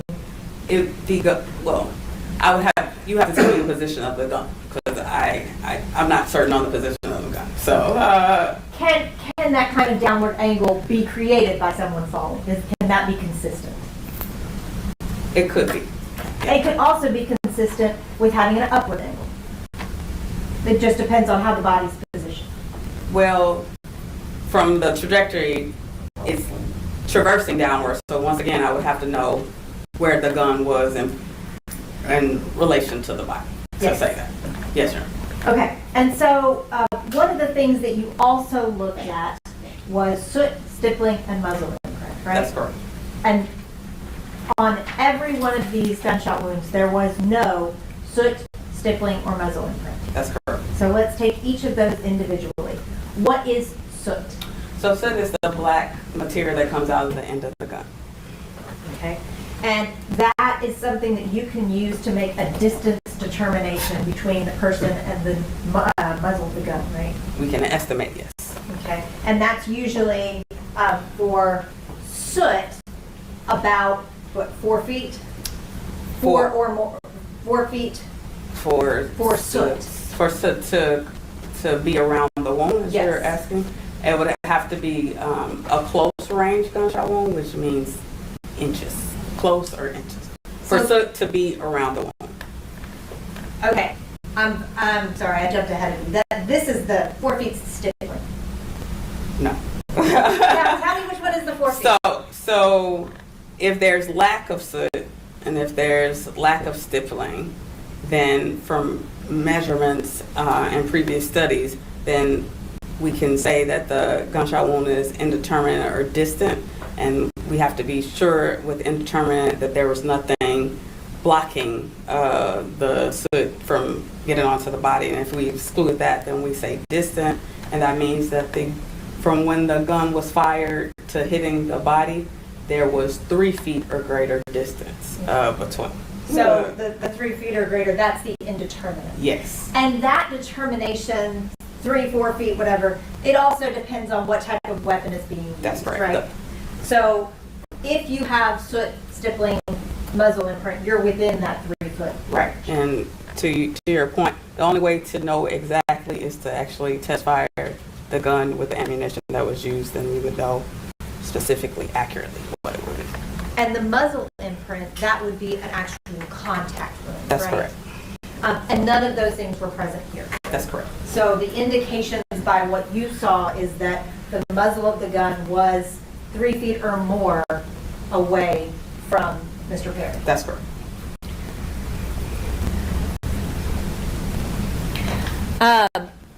The 2 graze wounds that you indicated, I wanted to talk to you about those briefly, okay? Typically, particularly with the position of the graze wounds, those do not necessarily indicate separate shots, right? That's correct. Especially that one on the right side, it is most likely a graze wound of one of the entrance. I can't say most likely, but it's a possibility that It's consistent with that. It could be from one of the entrances on the abdomen. Okay, and then on direct, you were discussing whether any of these on their own would have been fatal. Yes. And I'm trying to make sure I heard you correctly. You indicated that the head wound and one of the abdominal wounds, I thought you said could have been fatal on their own. So the head wound and the abdominal wounds, because they were grouped together as a cluster because they commingled, all of those would have been fatal. The one on the buttock, in my opinion, would not have been fatal. Okay, and the one of the abdomen ones that was pretty shallow. Well, no, they all entered into the abdominal cavity. So There were 3 in the abdomen, right? that's correct. I thought you indicated 2 of the ones, I thought you said 2 of the abdominal shots could have been fatal, one of them no. No, all 3 could have been, because they all entered into the abdominal cavity, all caused injuries that in the intestine and the liver and the kidney. So they all 3 caused the injuries inside. Are all of those necessarily fatal? Because I couldn't tell this bullet hit this specifically, this bullet hit that one specifically, then I couldn't say that, these 2 didn't, these 2, that's why they're grouped together, because when they got inside the body, they Okay, I understand what you're saying a little bit better now. Yes. Thank you. Excuse me. A wound to the kidney is not necessarily fatal, right? In this instance, it is because it made the kidney go into 2 halves. Okay. That now you do have another kidney, but the bleeding from that, having one of your kidney being 2 halves, is pretty devastating. And this is a question I don't know the answer to. On with these injuries, would prompt an appropriate medical attention? Could that make it not fatal? Is it fatal just because of the injury, or is it fatal untreated? So he did have medical attention and did have attempted surgery because there were some surgery inside of his intestine, and they weren't able to revive him from that. But you were able to tell that they did try Yes. Medical intervention. They definitely. Which would indicate when he got to the hospital he was alive. Yes. Okay.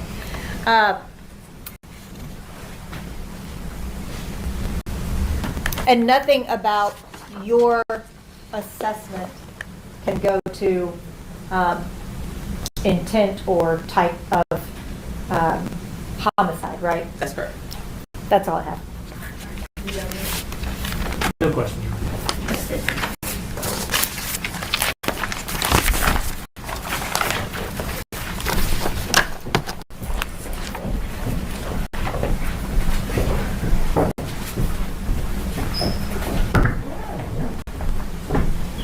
Alright, jurors, we are at a good stopping point for the day. So I'm going to excuse you for the day. I'm going to say my speech, my regular speech. We're still not ready to discuss the case, okay? So we're going to show you excuse for the day. We're going to come back in the morning, get a good night's rest, enjoy dinner, and we'll see you back tomorrow. Jurors, be sure to leave your pads in the chair for me.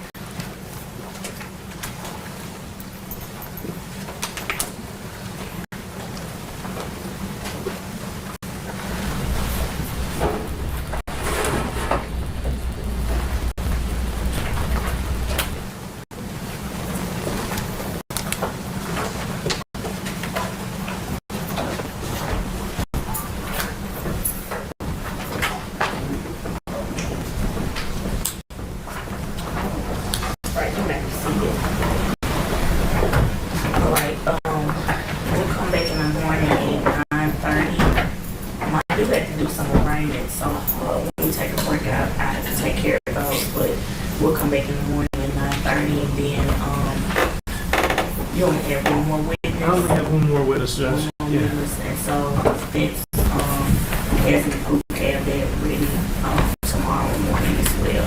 Yes, Your Honor. We do anticipate proof. We anticipate 3 to 4 witnesses. Okay.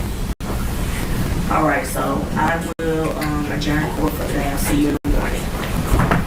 All rise. Court's adjourned tomorrow morning, 9:30 for trial.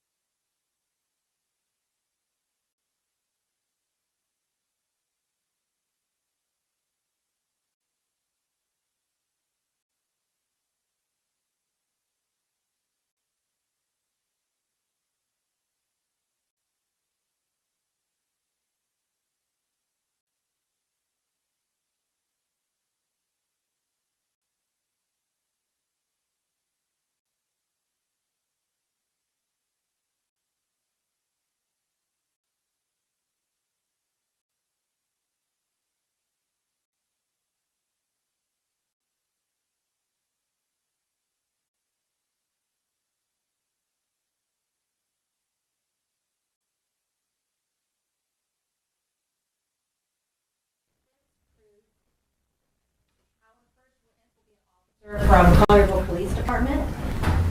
He will be describing Ms. Daniels on the scene.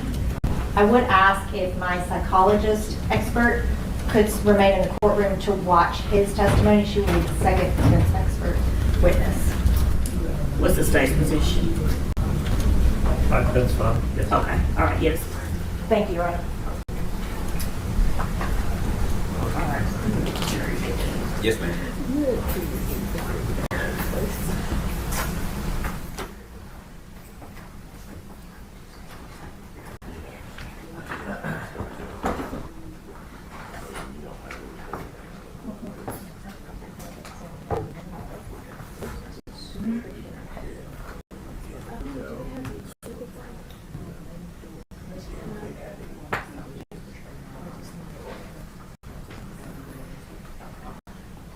Judge Kim, where are the exhibits?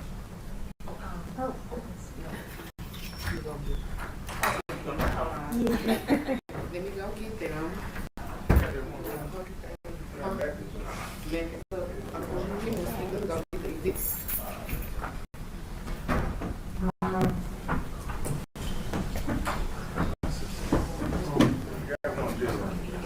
So we get on jail, right?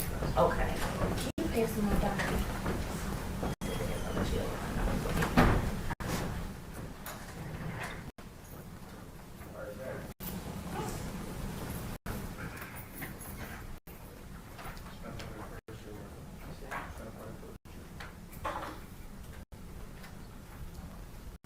Good morning. What's your name, sir? David Mathis.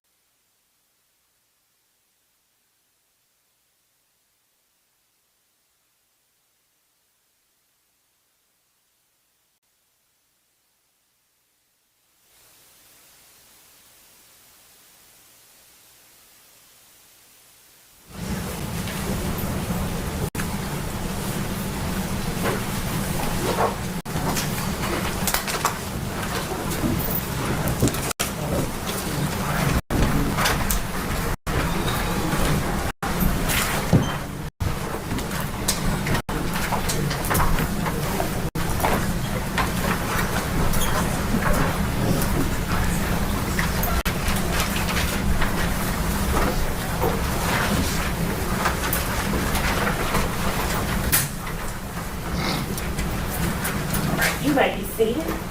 Good morning. Good morning. Oh, y'all sound very refreshed.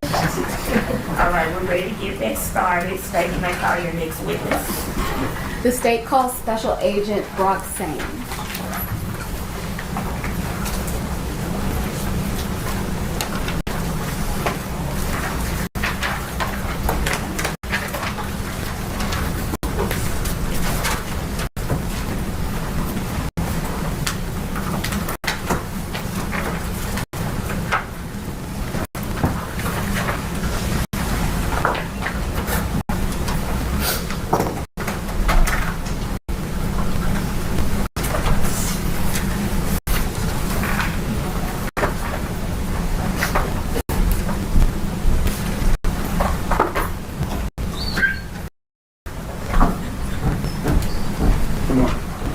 Stand right here.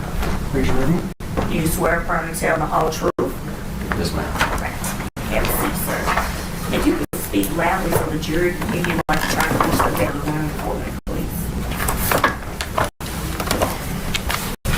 Now proceed. Good morning. Good morning. Could you state and spell your name for this record, please? Brock Sane, B-R-O-C-K, last name Sane, S-A-I-N. And Special Agent Sane, where are you employed? I work for the Tennessee Bureau of Investigation. And how long have you been with them? I'm on my 16th year. And what position do you currently hold? I'm Special Agent in charge in the Administrative Services Division of the Support Unit. Okay. Have you always been in that division? No, I have not. Where were you prior to that? Prior to that, I was an Assistant Special Agent in charge in the Medicaid Fraud Control Division. Prior to that, I was Special Agent Investigator in the Medicaid Fraud Control Division. Before that, I worked in the crime lab here in Memphis as a Special Agent Forensic Scientist.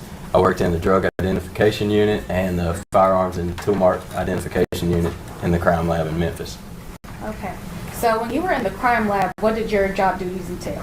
When I was in the Firearm and Tool Mark unit, that was from 2016 to 2020, roughly around that time, and I identified, examined firearms and ammunition components to determine whether or not those ammunition components were fired in a particular firearm and if the firearm was in operating condition.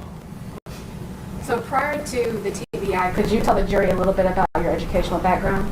Yes, I have a Bachelor's of Science in Forensic Chemistry from the University of Mississippi. I graduated from there in 2009.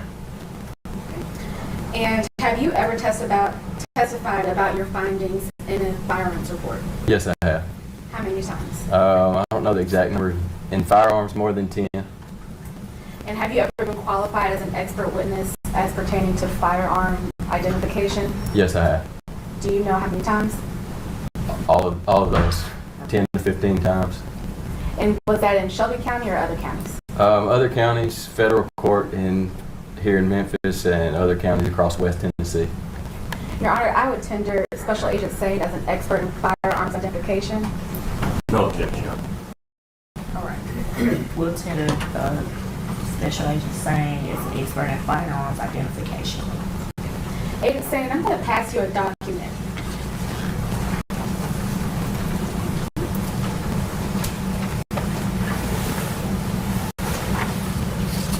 Do you know what that document is that I just passed you? Yes, this is a copy of my lab report for firearms identification on a TBI lab case. Okay. And was that case involving a homicide that involved Miss Natasha Daniels? Yes. Okay. And you completed that firearms report? Yes, I did. Your Honor, if we could enter the firearms report into evidence as the next number exhibit. No objection. All right, we'll show Exhibit 20 as the firearms report.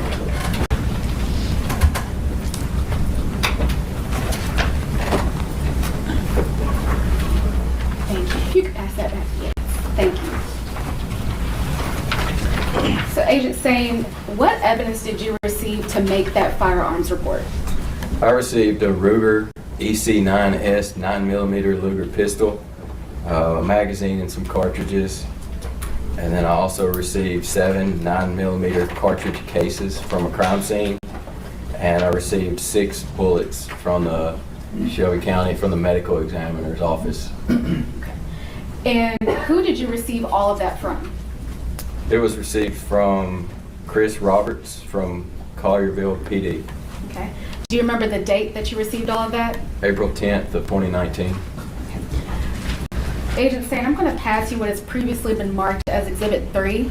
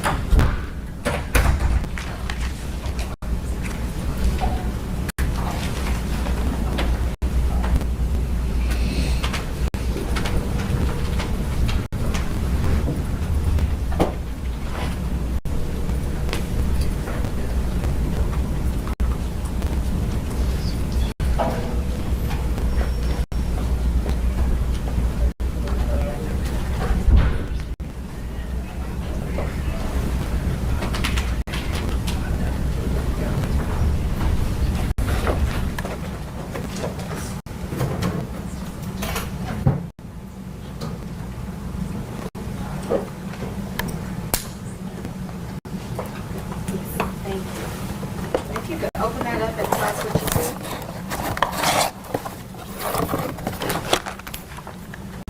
It's a Ruger EC9S 9mm semi-automatic pistol. And is that the same gun that you received from Detective Roberts? Yes, it is. And Agent Stan, I'm going to pass you what has already been previously identified as Exhibit 6.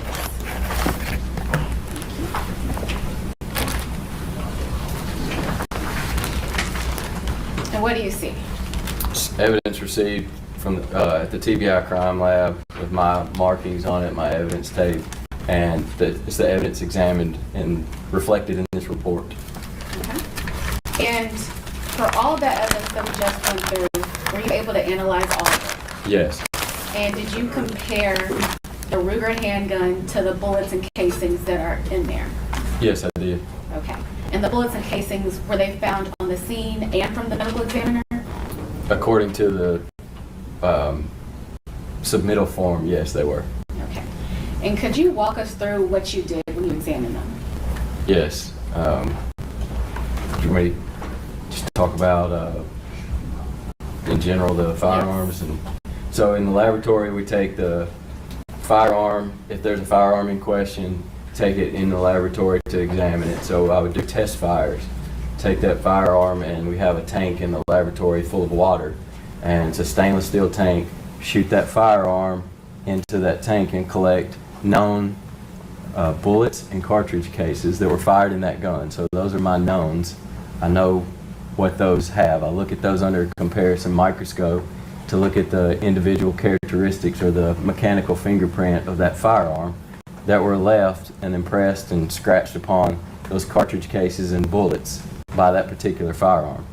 If I have evidence pieces such as these, bullets and cartridge cases, I take those and compare those under a comparison microscope to see if they have those same individual characteristics as the known test fires from that particular firearm.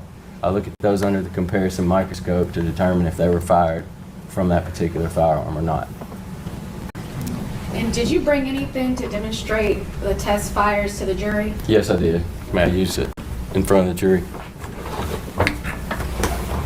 So, may I step down? Yes. So this is an aid to help you see what I'm talking about. This is a cartridge. So this is what the ammunition is loaded into that semi-automatic pistol. It's loaded into that firearm. When the firing pin strikes the rear of this, the bullet, there's an immense pressure in the back. It pushes the bullet down the barrel of the firearm. So as that bullet travels down the barrel of a firearm, inside that barrel there are raised areas, lands and grooves, and it looks like the stripes of a candy cane. So the point of that is to put a spiral like a football onto that bullet so it can go towards its intended target. So once that bullet is forced down that barrel, it's scratched by that metal, that hard steel inside that barrel, and the scratches are left upon that bullet. I examine those scratches on that bullet compare them to my known test fires. I do the same thing with the cartridge case.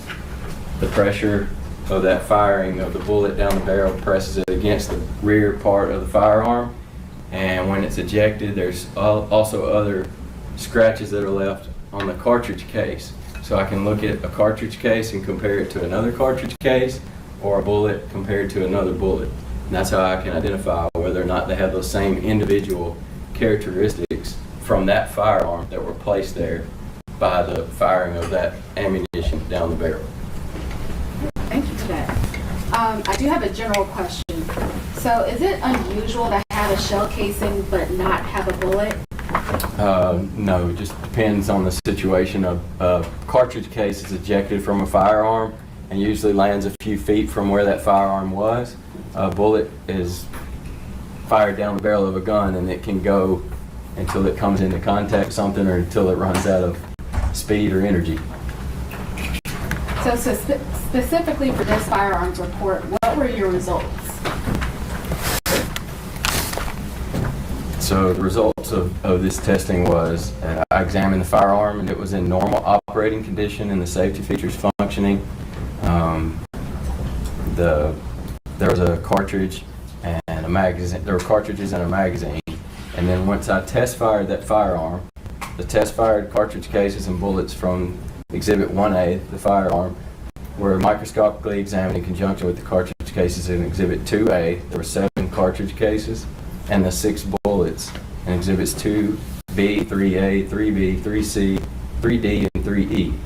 And based upon the comparative examination, sufficient agreement of those individual characteristics, all of those ammunition components had been fired in that firearm. Okay. So all the casings or the bullets had been fired from that Ruger? Yes.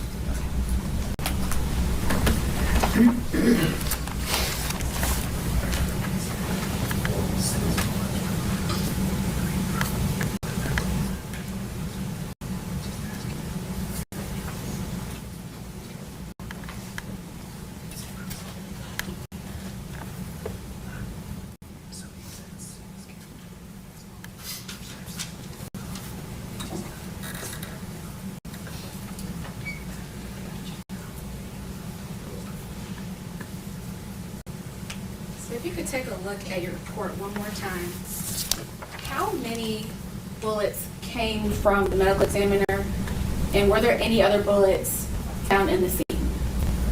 I received 6 bullets. One of those was from the crime scene, and then the rest of those were from the medical examiner. So one of those says it was from crime scene. No further questions, John.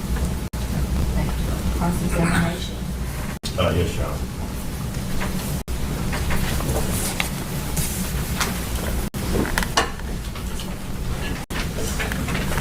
Good morning, Detective Saint? Not Detective. Agent Saint. Agent Saint. That's fine. Special Agent Saint. Yes, sir. I just have a few questions for you.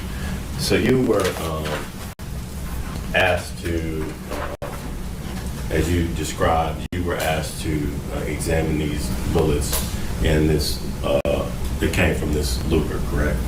I was asked Ruger, I'm sorry. to examine the firearm and compare it to those pieces of evidence, cartridge cases and bullets. Yes.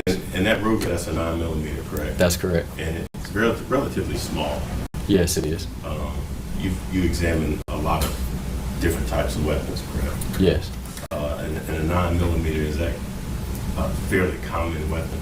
Yes, it's, I would say, one of the most common firearms that I examined. A lot of law enforcement carry 9mm weapons. A lot of law enforcement does, yes. And this particular one is relatively small in size, correct? Yes.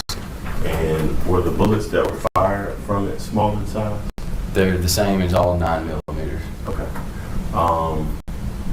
And you're not here today to offer to this jury that you knew what happened between Brodus Perry and my client Latasha Daniels, are you? No, I do not. Your main thing that you're here to testify about today is that you examined those bullets, you examined the gun, correct? Correct. You tested the bullets. Correct? Yes. And just to tell us that you can say that those bullets came from that gun. That is correct. And that's the extent of your testimony, and that's the extent of your involvement in this case. That is.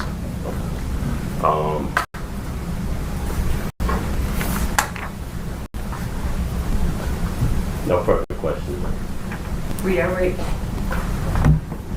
No further questions, Your Honor. All right, you may step down, sir.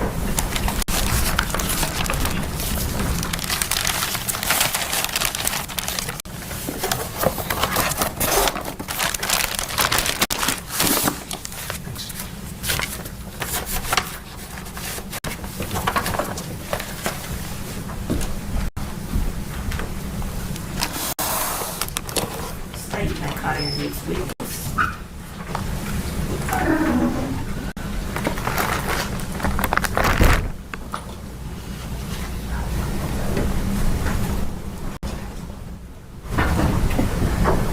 State restaurant. Thank you. All right, I'm gonna excuse you at this time. The lawyer and I need to have some discussions, so I'm gonna show you excuse for a recess, okay? And again, we're still not ready to discuss the case. Folks, can you pass your chair for me?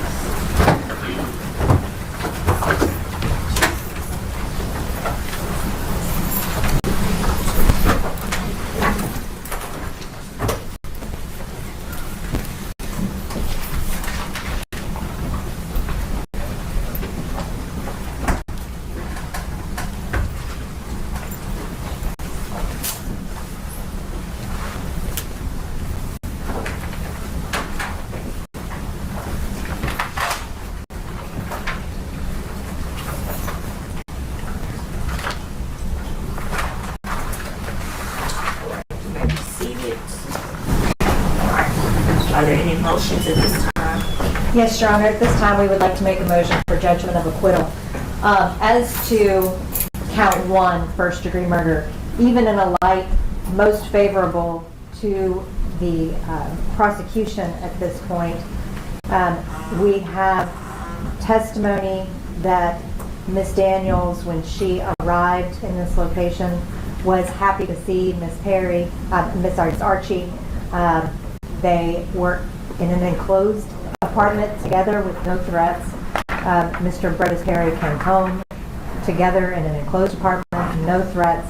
And it wasn't until something happened outside of the hearing of Tabitha that the shots were fired. After the shots were fired, officers have described Ms. Daniels as being non-responsive. When Ms. Perry testified, she testified that Ms. Daniels was yelling, "He broke my heart." And so I would submit that as to the count 1, that only the threshold for voluntary manslaughter has been met.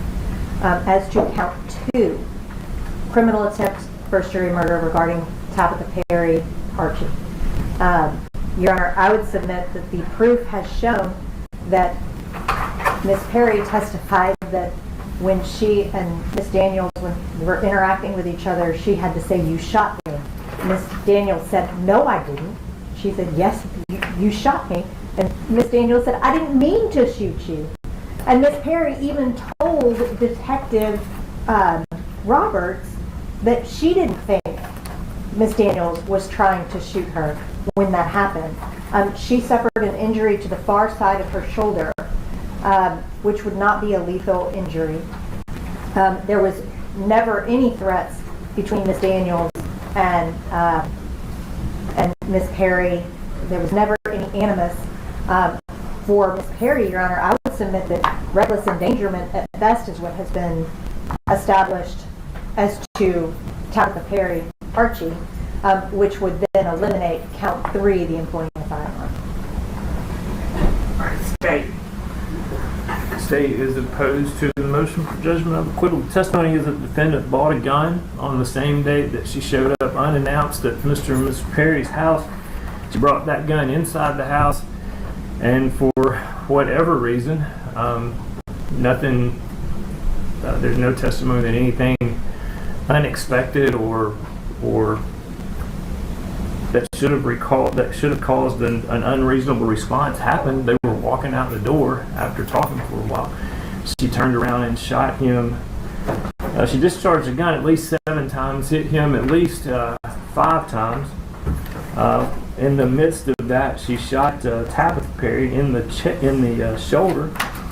I assume the court is going to charge the jury that if your intent is to kill another person and you accidentally hit another person, it doesn't matter that it's what you were trying to do. And if you just unintentionally hit another person, it would still be first-degree murder or criminal attempt first-degree murder. And when pulling goes along with that, I think the evidence is overwhelming, and the case should go to the jury. Your Honor, as to counsel's argument regarding almost a transferred intent, that may have been the case, I believe, if Mr. Brodus Perry had not died. But then to say she killed Brodus Perry, and in trying to kill Brodus Perry, she shot Tabitha Perry, that becomes a reckless action. The intent is here. It can't be on both. So, Your Honor, I would submit that as to Tabitha Perry, that transferred intent should not apply. Secondly, nothing in the indictment indicates that the state was pursuing a theory of transferred intent here. It says that in an attempt to premeditatedly kill Tabitha Perry, that this happened. It doesn't say anything about a transferred intent in the attempt to kill Brodus Perry. That would be an attempted felony murder. That's not a crime in Tennessee, according to State v. Kimbrough. So, Your Honor, I would submit reckless endangerment is where we fall as to Ms. Perry. I'm not aware of any law that requires us to indict the transferred intent in any specific way, and I would be interested to see if there's any that have been provided to the court. Again, the jury's going to be charged that if she were attempting to kill one person and hit another, and to say the fact that she was actually successful on her first attempt, on the attempt to kill Mr. Perry, that somehow negates the fact that she shot Miss Perry. I do not believe that's the law. Your Honor, I can provide the court law that says if you're trying to shoot someone in self-defense and you shoot another person, that is a reckless act. You can't transfer the acting in self-defense against this person to the person that you accidentally shot. That becomes a reckless act, not that intentional. But we're not in self-defense, though, either. And that's just an analogous situation. There is case law regarding, if you are trying to shoot one person and you don't succeed in shooting one person, but you shoot another person, then there's case law to support that. But when this other person also gets shot, then you end up in, I think, some double jeopardy issues with having the same intent covering 2 different crimes. I think the intent here is the allegation of premeditated. If there was an attempt to commit a premeditated act and someone else was injured, then that then becomes a reckless act. All right, well, I have heard the arguments, and so the court's going to begin the analysis on the first-degree murder. The standard on a motion for judgment of acquittal is, after viewing the evidence in the light most favorable to the prosecution, any rational trial fact could find beyond a reasonable doubt that the defendant is guilty of the offense. And the court looks at the legal sufficiency of the evidence and not the weight of the evidence. So, first starting with first-degree murder. There are 3 elements for first-degree murder. One, that the defendant unlawfully killed the alleged victim, Rose Perry. The wife testified that she observed the defendant shoot Mr. Perry multiple times. Dr. Erica Curry testified that the defendant was killed by a homicide. So that element, there's enough evidence for that to go to the jury. And second, that the defendant acted intentionally. A person acts intentionally when it's the person's conscious objective or desire to cause the death of the alleged victim. I think from the evidence that's been presented, The defendants alleged to pull the gun out, shot the victim several times, and last, that the killing was premeditated. The evidence that has come in at this point is that the defendant purchased the gun in Sherwood, Arkansas on April the 4th of 2019, drove 3 hours to Memphis, went to the victim's residence, and shot multiple times. So looking at the evidence in the light most favorable to the state, the court finds that there's enough evidence for first degree murder to go forward to the jury. Looking at the second count, criminal attempt, first degree murder, as to Tabitha Perry Archie, one, that the defendant intended to commit the offense of first degree murder against the alleged victim Tabitha Perry, and 2B, that the defendant did some act intending to cause an essential element of first degree murder to occur, and at the time believed the act would cause the element to occur without further action on the defendant's part, and 3, that the alleged victim Tabitha Perry suffered serious bodily injury. The evidence, Ms. Perry testified that the defendant was shooting at the Mr. Perry, but she told Ms. Perry to get out of the way, and she shot, although she may not have intended to shoot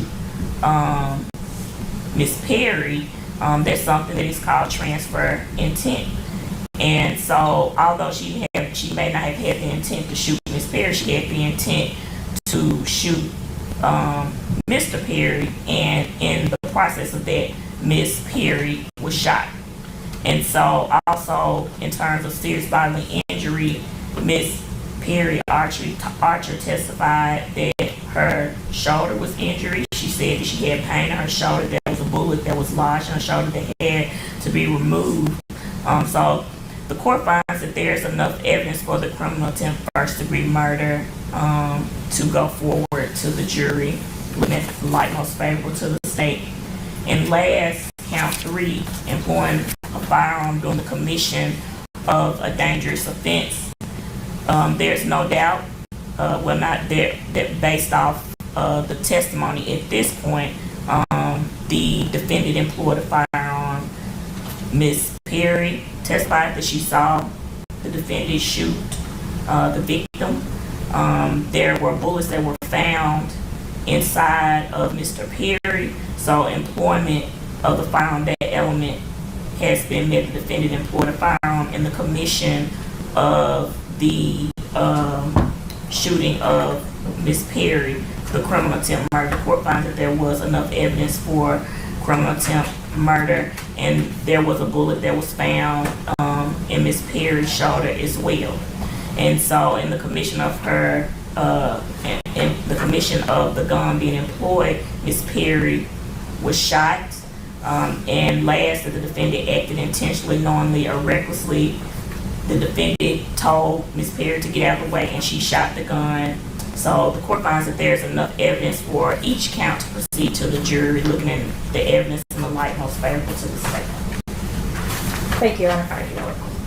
All right. Are we ready on Momon? No, I'd like to reserve a moment until after we have our first 2 witnesses, and Ms. Daniels has been able to hear all of the proof as it stands at that point for her to then make that decision. Okay. So if we could, after Dr. Bidding, take up the Momon hearing. Okay. And if I may just step out and make one quick phone call to make sure that we are good on logistics, we'll be ready to go. All right. We'll take a recess. Thank you, Your Honor.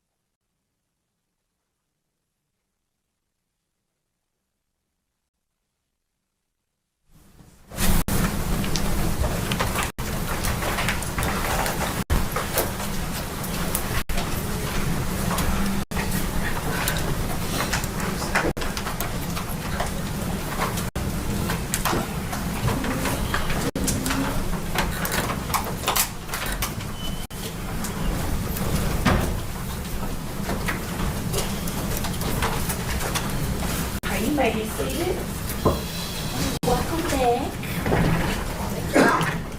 Ready to start again.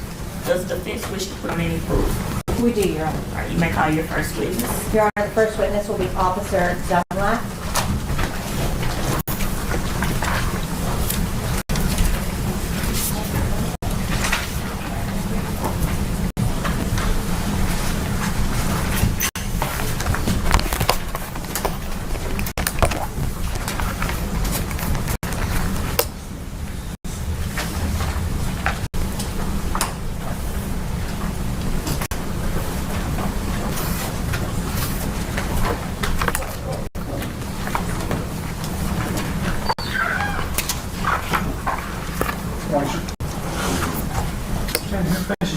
Raise your right hand, please. Do you swear affirm to tell the whole truth? I do. All right, you may have a seat, sir.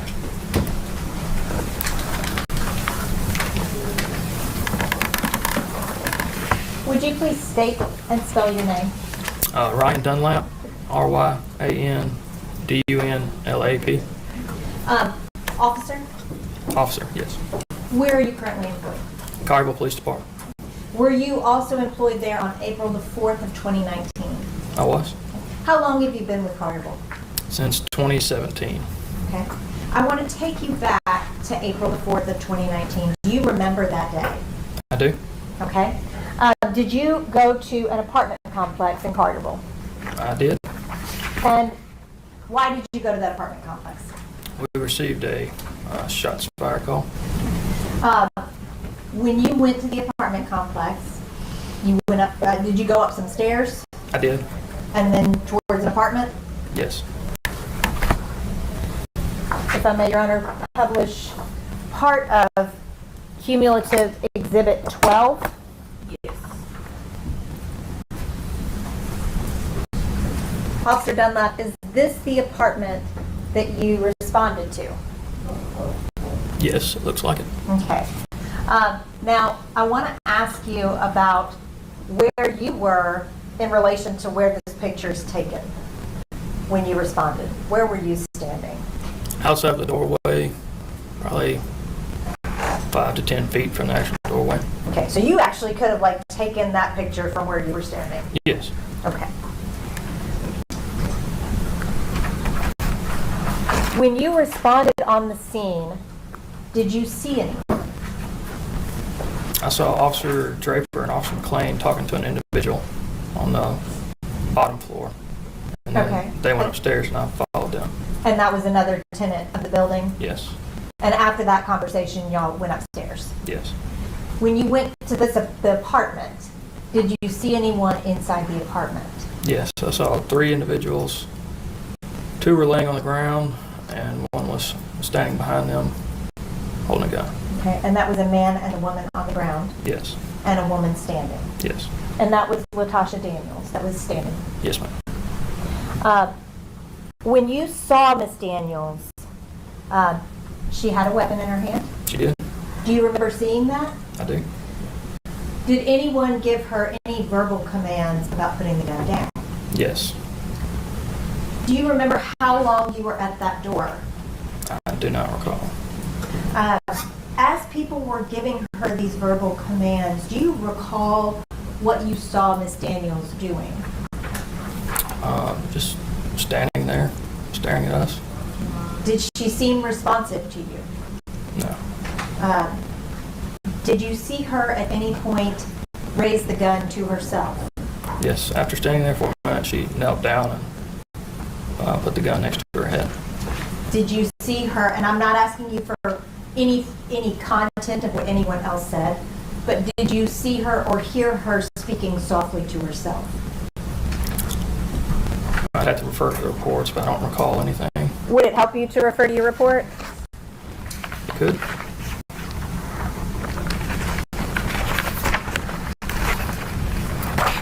Your Honor, may I approach the witness? Yes.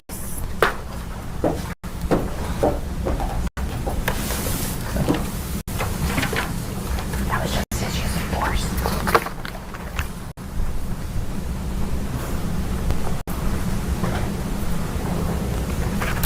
In my report, it states that She stated that she had ruined her life. Well, and we're not, I don't want you to say what anybody said. Do you remember hearing her speaking to herself? I can't recall. Did you note that she was? I did note that yes, she was speaking. That she was speaking softly, and that she was not really communicating with y'all? Correct. And during this interaction, y'all were yelling at her, right? I need Yes, to answer sorry. that. Thank you. Court reporter's taking everything down that we say. Gotcha. And as you were yelling at her, she was not really registering what you were yelling. Is that a fair assessment of what you saw? I guess so.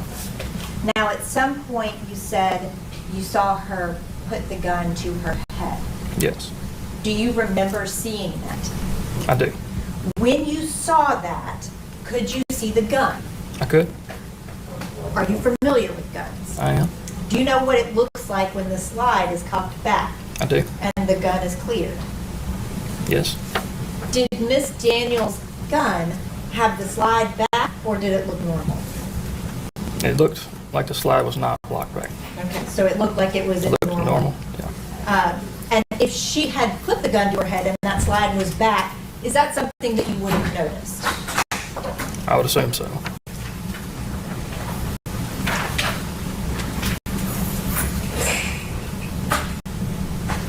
At some point during this interaction, there was a decision made to use a less lethal round. Do you Yeah. remember that? I do. Do you remember the first gun misfiring? I do. Do you remember another officer going down to get another weapon? I do not remember which officer it was. Or Do you remember that that happened? I was focused on her. I wasn't really focused on what they were doing. But at some point, Officer Jenkins deployed that less lethal round, Yes. and then Ms. Daniels was taken into custody. Yes. Prior to that point, you indicated that you saw Ms. Daniels put the gun to her own head. Yes. Did you ever see her point the gun again at the two people on the ground? No. At any point did Ms. Daniels point the gun at the officers? No. At any point did she threaten the officers? No. At that point in time, did y'all deem her to be a threat to herself? Yes. If I may, Your Honor, just a moment. That's all I have, Your Honor. It's cross-examination.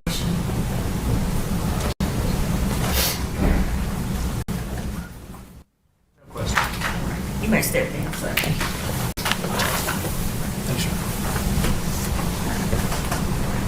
You may call your next witness. Your Honor, the defense calls Dr. Amanda Bidding.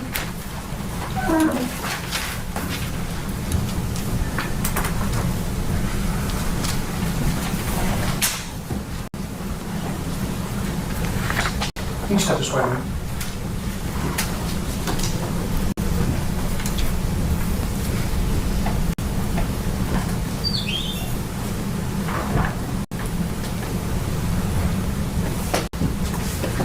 Stand here, face the judge, and raise your hand. Do you swear to affirm and tell the whole truth? I do. All right, you may have a seat now. Watch your step.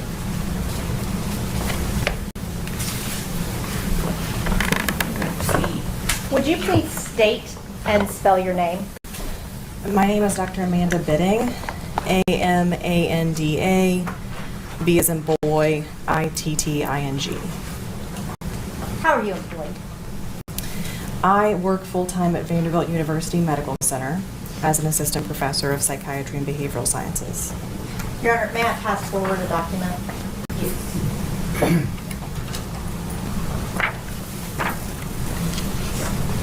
Do you recognize that?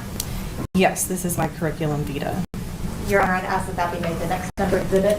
I believe that's 21. Any objection? No, ma'am. All right, we'll show curriculum vitae marks exhibit 21. Thank you, Your Honor.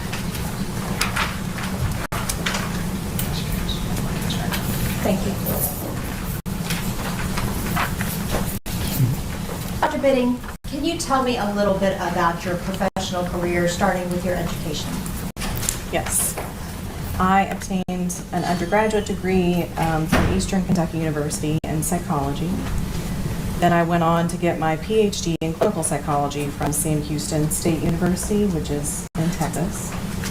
As part of getting your PhD in clinical psychology, you have to do a year of clinical work under supervision. I did that year at Utah State Hospital in Provo, Utah, where I did forensic evaluations and also And Dr. B, treatment. excuse me, you can speak up? for me? Yes, of course. Okay. Like you're trying to reach the back of the room. Okay. All right. After my time at Utah State Hospital, I had my PhD, and then I did another year of specialized training in forensic psychology for the state of Minnesota. After all of that, I was a licensed psychologist, and I worked for several years at Utah State Hospital doing forensic evaluations and participating in training. I also did some treatment, and then I came to Nashville and started working for Vanderbilt University Medical Center. Most of my work at Vanderbilt is doing forensic evaluations, but I also do treatment and then training with psychology trainees and psychiatry trainees. Do you have any special licenses or certifications? I am a licensed psychologist. I am certified by the state of Tennessee to do court-ordered evaluations for people that are charged with a crime. And then I am also board certified in forensic psychology, which means that I went through a rigorous process where people who are experts in the field of forensic psychology reviewed my work, and I had to defend that work to them, and then they said, yes, we think that you do high quality work. And so then I was board certified by the American Board of Professional Psychology. Now, you indicated that in your practice now you have both forensic and clinical practices, right? That's correct. And in the past you have also engaged in clinical evaluations. That's right. What is the difference between a clinical evaluation and a forensic evaluation? A clinical evaluation is typically where a psychologist sees someone to figure out if they have some sort of mental health diagnosis. We'll give treatment recommendations, whether that is for a school or for them to go seek treatment somewhere else. A forensic evaluation is when a psychologist evaluates somebody specific to a legal question. So whether the person is having mental health symptoms, that would be relevant to something in a legal case. That would be able to speak to their ability to get through their case, maybe their mental state at the time of whatever they're accused of doing. There are other things, but it would be related to something in the legal arena. Does that forensic examination require distinct training or aside from the clinical? It doesn't require distinct training. However, it is highly recommended because it is different than the typical clinical work that most psychologists do. And you have that forensic training? I do. Have you taught any classes, anything? Yes, I've taught mostly through supervision. So I supervise clinical work, but I've supervised trainees doing forensic evaluations and then have taught never a full course. Actually, that's not true. I did teach a full course in forensic psychology, but then also do like short, hour to 3 hour long lectures sometimes on forensic psychology. Which kind of brings me to my next question. Have you published peer review articles and have you been a presenter at continuing education seminars? Yes. Okay. Do you know approximately how many? I've published, I think, around 7. I've been an author on about 7 peer-reviewed articles. Presented at a conference approximately 15 times over my career, and then been asked to present at other talks, I think approximately 5 to 10 times. Have you received any specific honors or awards? Yes. The honors and awards that I've received are mostly from graduate school, but the biggest honor in terms of since I've become a licensed psychologist is that board certification in forensic psychology. Are you a member of any professional associations? Yes, a member of the American Psychological Association, and then kind of a subgroup of that, the American Psychology and Law Society. Have you previously testified as an expert in a court of law? Yes. Have you testified for the state? Yes. Have you testified for the defense? Yes. Your Honor, at this time, I would like to tender Dr. Amanda Bidding as an expert in both clinical and forensic psychology.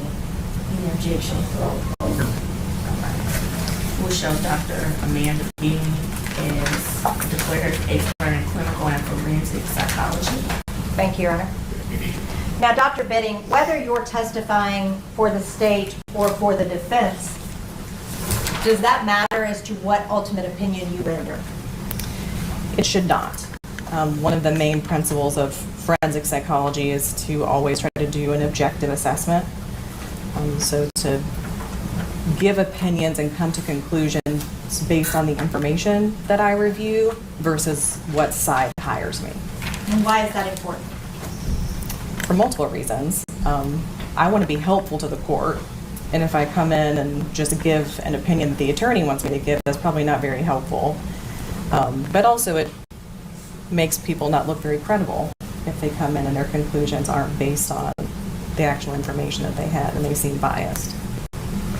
In this case, did you meet with Latasha Daniels for an evaluation? I did. Now, I want to be clear, you are not coming before this jury to say that this is not guilty by reason of insanity, right? That's right. Can you tell the jury what not guilty by reason of insanity means? Not guilty by reason of insanity is a plea someone can enter when they are asserting some sort of mental health defense. Typically, a defendant, if they plead not guilty by reason of insanity, they're trying to say, I was so mentally ill at the time that this happened that I didn't really understand what I was doing, or I didn't really appreciate that what I was doing was wrong. Is the threshold, how high is the threshold for that degree of mental illness?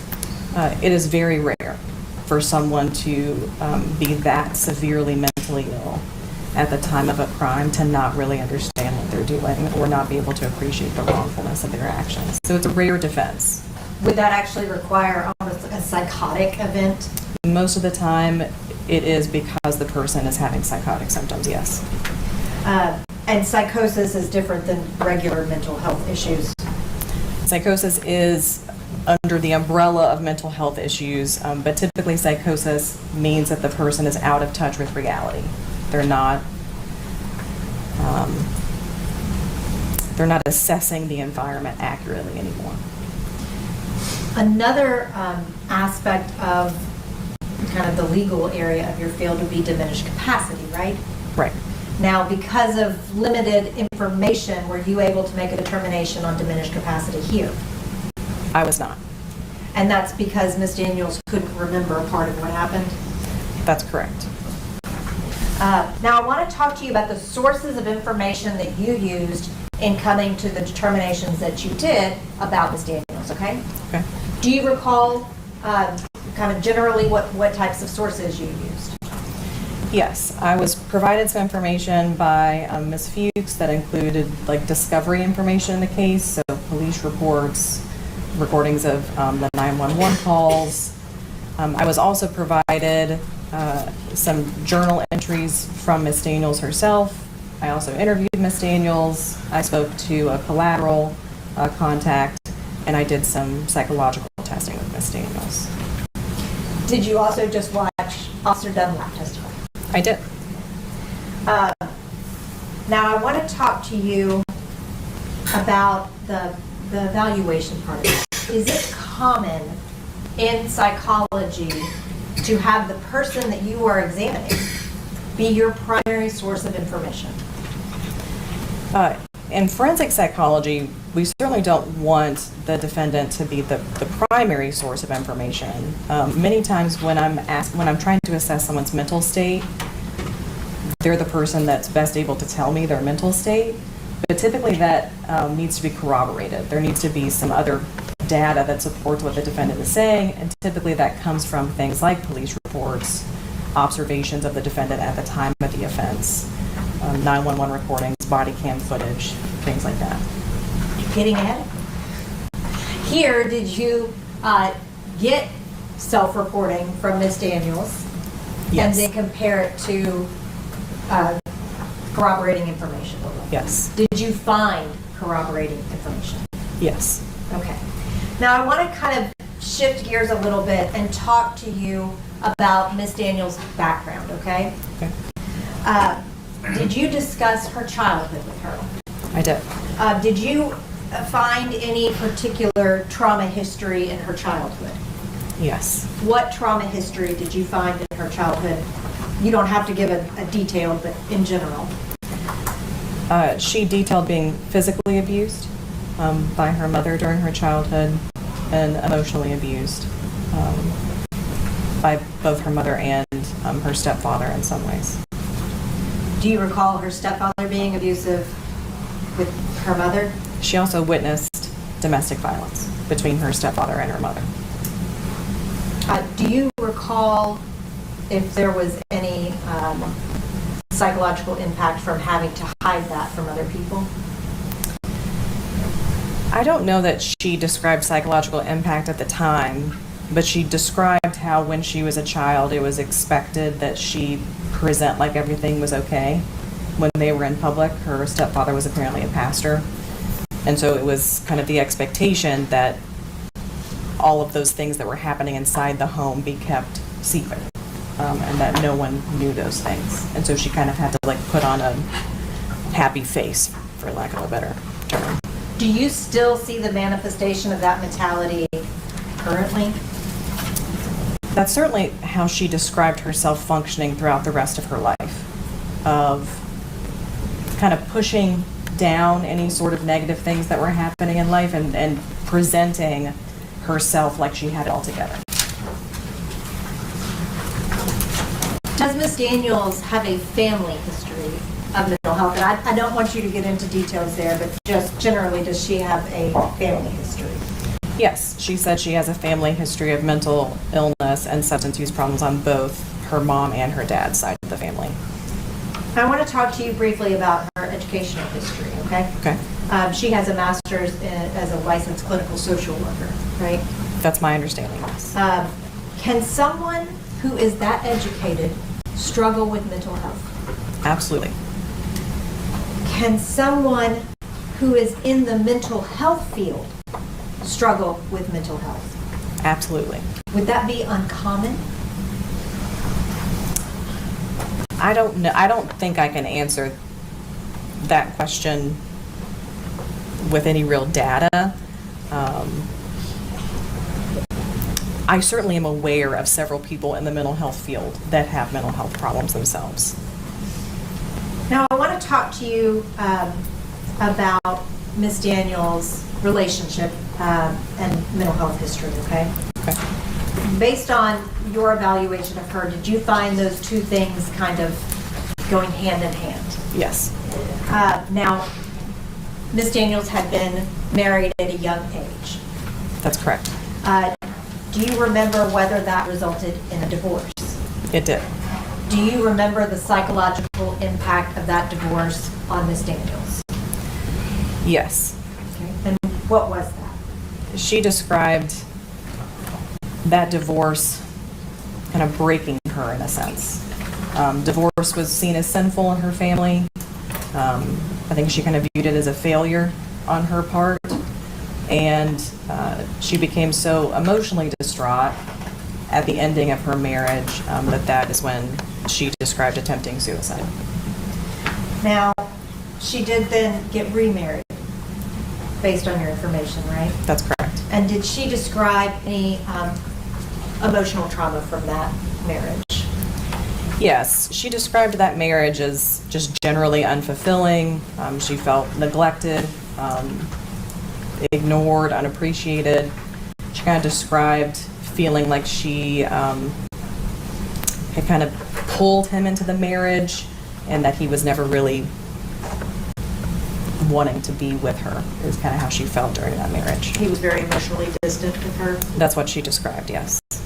And that was, she suffered some pretty severe depression symptoms during that marriage, right? Toward the end of the marriage, they were married for about 8 years. Toward the end of the marriage, she described starting to have depressive symptoms, not wanting to go home, frequent crying, kind of losing some motivation, feeling hopeless. Do you remember her describing sitting in the driveway and crying at the thought of having to go inside? Yes. So I want to talk to you then about her next step in counseling, okay? Okay. She told you that she and her husband, that she wanted her husband to go to counseling, you wouldn't. That's right. So she sought out spiritual counseling. That's correct. Did she tell you why she sought out spiritual counseling? The way that she described it to me is that she wanted someone, I think, to kind of give her assurance that her relationship with God would not be affected if she got divorced again, like if another marriage ended. And so she wanted to talk to somebody in her church about that. And at the time she reached out for that counseling, was she endorsing depressive symptoms at that point? She described to me having depressive symptoms at that time, yes. Now, that's kind of her background, right? Yes. Okay, so from there, I want to shift to the psychological testing that you did, okay? Okay. What is the PAI? The PAI is a common measure that's given by psychologists. It's a self-report measure. You fill it out yourself. And essentially it's questions that get at any sort of mental health symptoms that you're having at the time that you take the test, a history of mental health symptoms, and then it asks questions about someone's kind of general personality traits. Did you give Ms. Daniels the PAI? I did. And what were your determinations after that test? So kind of her results on the test. There are some scales on the test called validity scales that give me information about whether the person was endorsing a lot of symptoms, to where you might be concerned that they're trying to look more ill than they are, whether the person was being sort of defensive where they're not endorsing anything, or if maybe they were confused by items. So that's the first part of the measure. And Ms. Daniels' results suggested that she was not endorsing things that most people do endorse. So not endorsing some negative aspects of herself that many people would be willing to endorse. So she was a little defensive. There was also some evidence that she might have been confused by some of the items, but not to the point where I couldn't interpret the other scales on the measure. So the defensiveness that you were describing, is that also known as underreporting? Yes. What is underreporting? Well, underreporting, just in general, is where somebody does not endorse having symptoms that they really are having. The scale on PAI can't tell me exactly why she kind of elevated that scale. It could be due to several things. It could be due to a person knowing their symptoms and choosing not to report them, but it can also be due to somebody not having insight into their symptoms or their problems. So just not really knowing that they have these issues. Did you make any specific findings about Ms. Daniels' personality? Based on that measure, she was endorsing things. So even though she was a little defensive, she was endorsing a history of trauma, a history of some sort of traumatic event that was still bothering her. She also endorsed a history of kind of chaotic or stormy relationships. She endorsed kind of a lack of sense of self, kind of problems with identity and knowing who she is and where she wants to go in life. Those are things that I'm remembering right now. Did she, in your assessment of her, did she test as being someone with anger issues? No, that did not come up at all on the measure, which that measure does assess for anger issues. Did she actually assess in the opposite direction? Thank you. Yes, she, her responses on that measure suggest that she's actually kind of the opposite. She's passive, meek, doesn't like hostility, doesn't like conflict, and tries to probably avoid conflict. The validity scales that you were talking about, are those what are also known as a malingering test built into the test? Yes. It's not a test designed to assess specifically for malingering, but it's related. It's essentially is this person's reporting of symptoms something that I think is reliable? And what is malingering? Malingering is when someone over-endorses symptoms, where they, it's typically what happens. They endorse a lot of mental health symptoms for the purpose of some sort of secondary gain, like getting disability benefits or trying to get out of like a prosecution in a case. Malingering can also be like acting like you have a lack of knowledge about a thing. That you have like a lack of memory when your memory's really fine. So it's not just kind of an over-endorsement. It can also be like a lack of knowledge or a lack of symptoms. Did you have concerns about her regarding malingering? No. Did you have any concerns with her regarding over-reporting? No. Despite her under-reporting, were you able to rely on the results that you found? Yes. Now I want to talk to you about the next test. What is the trauma symptom inventory? It's a similar measure. You fill it out yourself. It's just specific to a history of trauma and assessment for trauma-related disorders like PTSD. So similarly, it has some validity scales and then some scales to tell me what sort of trauma symptoms she's endorsing, if she's endorsing any. Okay, and what were your results? There were no issues with the validity scales, no evidence that she was endorsing a lot of stuff or under-endorsing things. The only thing that she endorsed in terms of trauma-related symptoms was an avoidance of memories related to her trauma and avoidance of things that would remind her of her trauma. What does that mean? That means that she doesn't like to think about the things that have happened to her in the past, and she avoids thinking about them. Is that a common personality type that does that? Kind of pushes things down? It certainly can be. It's certainly common among trauma-related disorders, and there are some personality traits that are often common with a history of trauma where you would see the same thing.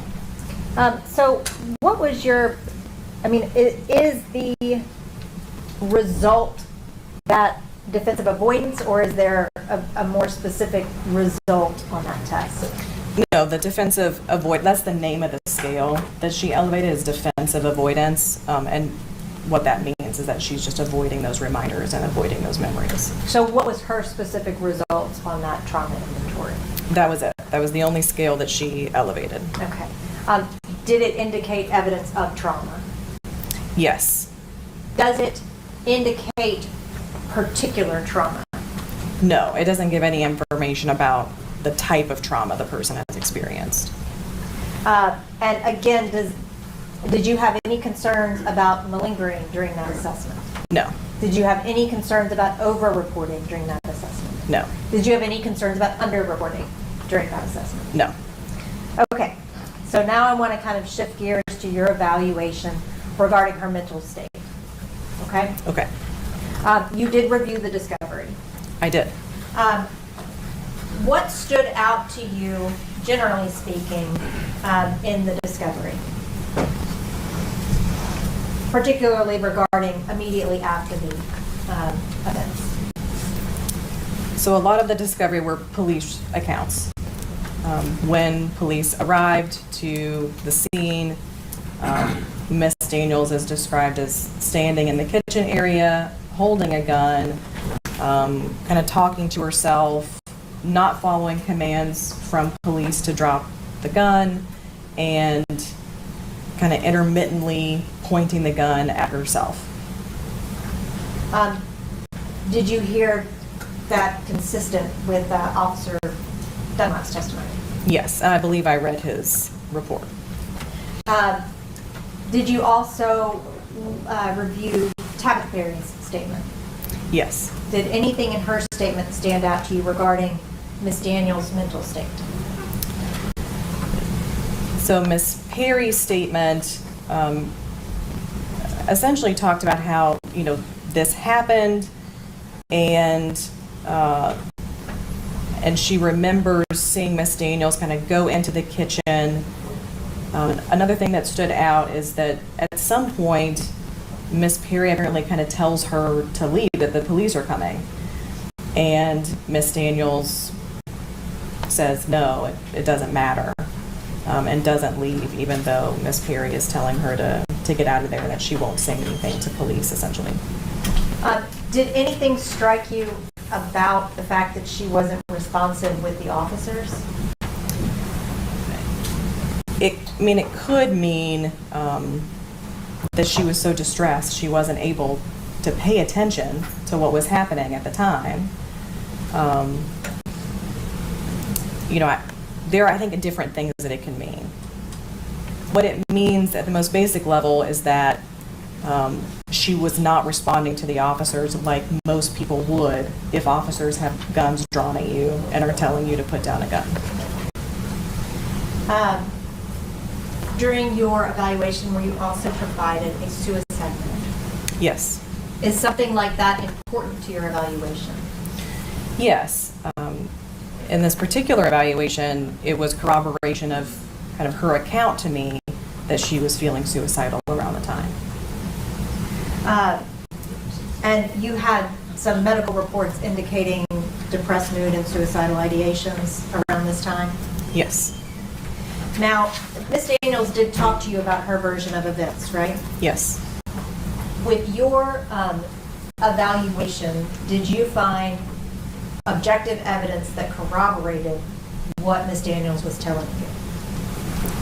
Yes. So the things that I found that were corroborated were that she was feeling suicidal around the time, that she was depressed around the time, and some corroboration for the things that she talked about that were happening in the relationship with the victim.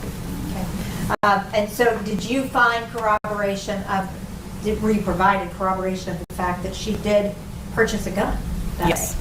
Yes. But that was after she had written the suicide note? I don't recall the exact time. I would have to look back in the documents.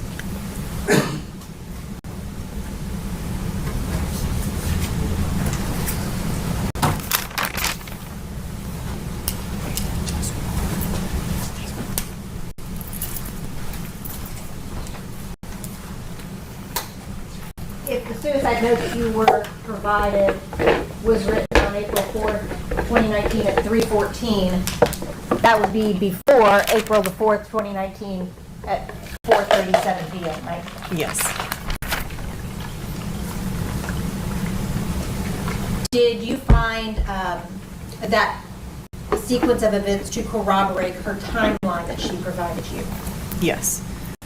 Did you see a Marco Polo video that corroborated her saying that she had a discussion with Brodus Perry earlier that night before going to the apartment? Yes. Did you see Tabitha Perry's statement that corroborated that Ms. Daniels went to the apartment complex? Yes. Did you see reports from police officers and the statement of Ms. Perry that kind of corroborated what Ms. Daniels was telling you about her mental state at the time? Yes. Now, I want to talk to you about the conclusions that you made in a clinical aspect regarding Ms. Daniels, okay? Okay. Did you make any diagnoses of her? I did. What were those? I diagnosed Miss Daniels with major depressive disorder, which means I believe she was having depressive symptoms around the time that were severe enough to impair her functioning. Did you make any other diagnosis of her? I also diagnosed her with an unspecified trauma-related disorder. There was evidence in what I had that she had some symptoms of a trauma-related disorder, like that avoidance of memories and that avoidance of triggers. There was some evidence in the PAI of kind of distrust of people, but she was not meeting criteria for PTSD, which is a specific type of trauma-related disorder. She was displaying some symptoms of a just general trauma-related disorder around the time. And again, you can't tie that to a particular trauma, right? That's correct. And did you have any other assessments that you made regarding her? I also diagnosed her with an unspecified personality disorder with borderline and dependent traits. So personality disorders are where someone has personality traits that cause them problems. In the case of Ms. Daniels, those traits are things like difficulty regulating negative emotions, so like difficulty kind of knowing what to do with negative emotions. Some of that history of suicide attempts that's common with somebody with borderline personality traits. This lack of sense of self or this difficulty with identity is common in both borderline personality disorder and dependent personality disorder, where oftentimes the person kind of relies on other people to give them a sense of self and a sense of fulfillment.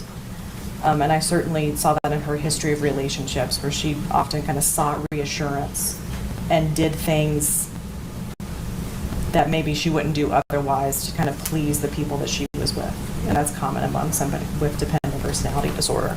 And did she actually endorse that history with Curtis Perry, with her doing things that she was not comfortable doing? Yes. Can trauma affect your memory? Yes, absolutely. And because of Ms. Daniels' inability to remember during this traumatic event, you were unable to determine whether she would have met the criteria for diminished capacity. Can you repeat that for me? Absolutely. I'll try to do it more clearly. In order to make a determination about diminished capacity, she would have to be able to remember to give you specific details, right? She would, or there would need to be other information that would tell me more about her thinking at the time, and I didn't have either. She didn't remember, and I didn't have anything that would give me that information otherwise. And when we talk about specifically diminished capacity, that's at the moment of the act, right? Not later and not before, right then? Yes. So because she could not remember, well, that immediate event, you were not able to make that assessment. That's correct. But a traumatic event can affect your ability to recall. That's right. That's all I have, Your Honor. Cross-examination.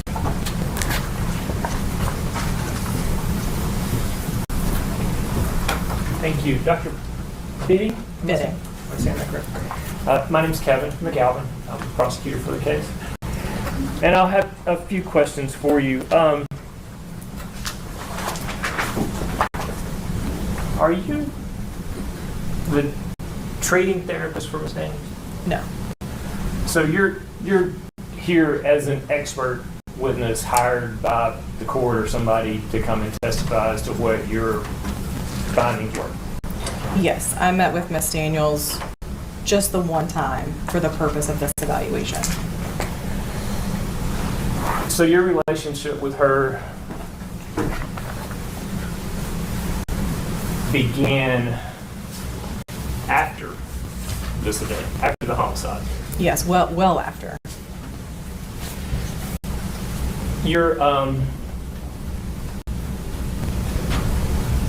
Is it fair to say then that your opinion is based at least on large part from either what she self-reported to you or retrospective accounts of what happened? Yes, that's fair.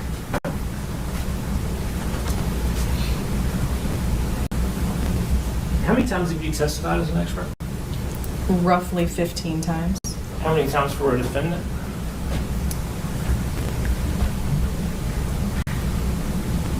I don't have the exact number. More often for defense than prosecution. You, I think, testified you diagnosed the defendant with major depressive disorder. That's correct. Where does the criteria for that come from? The criteria for that and any other mental disorder comes from something called the DSM. It's kind of the manual for mental health professionals And that would be the Diagnostic and Statistical Manual of Mental Disorders. Is that correct? That's right. You found that she does not meet the criteria for post-traumatic stress disorder, I believe. That's right. Does the DSM or even your diagnosis state that a person suffering from depression is incapable of forming an intent to kill? No. In fact, there are millions of people who suffer from depression. I don't know the exact number, but there are many people. It's a very common mental health disorder. The vast majority of them never commit a violent act. Would you agree with that? Yes. Would you agree that depression itself is not the equivalent of a psychotic break? That's right. It is not a condition that renders a person legally incapable of thought or planning. It's not one that commonly does. It can, but it would be unusual. Unusual for depression to render a person incapable of thought or planning. That's right. A person that's depressed can work, pay bills, go on with life as a general rule. Would you agree with that? I can't answer that with a yes or no, because to be diagnosed with a mental disorder, it has to impair your functioning. And so many times people with depression, that's the functioning that it impairs. It impairs their ability to go to work or to pay their bills or to eat, sleep.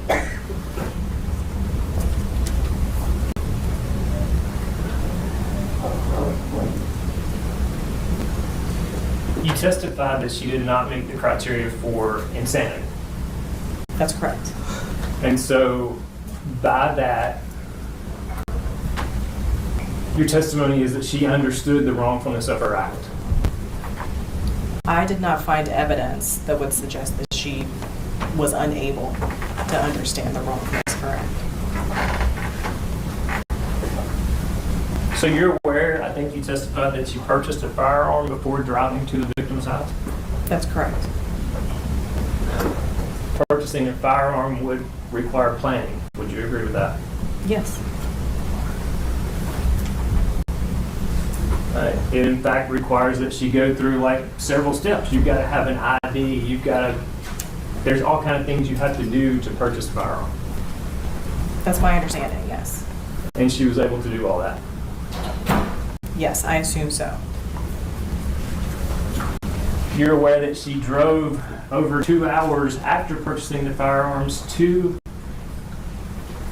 the victim's residence, a residence that she had never been to before.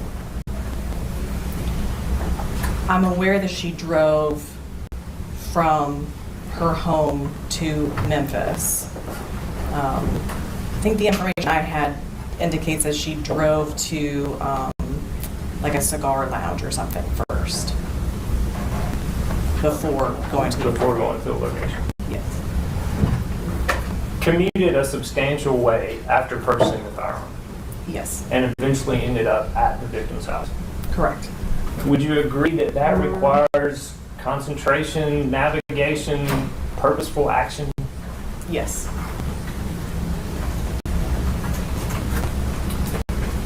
Did the information you had indicate that when she got to the residence that Mr. Perry was not there? That's correct. Did it also indicate that she had a conversation with Mrs. Perry while they were waiting for the defendant to show up? That's correct. That appeared to be a normal conversation that didn't raise alarms in Miss Perry necessarily. And I don't recall anything in discovery that conversation raised any concerns for Miss Perry. so those are not random, confused, or disorganized actions in my mind. Would you disagree with that? I do not disagree with that. Would you agree they were sequential and goal-oriented? Yes.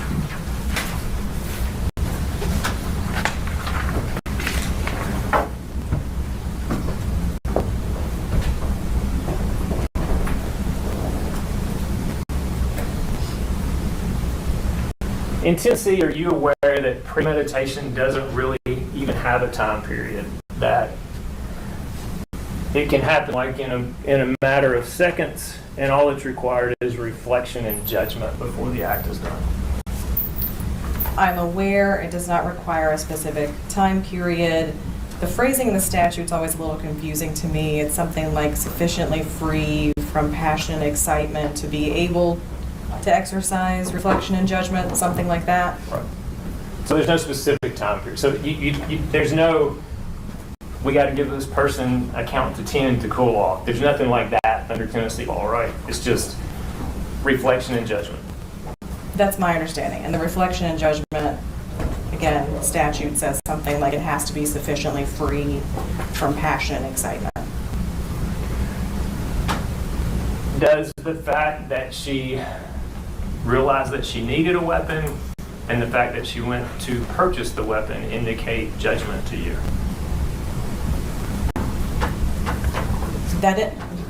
I think yes, she made some judgments to purchase a weapon and have it with her. Does the ability to drive from Little Rock, Sherwood, Arkansas to Memphis and then to Collierville to a specific location show judgment and the ability to carry out a plan to you? Those actions suggest she was able to plan at the time. Is it fair to say that a person suffering from depression can still make a reasoned decision to do things like that? So depression in itself would not keep a person from doing those things, from making those types of reasoned decisions? Again, it's like the typical psychologist answer is that it depends. And I do think it depends. There are some people who can be depressed and it not affect their judgment or reasoning at all, and then other people where, again, that could be something, and research suggests that depression absolutely does affect someone's ability to make decisions. But we've just said, or you just agreed with me, that she made a judgment and she took part in, there was a process of planning that went along with what her actions were that day. I agree that her actions suggest she was able to plan and make judgments.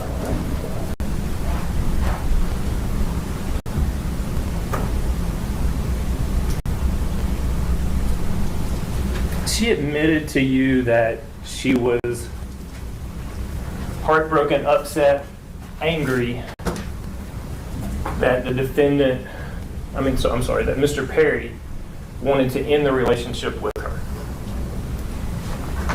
She described to me feeling heartbroken and I forget the other words you used, I'm sorry. Frustrated? I don't recall her mentioning anger. It was a lot of kind of like internalizing, like I am heartbroken, I'm not enough, I'm a failure. I don't remember her talking about being angry.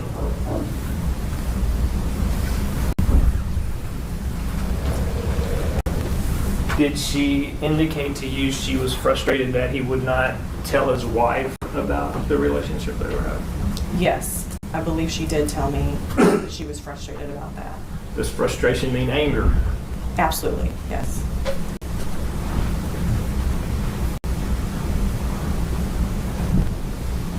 Did she talk to you about being under financial stress, at least in part because of money that she'd spent on going on trips with Mr. Perry? Yes. Did those feelings cause her to feel anger, frustration, regret? Certainly regret. Again, I don't remember her talking much about feeling angry at the time. So those are powerful emotions, right? Even if it was just frustration over the fact he wouldn't tell his wife, anger over the fact he wouldn't tell his wife, heartbreak over the fact that he wanted to end the relationship, and regret over the fact that she had spent money and was now in financial distress. Those are emotions, right? Yes. Strong, powerful emotions. Would you agree with that? They certainly can be. Yeah, they can be intense emotions. And those emotions are independent of your diagnosis of major depressive disorder. Would you agree with that? The only emotion part of a diagnosis of major depression disorder is kind of the low mood or, sadness is kind of the emotional part of depression. and So- hopelessness. Is that a yes? They're independent of that? Well, I'm not sure. Emotions are not independent of it. So I think heartbroken you could put under sadness, and sadness is part of depression. Am I answering your question? I think so. Okay.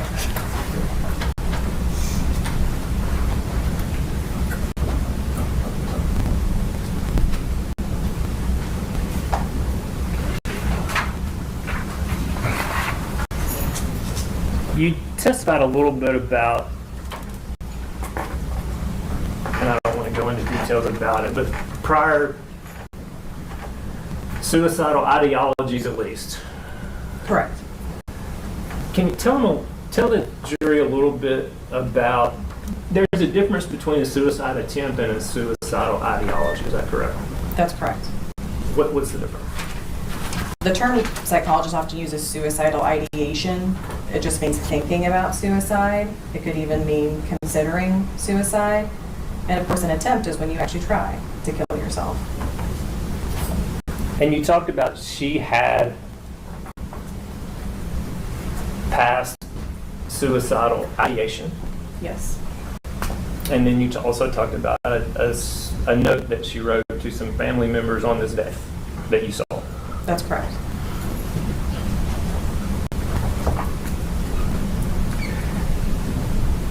Individuals suffering from suicidal ideation,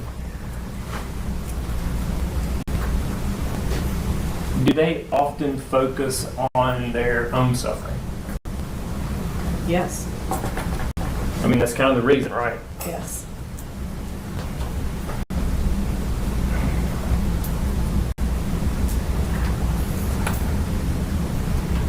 Do people often have those thoughts and express those thoughts at stressful times, like when a relationship that they don't want to end is ending?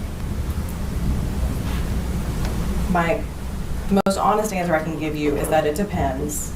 There are some people that when they have suicidal ideation, sometimes that immediately leads to like a suicide attempt. There's more impulsivity there.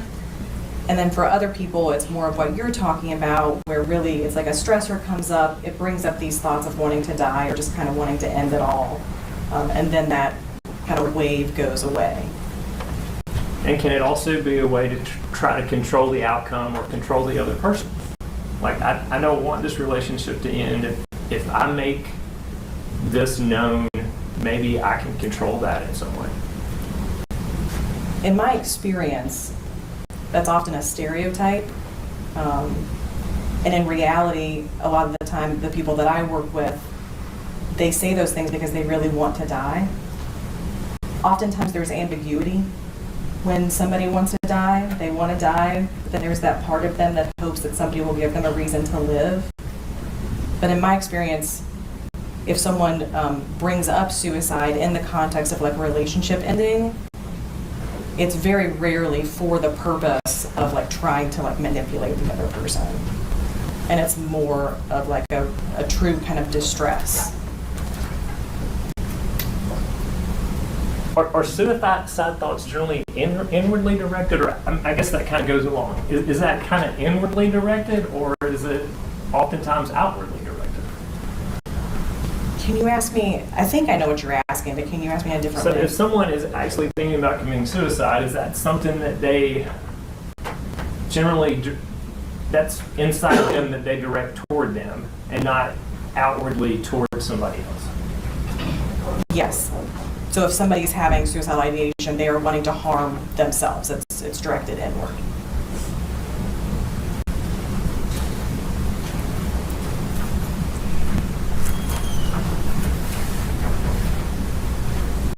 So if Miss Daniels was wanting to harm herself, why would she drive to Mr. Perry's house and shoot him and his wife? Objection, lack of personal knowledge. That's going beyond the scope of the testimony.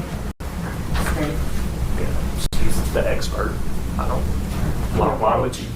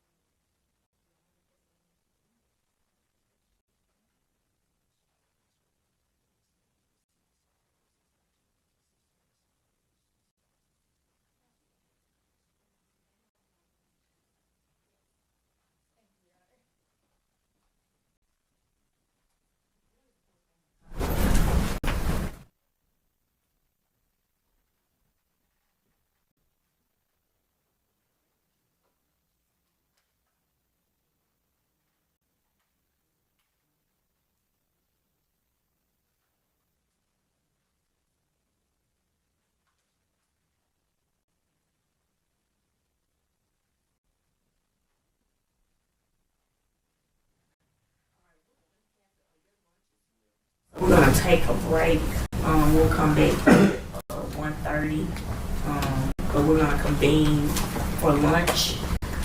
Still not ready to discuss the case. So I'm gonna show you excuse for lunch. We'll see you back at 1:30. Court stands at recess until 1:30. Jury will continue to pass in the chair and follow me.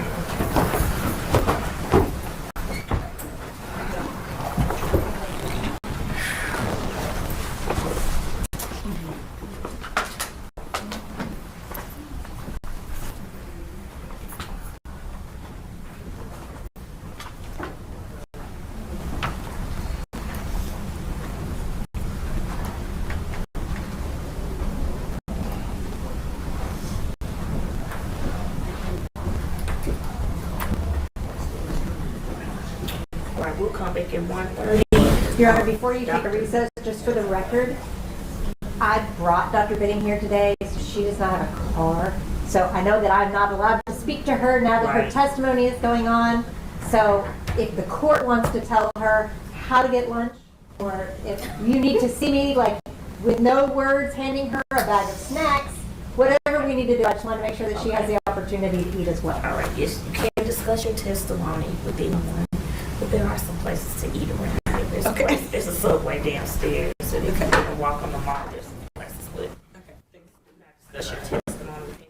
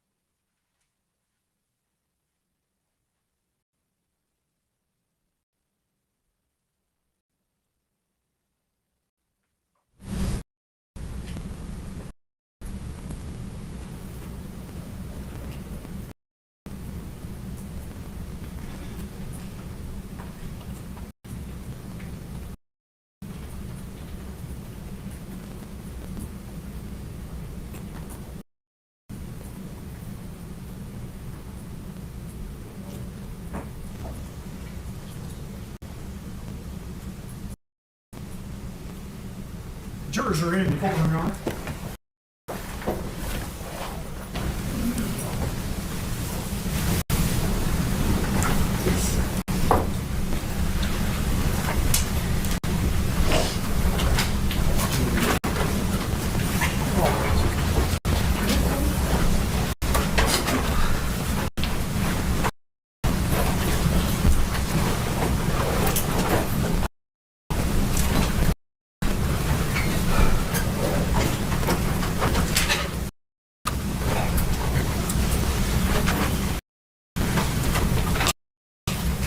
Makes it.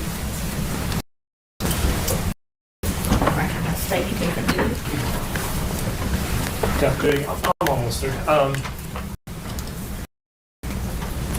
We talked a little bit about suicide kind of being inwardly directed self-harm, right? That's right. Would you agree that the actions of driving 2 hours after buying a gun, showing up to Mr. Perry's house because you're upset he's trying to end a relationship, and committing a homicide is not inwardly, that's outwardly directed rage?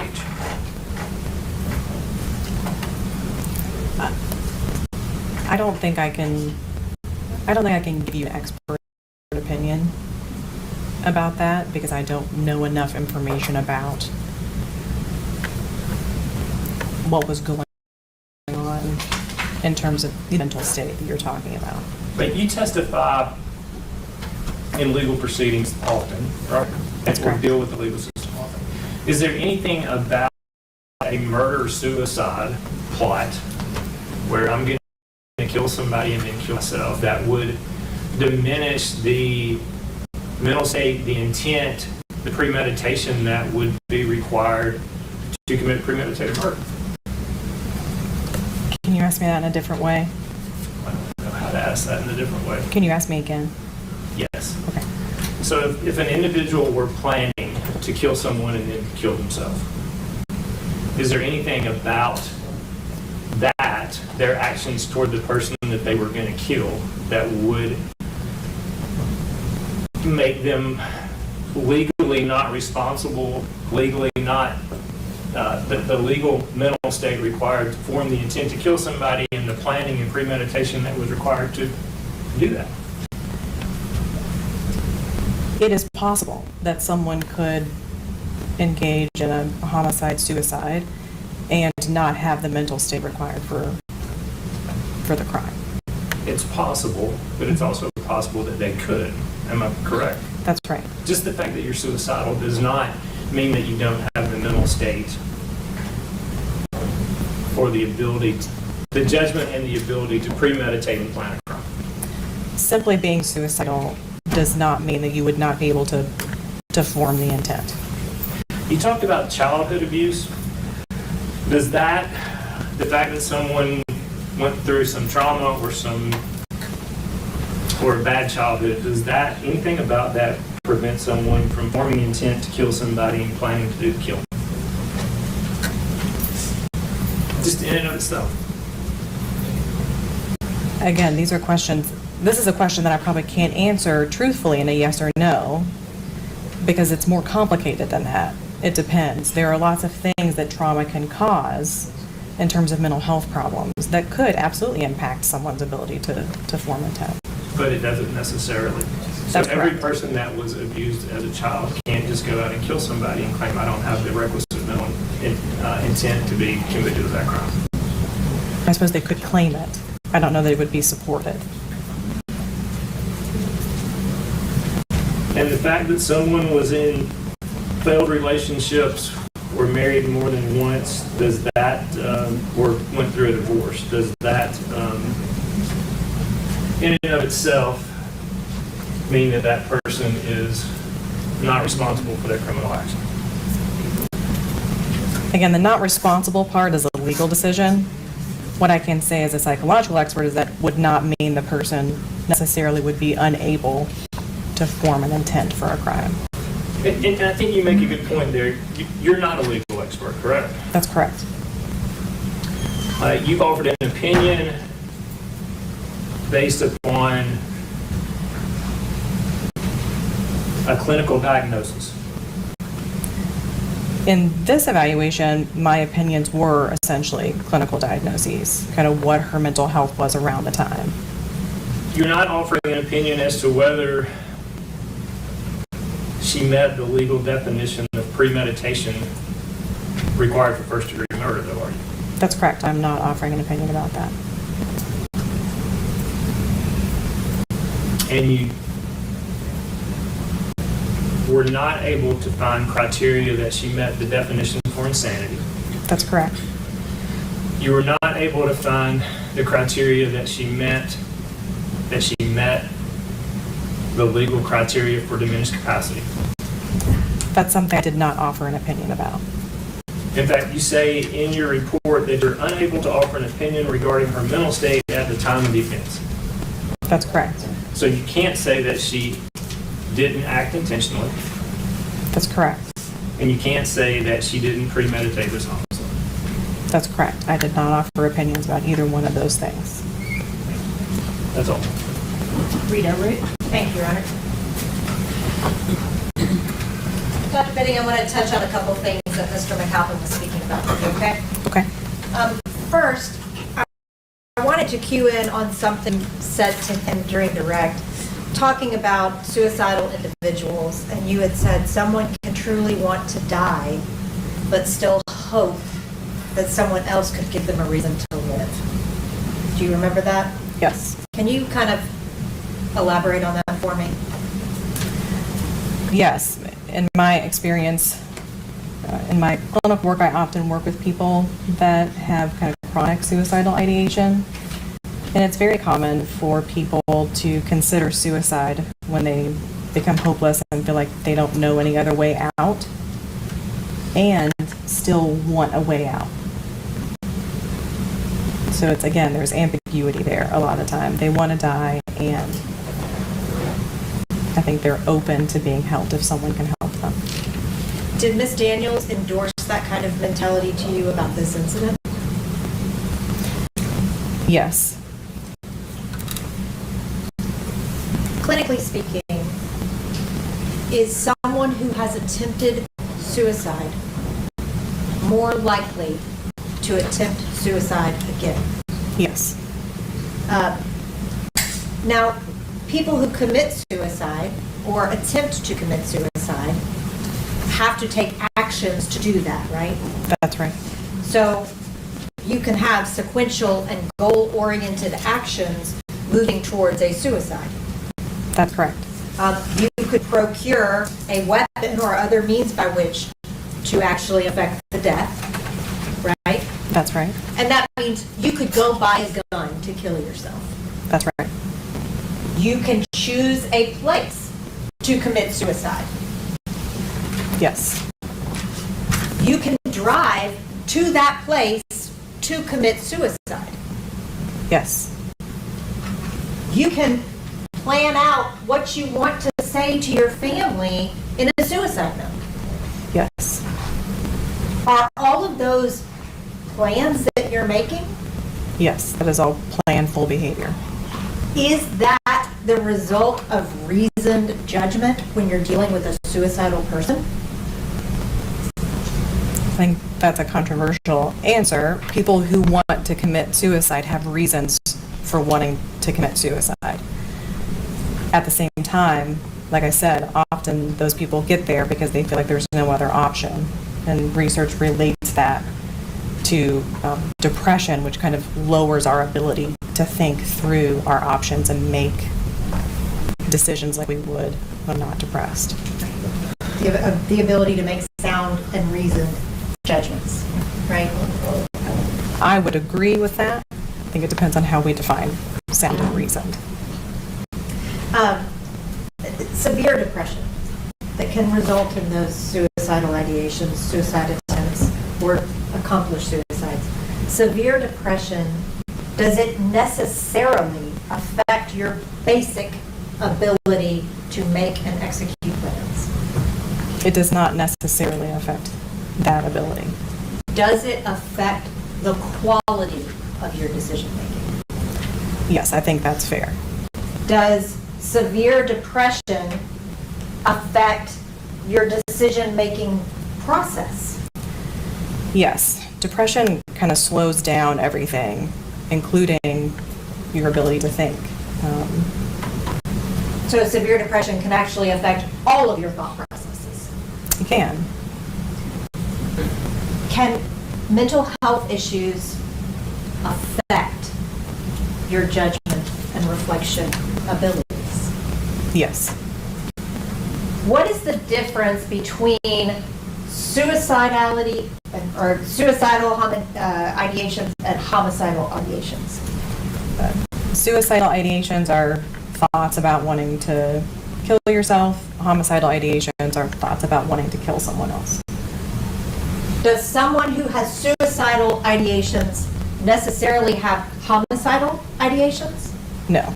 Does someone who has homicidal ideations necessarily have suicidal ideations? No. Those two things can exist separately, That's correct. and oftentimes do. That's correct. When you evaluated Ms. Daniels, did you find her to have a history of suicidal ideations? Yes. And aside from this instant conduct, did you see her to have a history of homicidal ideations? No. When you're dealing with severe depression and mental health issues, can those issues affect the way an individual responds to emotional triggers? Yes. How? If you're depressed, for example, or if you have other mental health problems going on, the way I think about it is that it makes you vulnerable. It kind of raises your, what do I want to say? It's easier, right? It's easier to react in an extreme way if your stress or your mental health is not doing well. It takes less to get a more kind of extreme reaction. So can it affect your reason ability in the face of that trigger? Yes. Can it affect your ability to make decisions? Yes. Your ability to make well-reasoned decisions? Yes. Now, towards the end of when you were talking with Mr. McAlpin after lunch, you were saying suicide on its own is not necessarily indicative of things. Is suicidality usually indicative of a larger mental health issue? It can be. Certainly if it's something that comes up during times when there are other mental health symptoms like depressive symptoms. There are some people that suicide comes up for them like once in their life because they're really stressed out or there's just a lot of things going on in their life. But in general, if someone is suicidal, it certainly raises the suspicion that there's a mental health problem going on. And there's a whole spectrum of suicidalness, right? You have some people who could have a terminal degenerative disease that are choosing conscientiously to end their lives versus someone in a mental health crisis who takes their own lives. That's right. There's a whole spectrum. Yes. But oftentimes, wanting to commit suicide, those suicidal ideations are indicative of an underlying mental health issue. Yes. The suicidal ideation itself, is that its own mental health issue, or is it a symptom? I think both. We would treat, even if someone didn't meet like a diagnosis for a mental health problem, the suicidal ideation would still be something that could be treated and addressed. And it should be treated and addressed, right? That's a concerning symptom. Now, I want to talk to you about when Mr. McAlpin was discussing your prior testimony experience, okay? You indicated that you have testified more for the defense. That's right? correct. Now, when you and I were speaking earlier, you talked about this, a not guilty by reason of insanity defense is extremely rare. Yes. How many evaluations do you think you have done? Evaluations specifically to... Forensic evaluations. At this point in my career, well over 800. Okay. How many times have you found someone to meet the threshold of not guilty by reason of insanity? Less than. Me or her? Okay, I'll be louder. He was saying he couldn't hear me. Okay. Of the 800 evaluations, how many times have you found individuals to be not guilty by reason of insanity? Less than 2% of those evaluations. It's an extremely high standard. Yes, it's difficult to meet. And Ms. Daniels did not meet that standard, right? It's my opinion she would not meet that standard. Okay.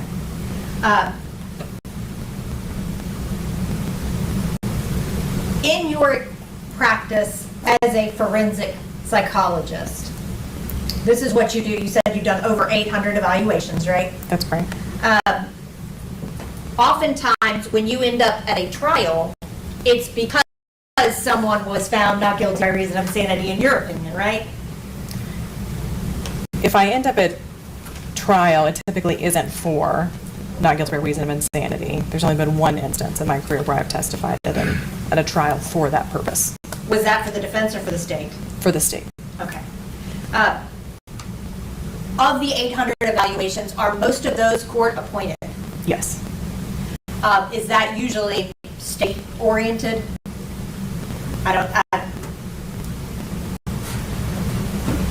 Are you usually hired separately by defense? Most of my work, I'm appointed by the court, so I'm not hired by defense or prosecution. When I am hired privately, when I'm hired by one party or the other, it is typically that I'm hired by the defense. The state kind of already has you at access through Vanderbilt, right? Through the court-ordered process, yes. Now, I want to talk to you about when Mr. McAlpin was discussing your basis of information, okay? Okay. You only met with Ms. Daniels one time. That's right. Is that normal for your evaluations to only meet with the person one time? It's not uncommon, certainly. I think for these evaluations, it's typically 1 to 2 meetings. And is that the same whether you're testifying for the defense or for the state? Yes. In either instance, do you blindly rely on self-reporting? No. Again, the idea is that there needs to be other data that would support what the defendant is telling me.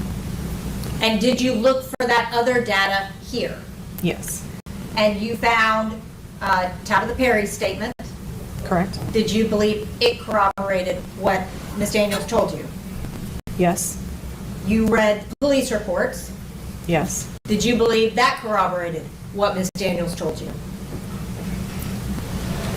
In a sense, she wasn't able to remember a lot of what was actually in police reports, meaning like what was mostly in police reports is what they observed when they got to the scene. And she's saying that she doesn't remember a lot of what happened during the incident and immediately after. So in that sense, no. But the things that she did remember, those were consistent with. Did the police reports corroborate mental health concerns for you? The police reports confirmed that she was pointing a gun at her head and was then shortly after arrest indicating that she wanted to kill herself. The receipts that you saw corroborated the timeline that she gave you. That's right. The suicide note corroborated those suicidal ideations she talked to you about. That's right. The video of Rhoda Perry talking about seeing her at the cigar lounge corroborated her timeline of events for you. That's right. Did you find Ms. Daniels to be a woman who suffers from mental illness? Yes. Did you find that she is a woman who has suffered from mental illness for a long time?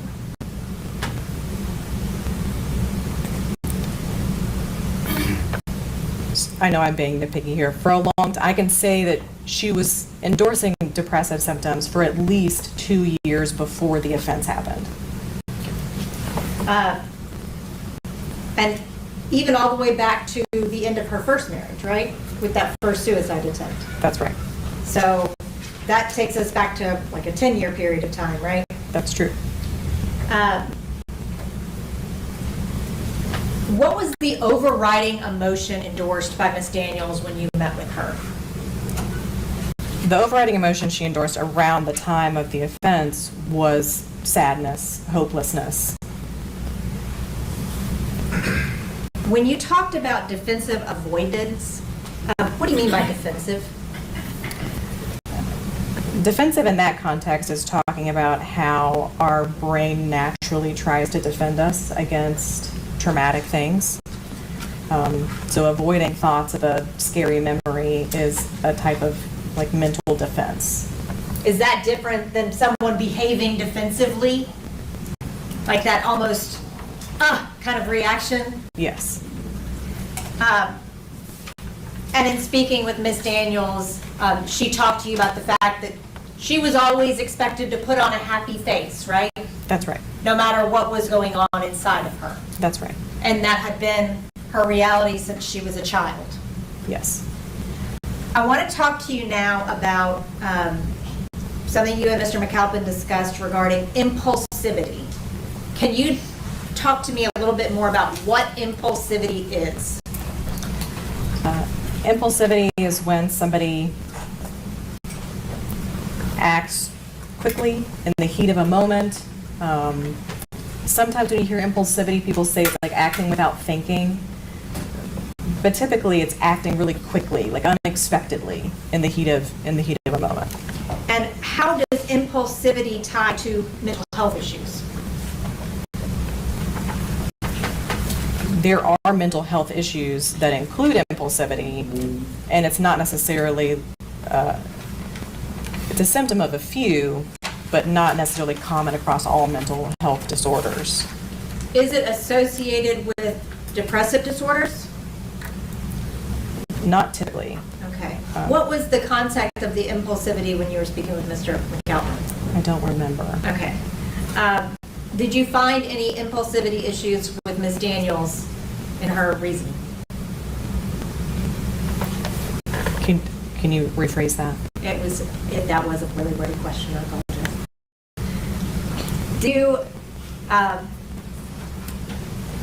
Does impulsivity affect decision making?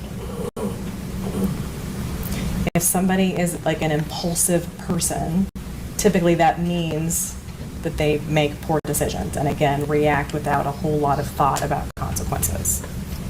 Can impulsivity be associated with suicidal attempts or suicidal ideations?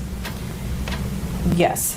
The research that's out there about completed suicides, people that attempt and they end up dying, typically that is related to impulsivity. Most of the time suicidal acts are impulsive. I'm going to shift gears for just a minute. In assessing Ms. Daniels, did Latasha endorse feelings of remorse about what happened? Yes. Significant remorse? Yes. Now, last thing I want to talk to you about. As a psychologist, you meet with people and discuss the most intimate parts of their lives, right?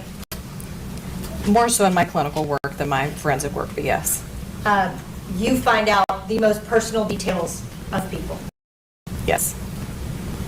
Is that a relationship that has to be based on trust? I would say in the clinical sense, yes. In a forensic evaluation, it's difficult to build trust in a matter of a few hours. And it's not a priority in forensic evaluations for there to be trust there. But absolutely, in a clinical sense, yes, trust is very important. Because in that context, the person with whom you are dealing is extraordinarily vulnerable. Yes. And they have completely opened themselves up to you. Yes. As far as I know. That's all I have. All right. Any recross? No, ma'am. All right. You better sit down, ma'am.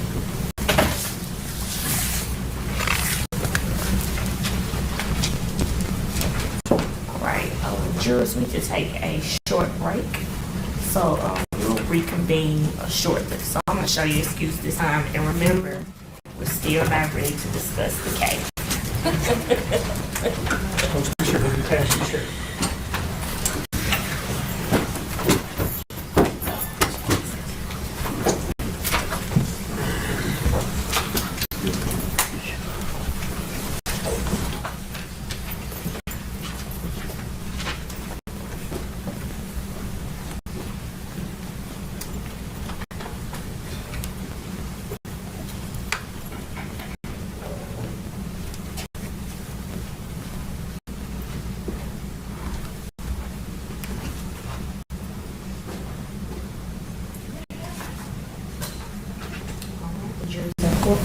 They're gonna be so excited when you finally tell them that they can talk about it. All right, so just let me know when you're ready. Just, Yeah, if we can just step out. all right, I'll give you some time. All right, take a recess. Let me swear him in. All right. You can raise your right hand. Do you solemnly swear or affirm that you will take charge of this jury, that you will keep them separate and apart from all persons, that you will not allow them to communicate in any manner with anyone or anyone with them, and as it concerns the matter on trial, nor with you nor you with them, and that you will deliver them safely into court, so help you God? All right, thank you. All right, we can take a recess. What's a recess?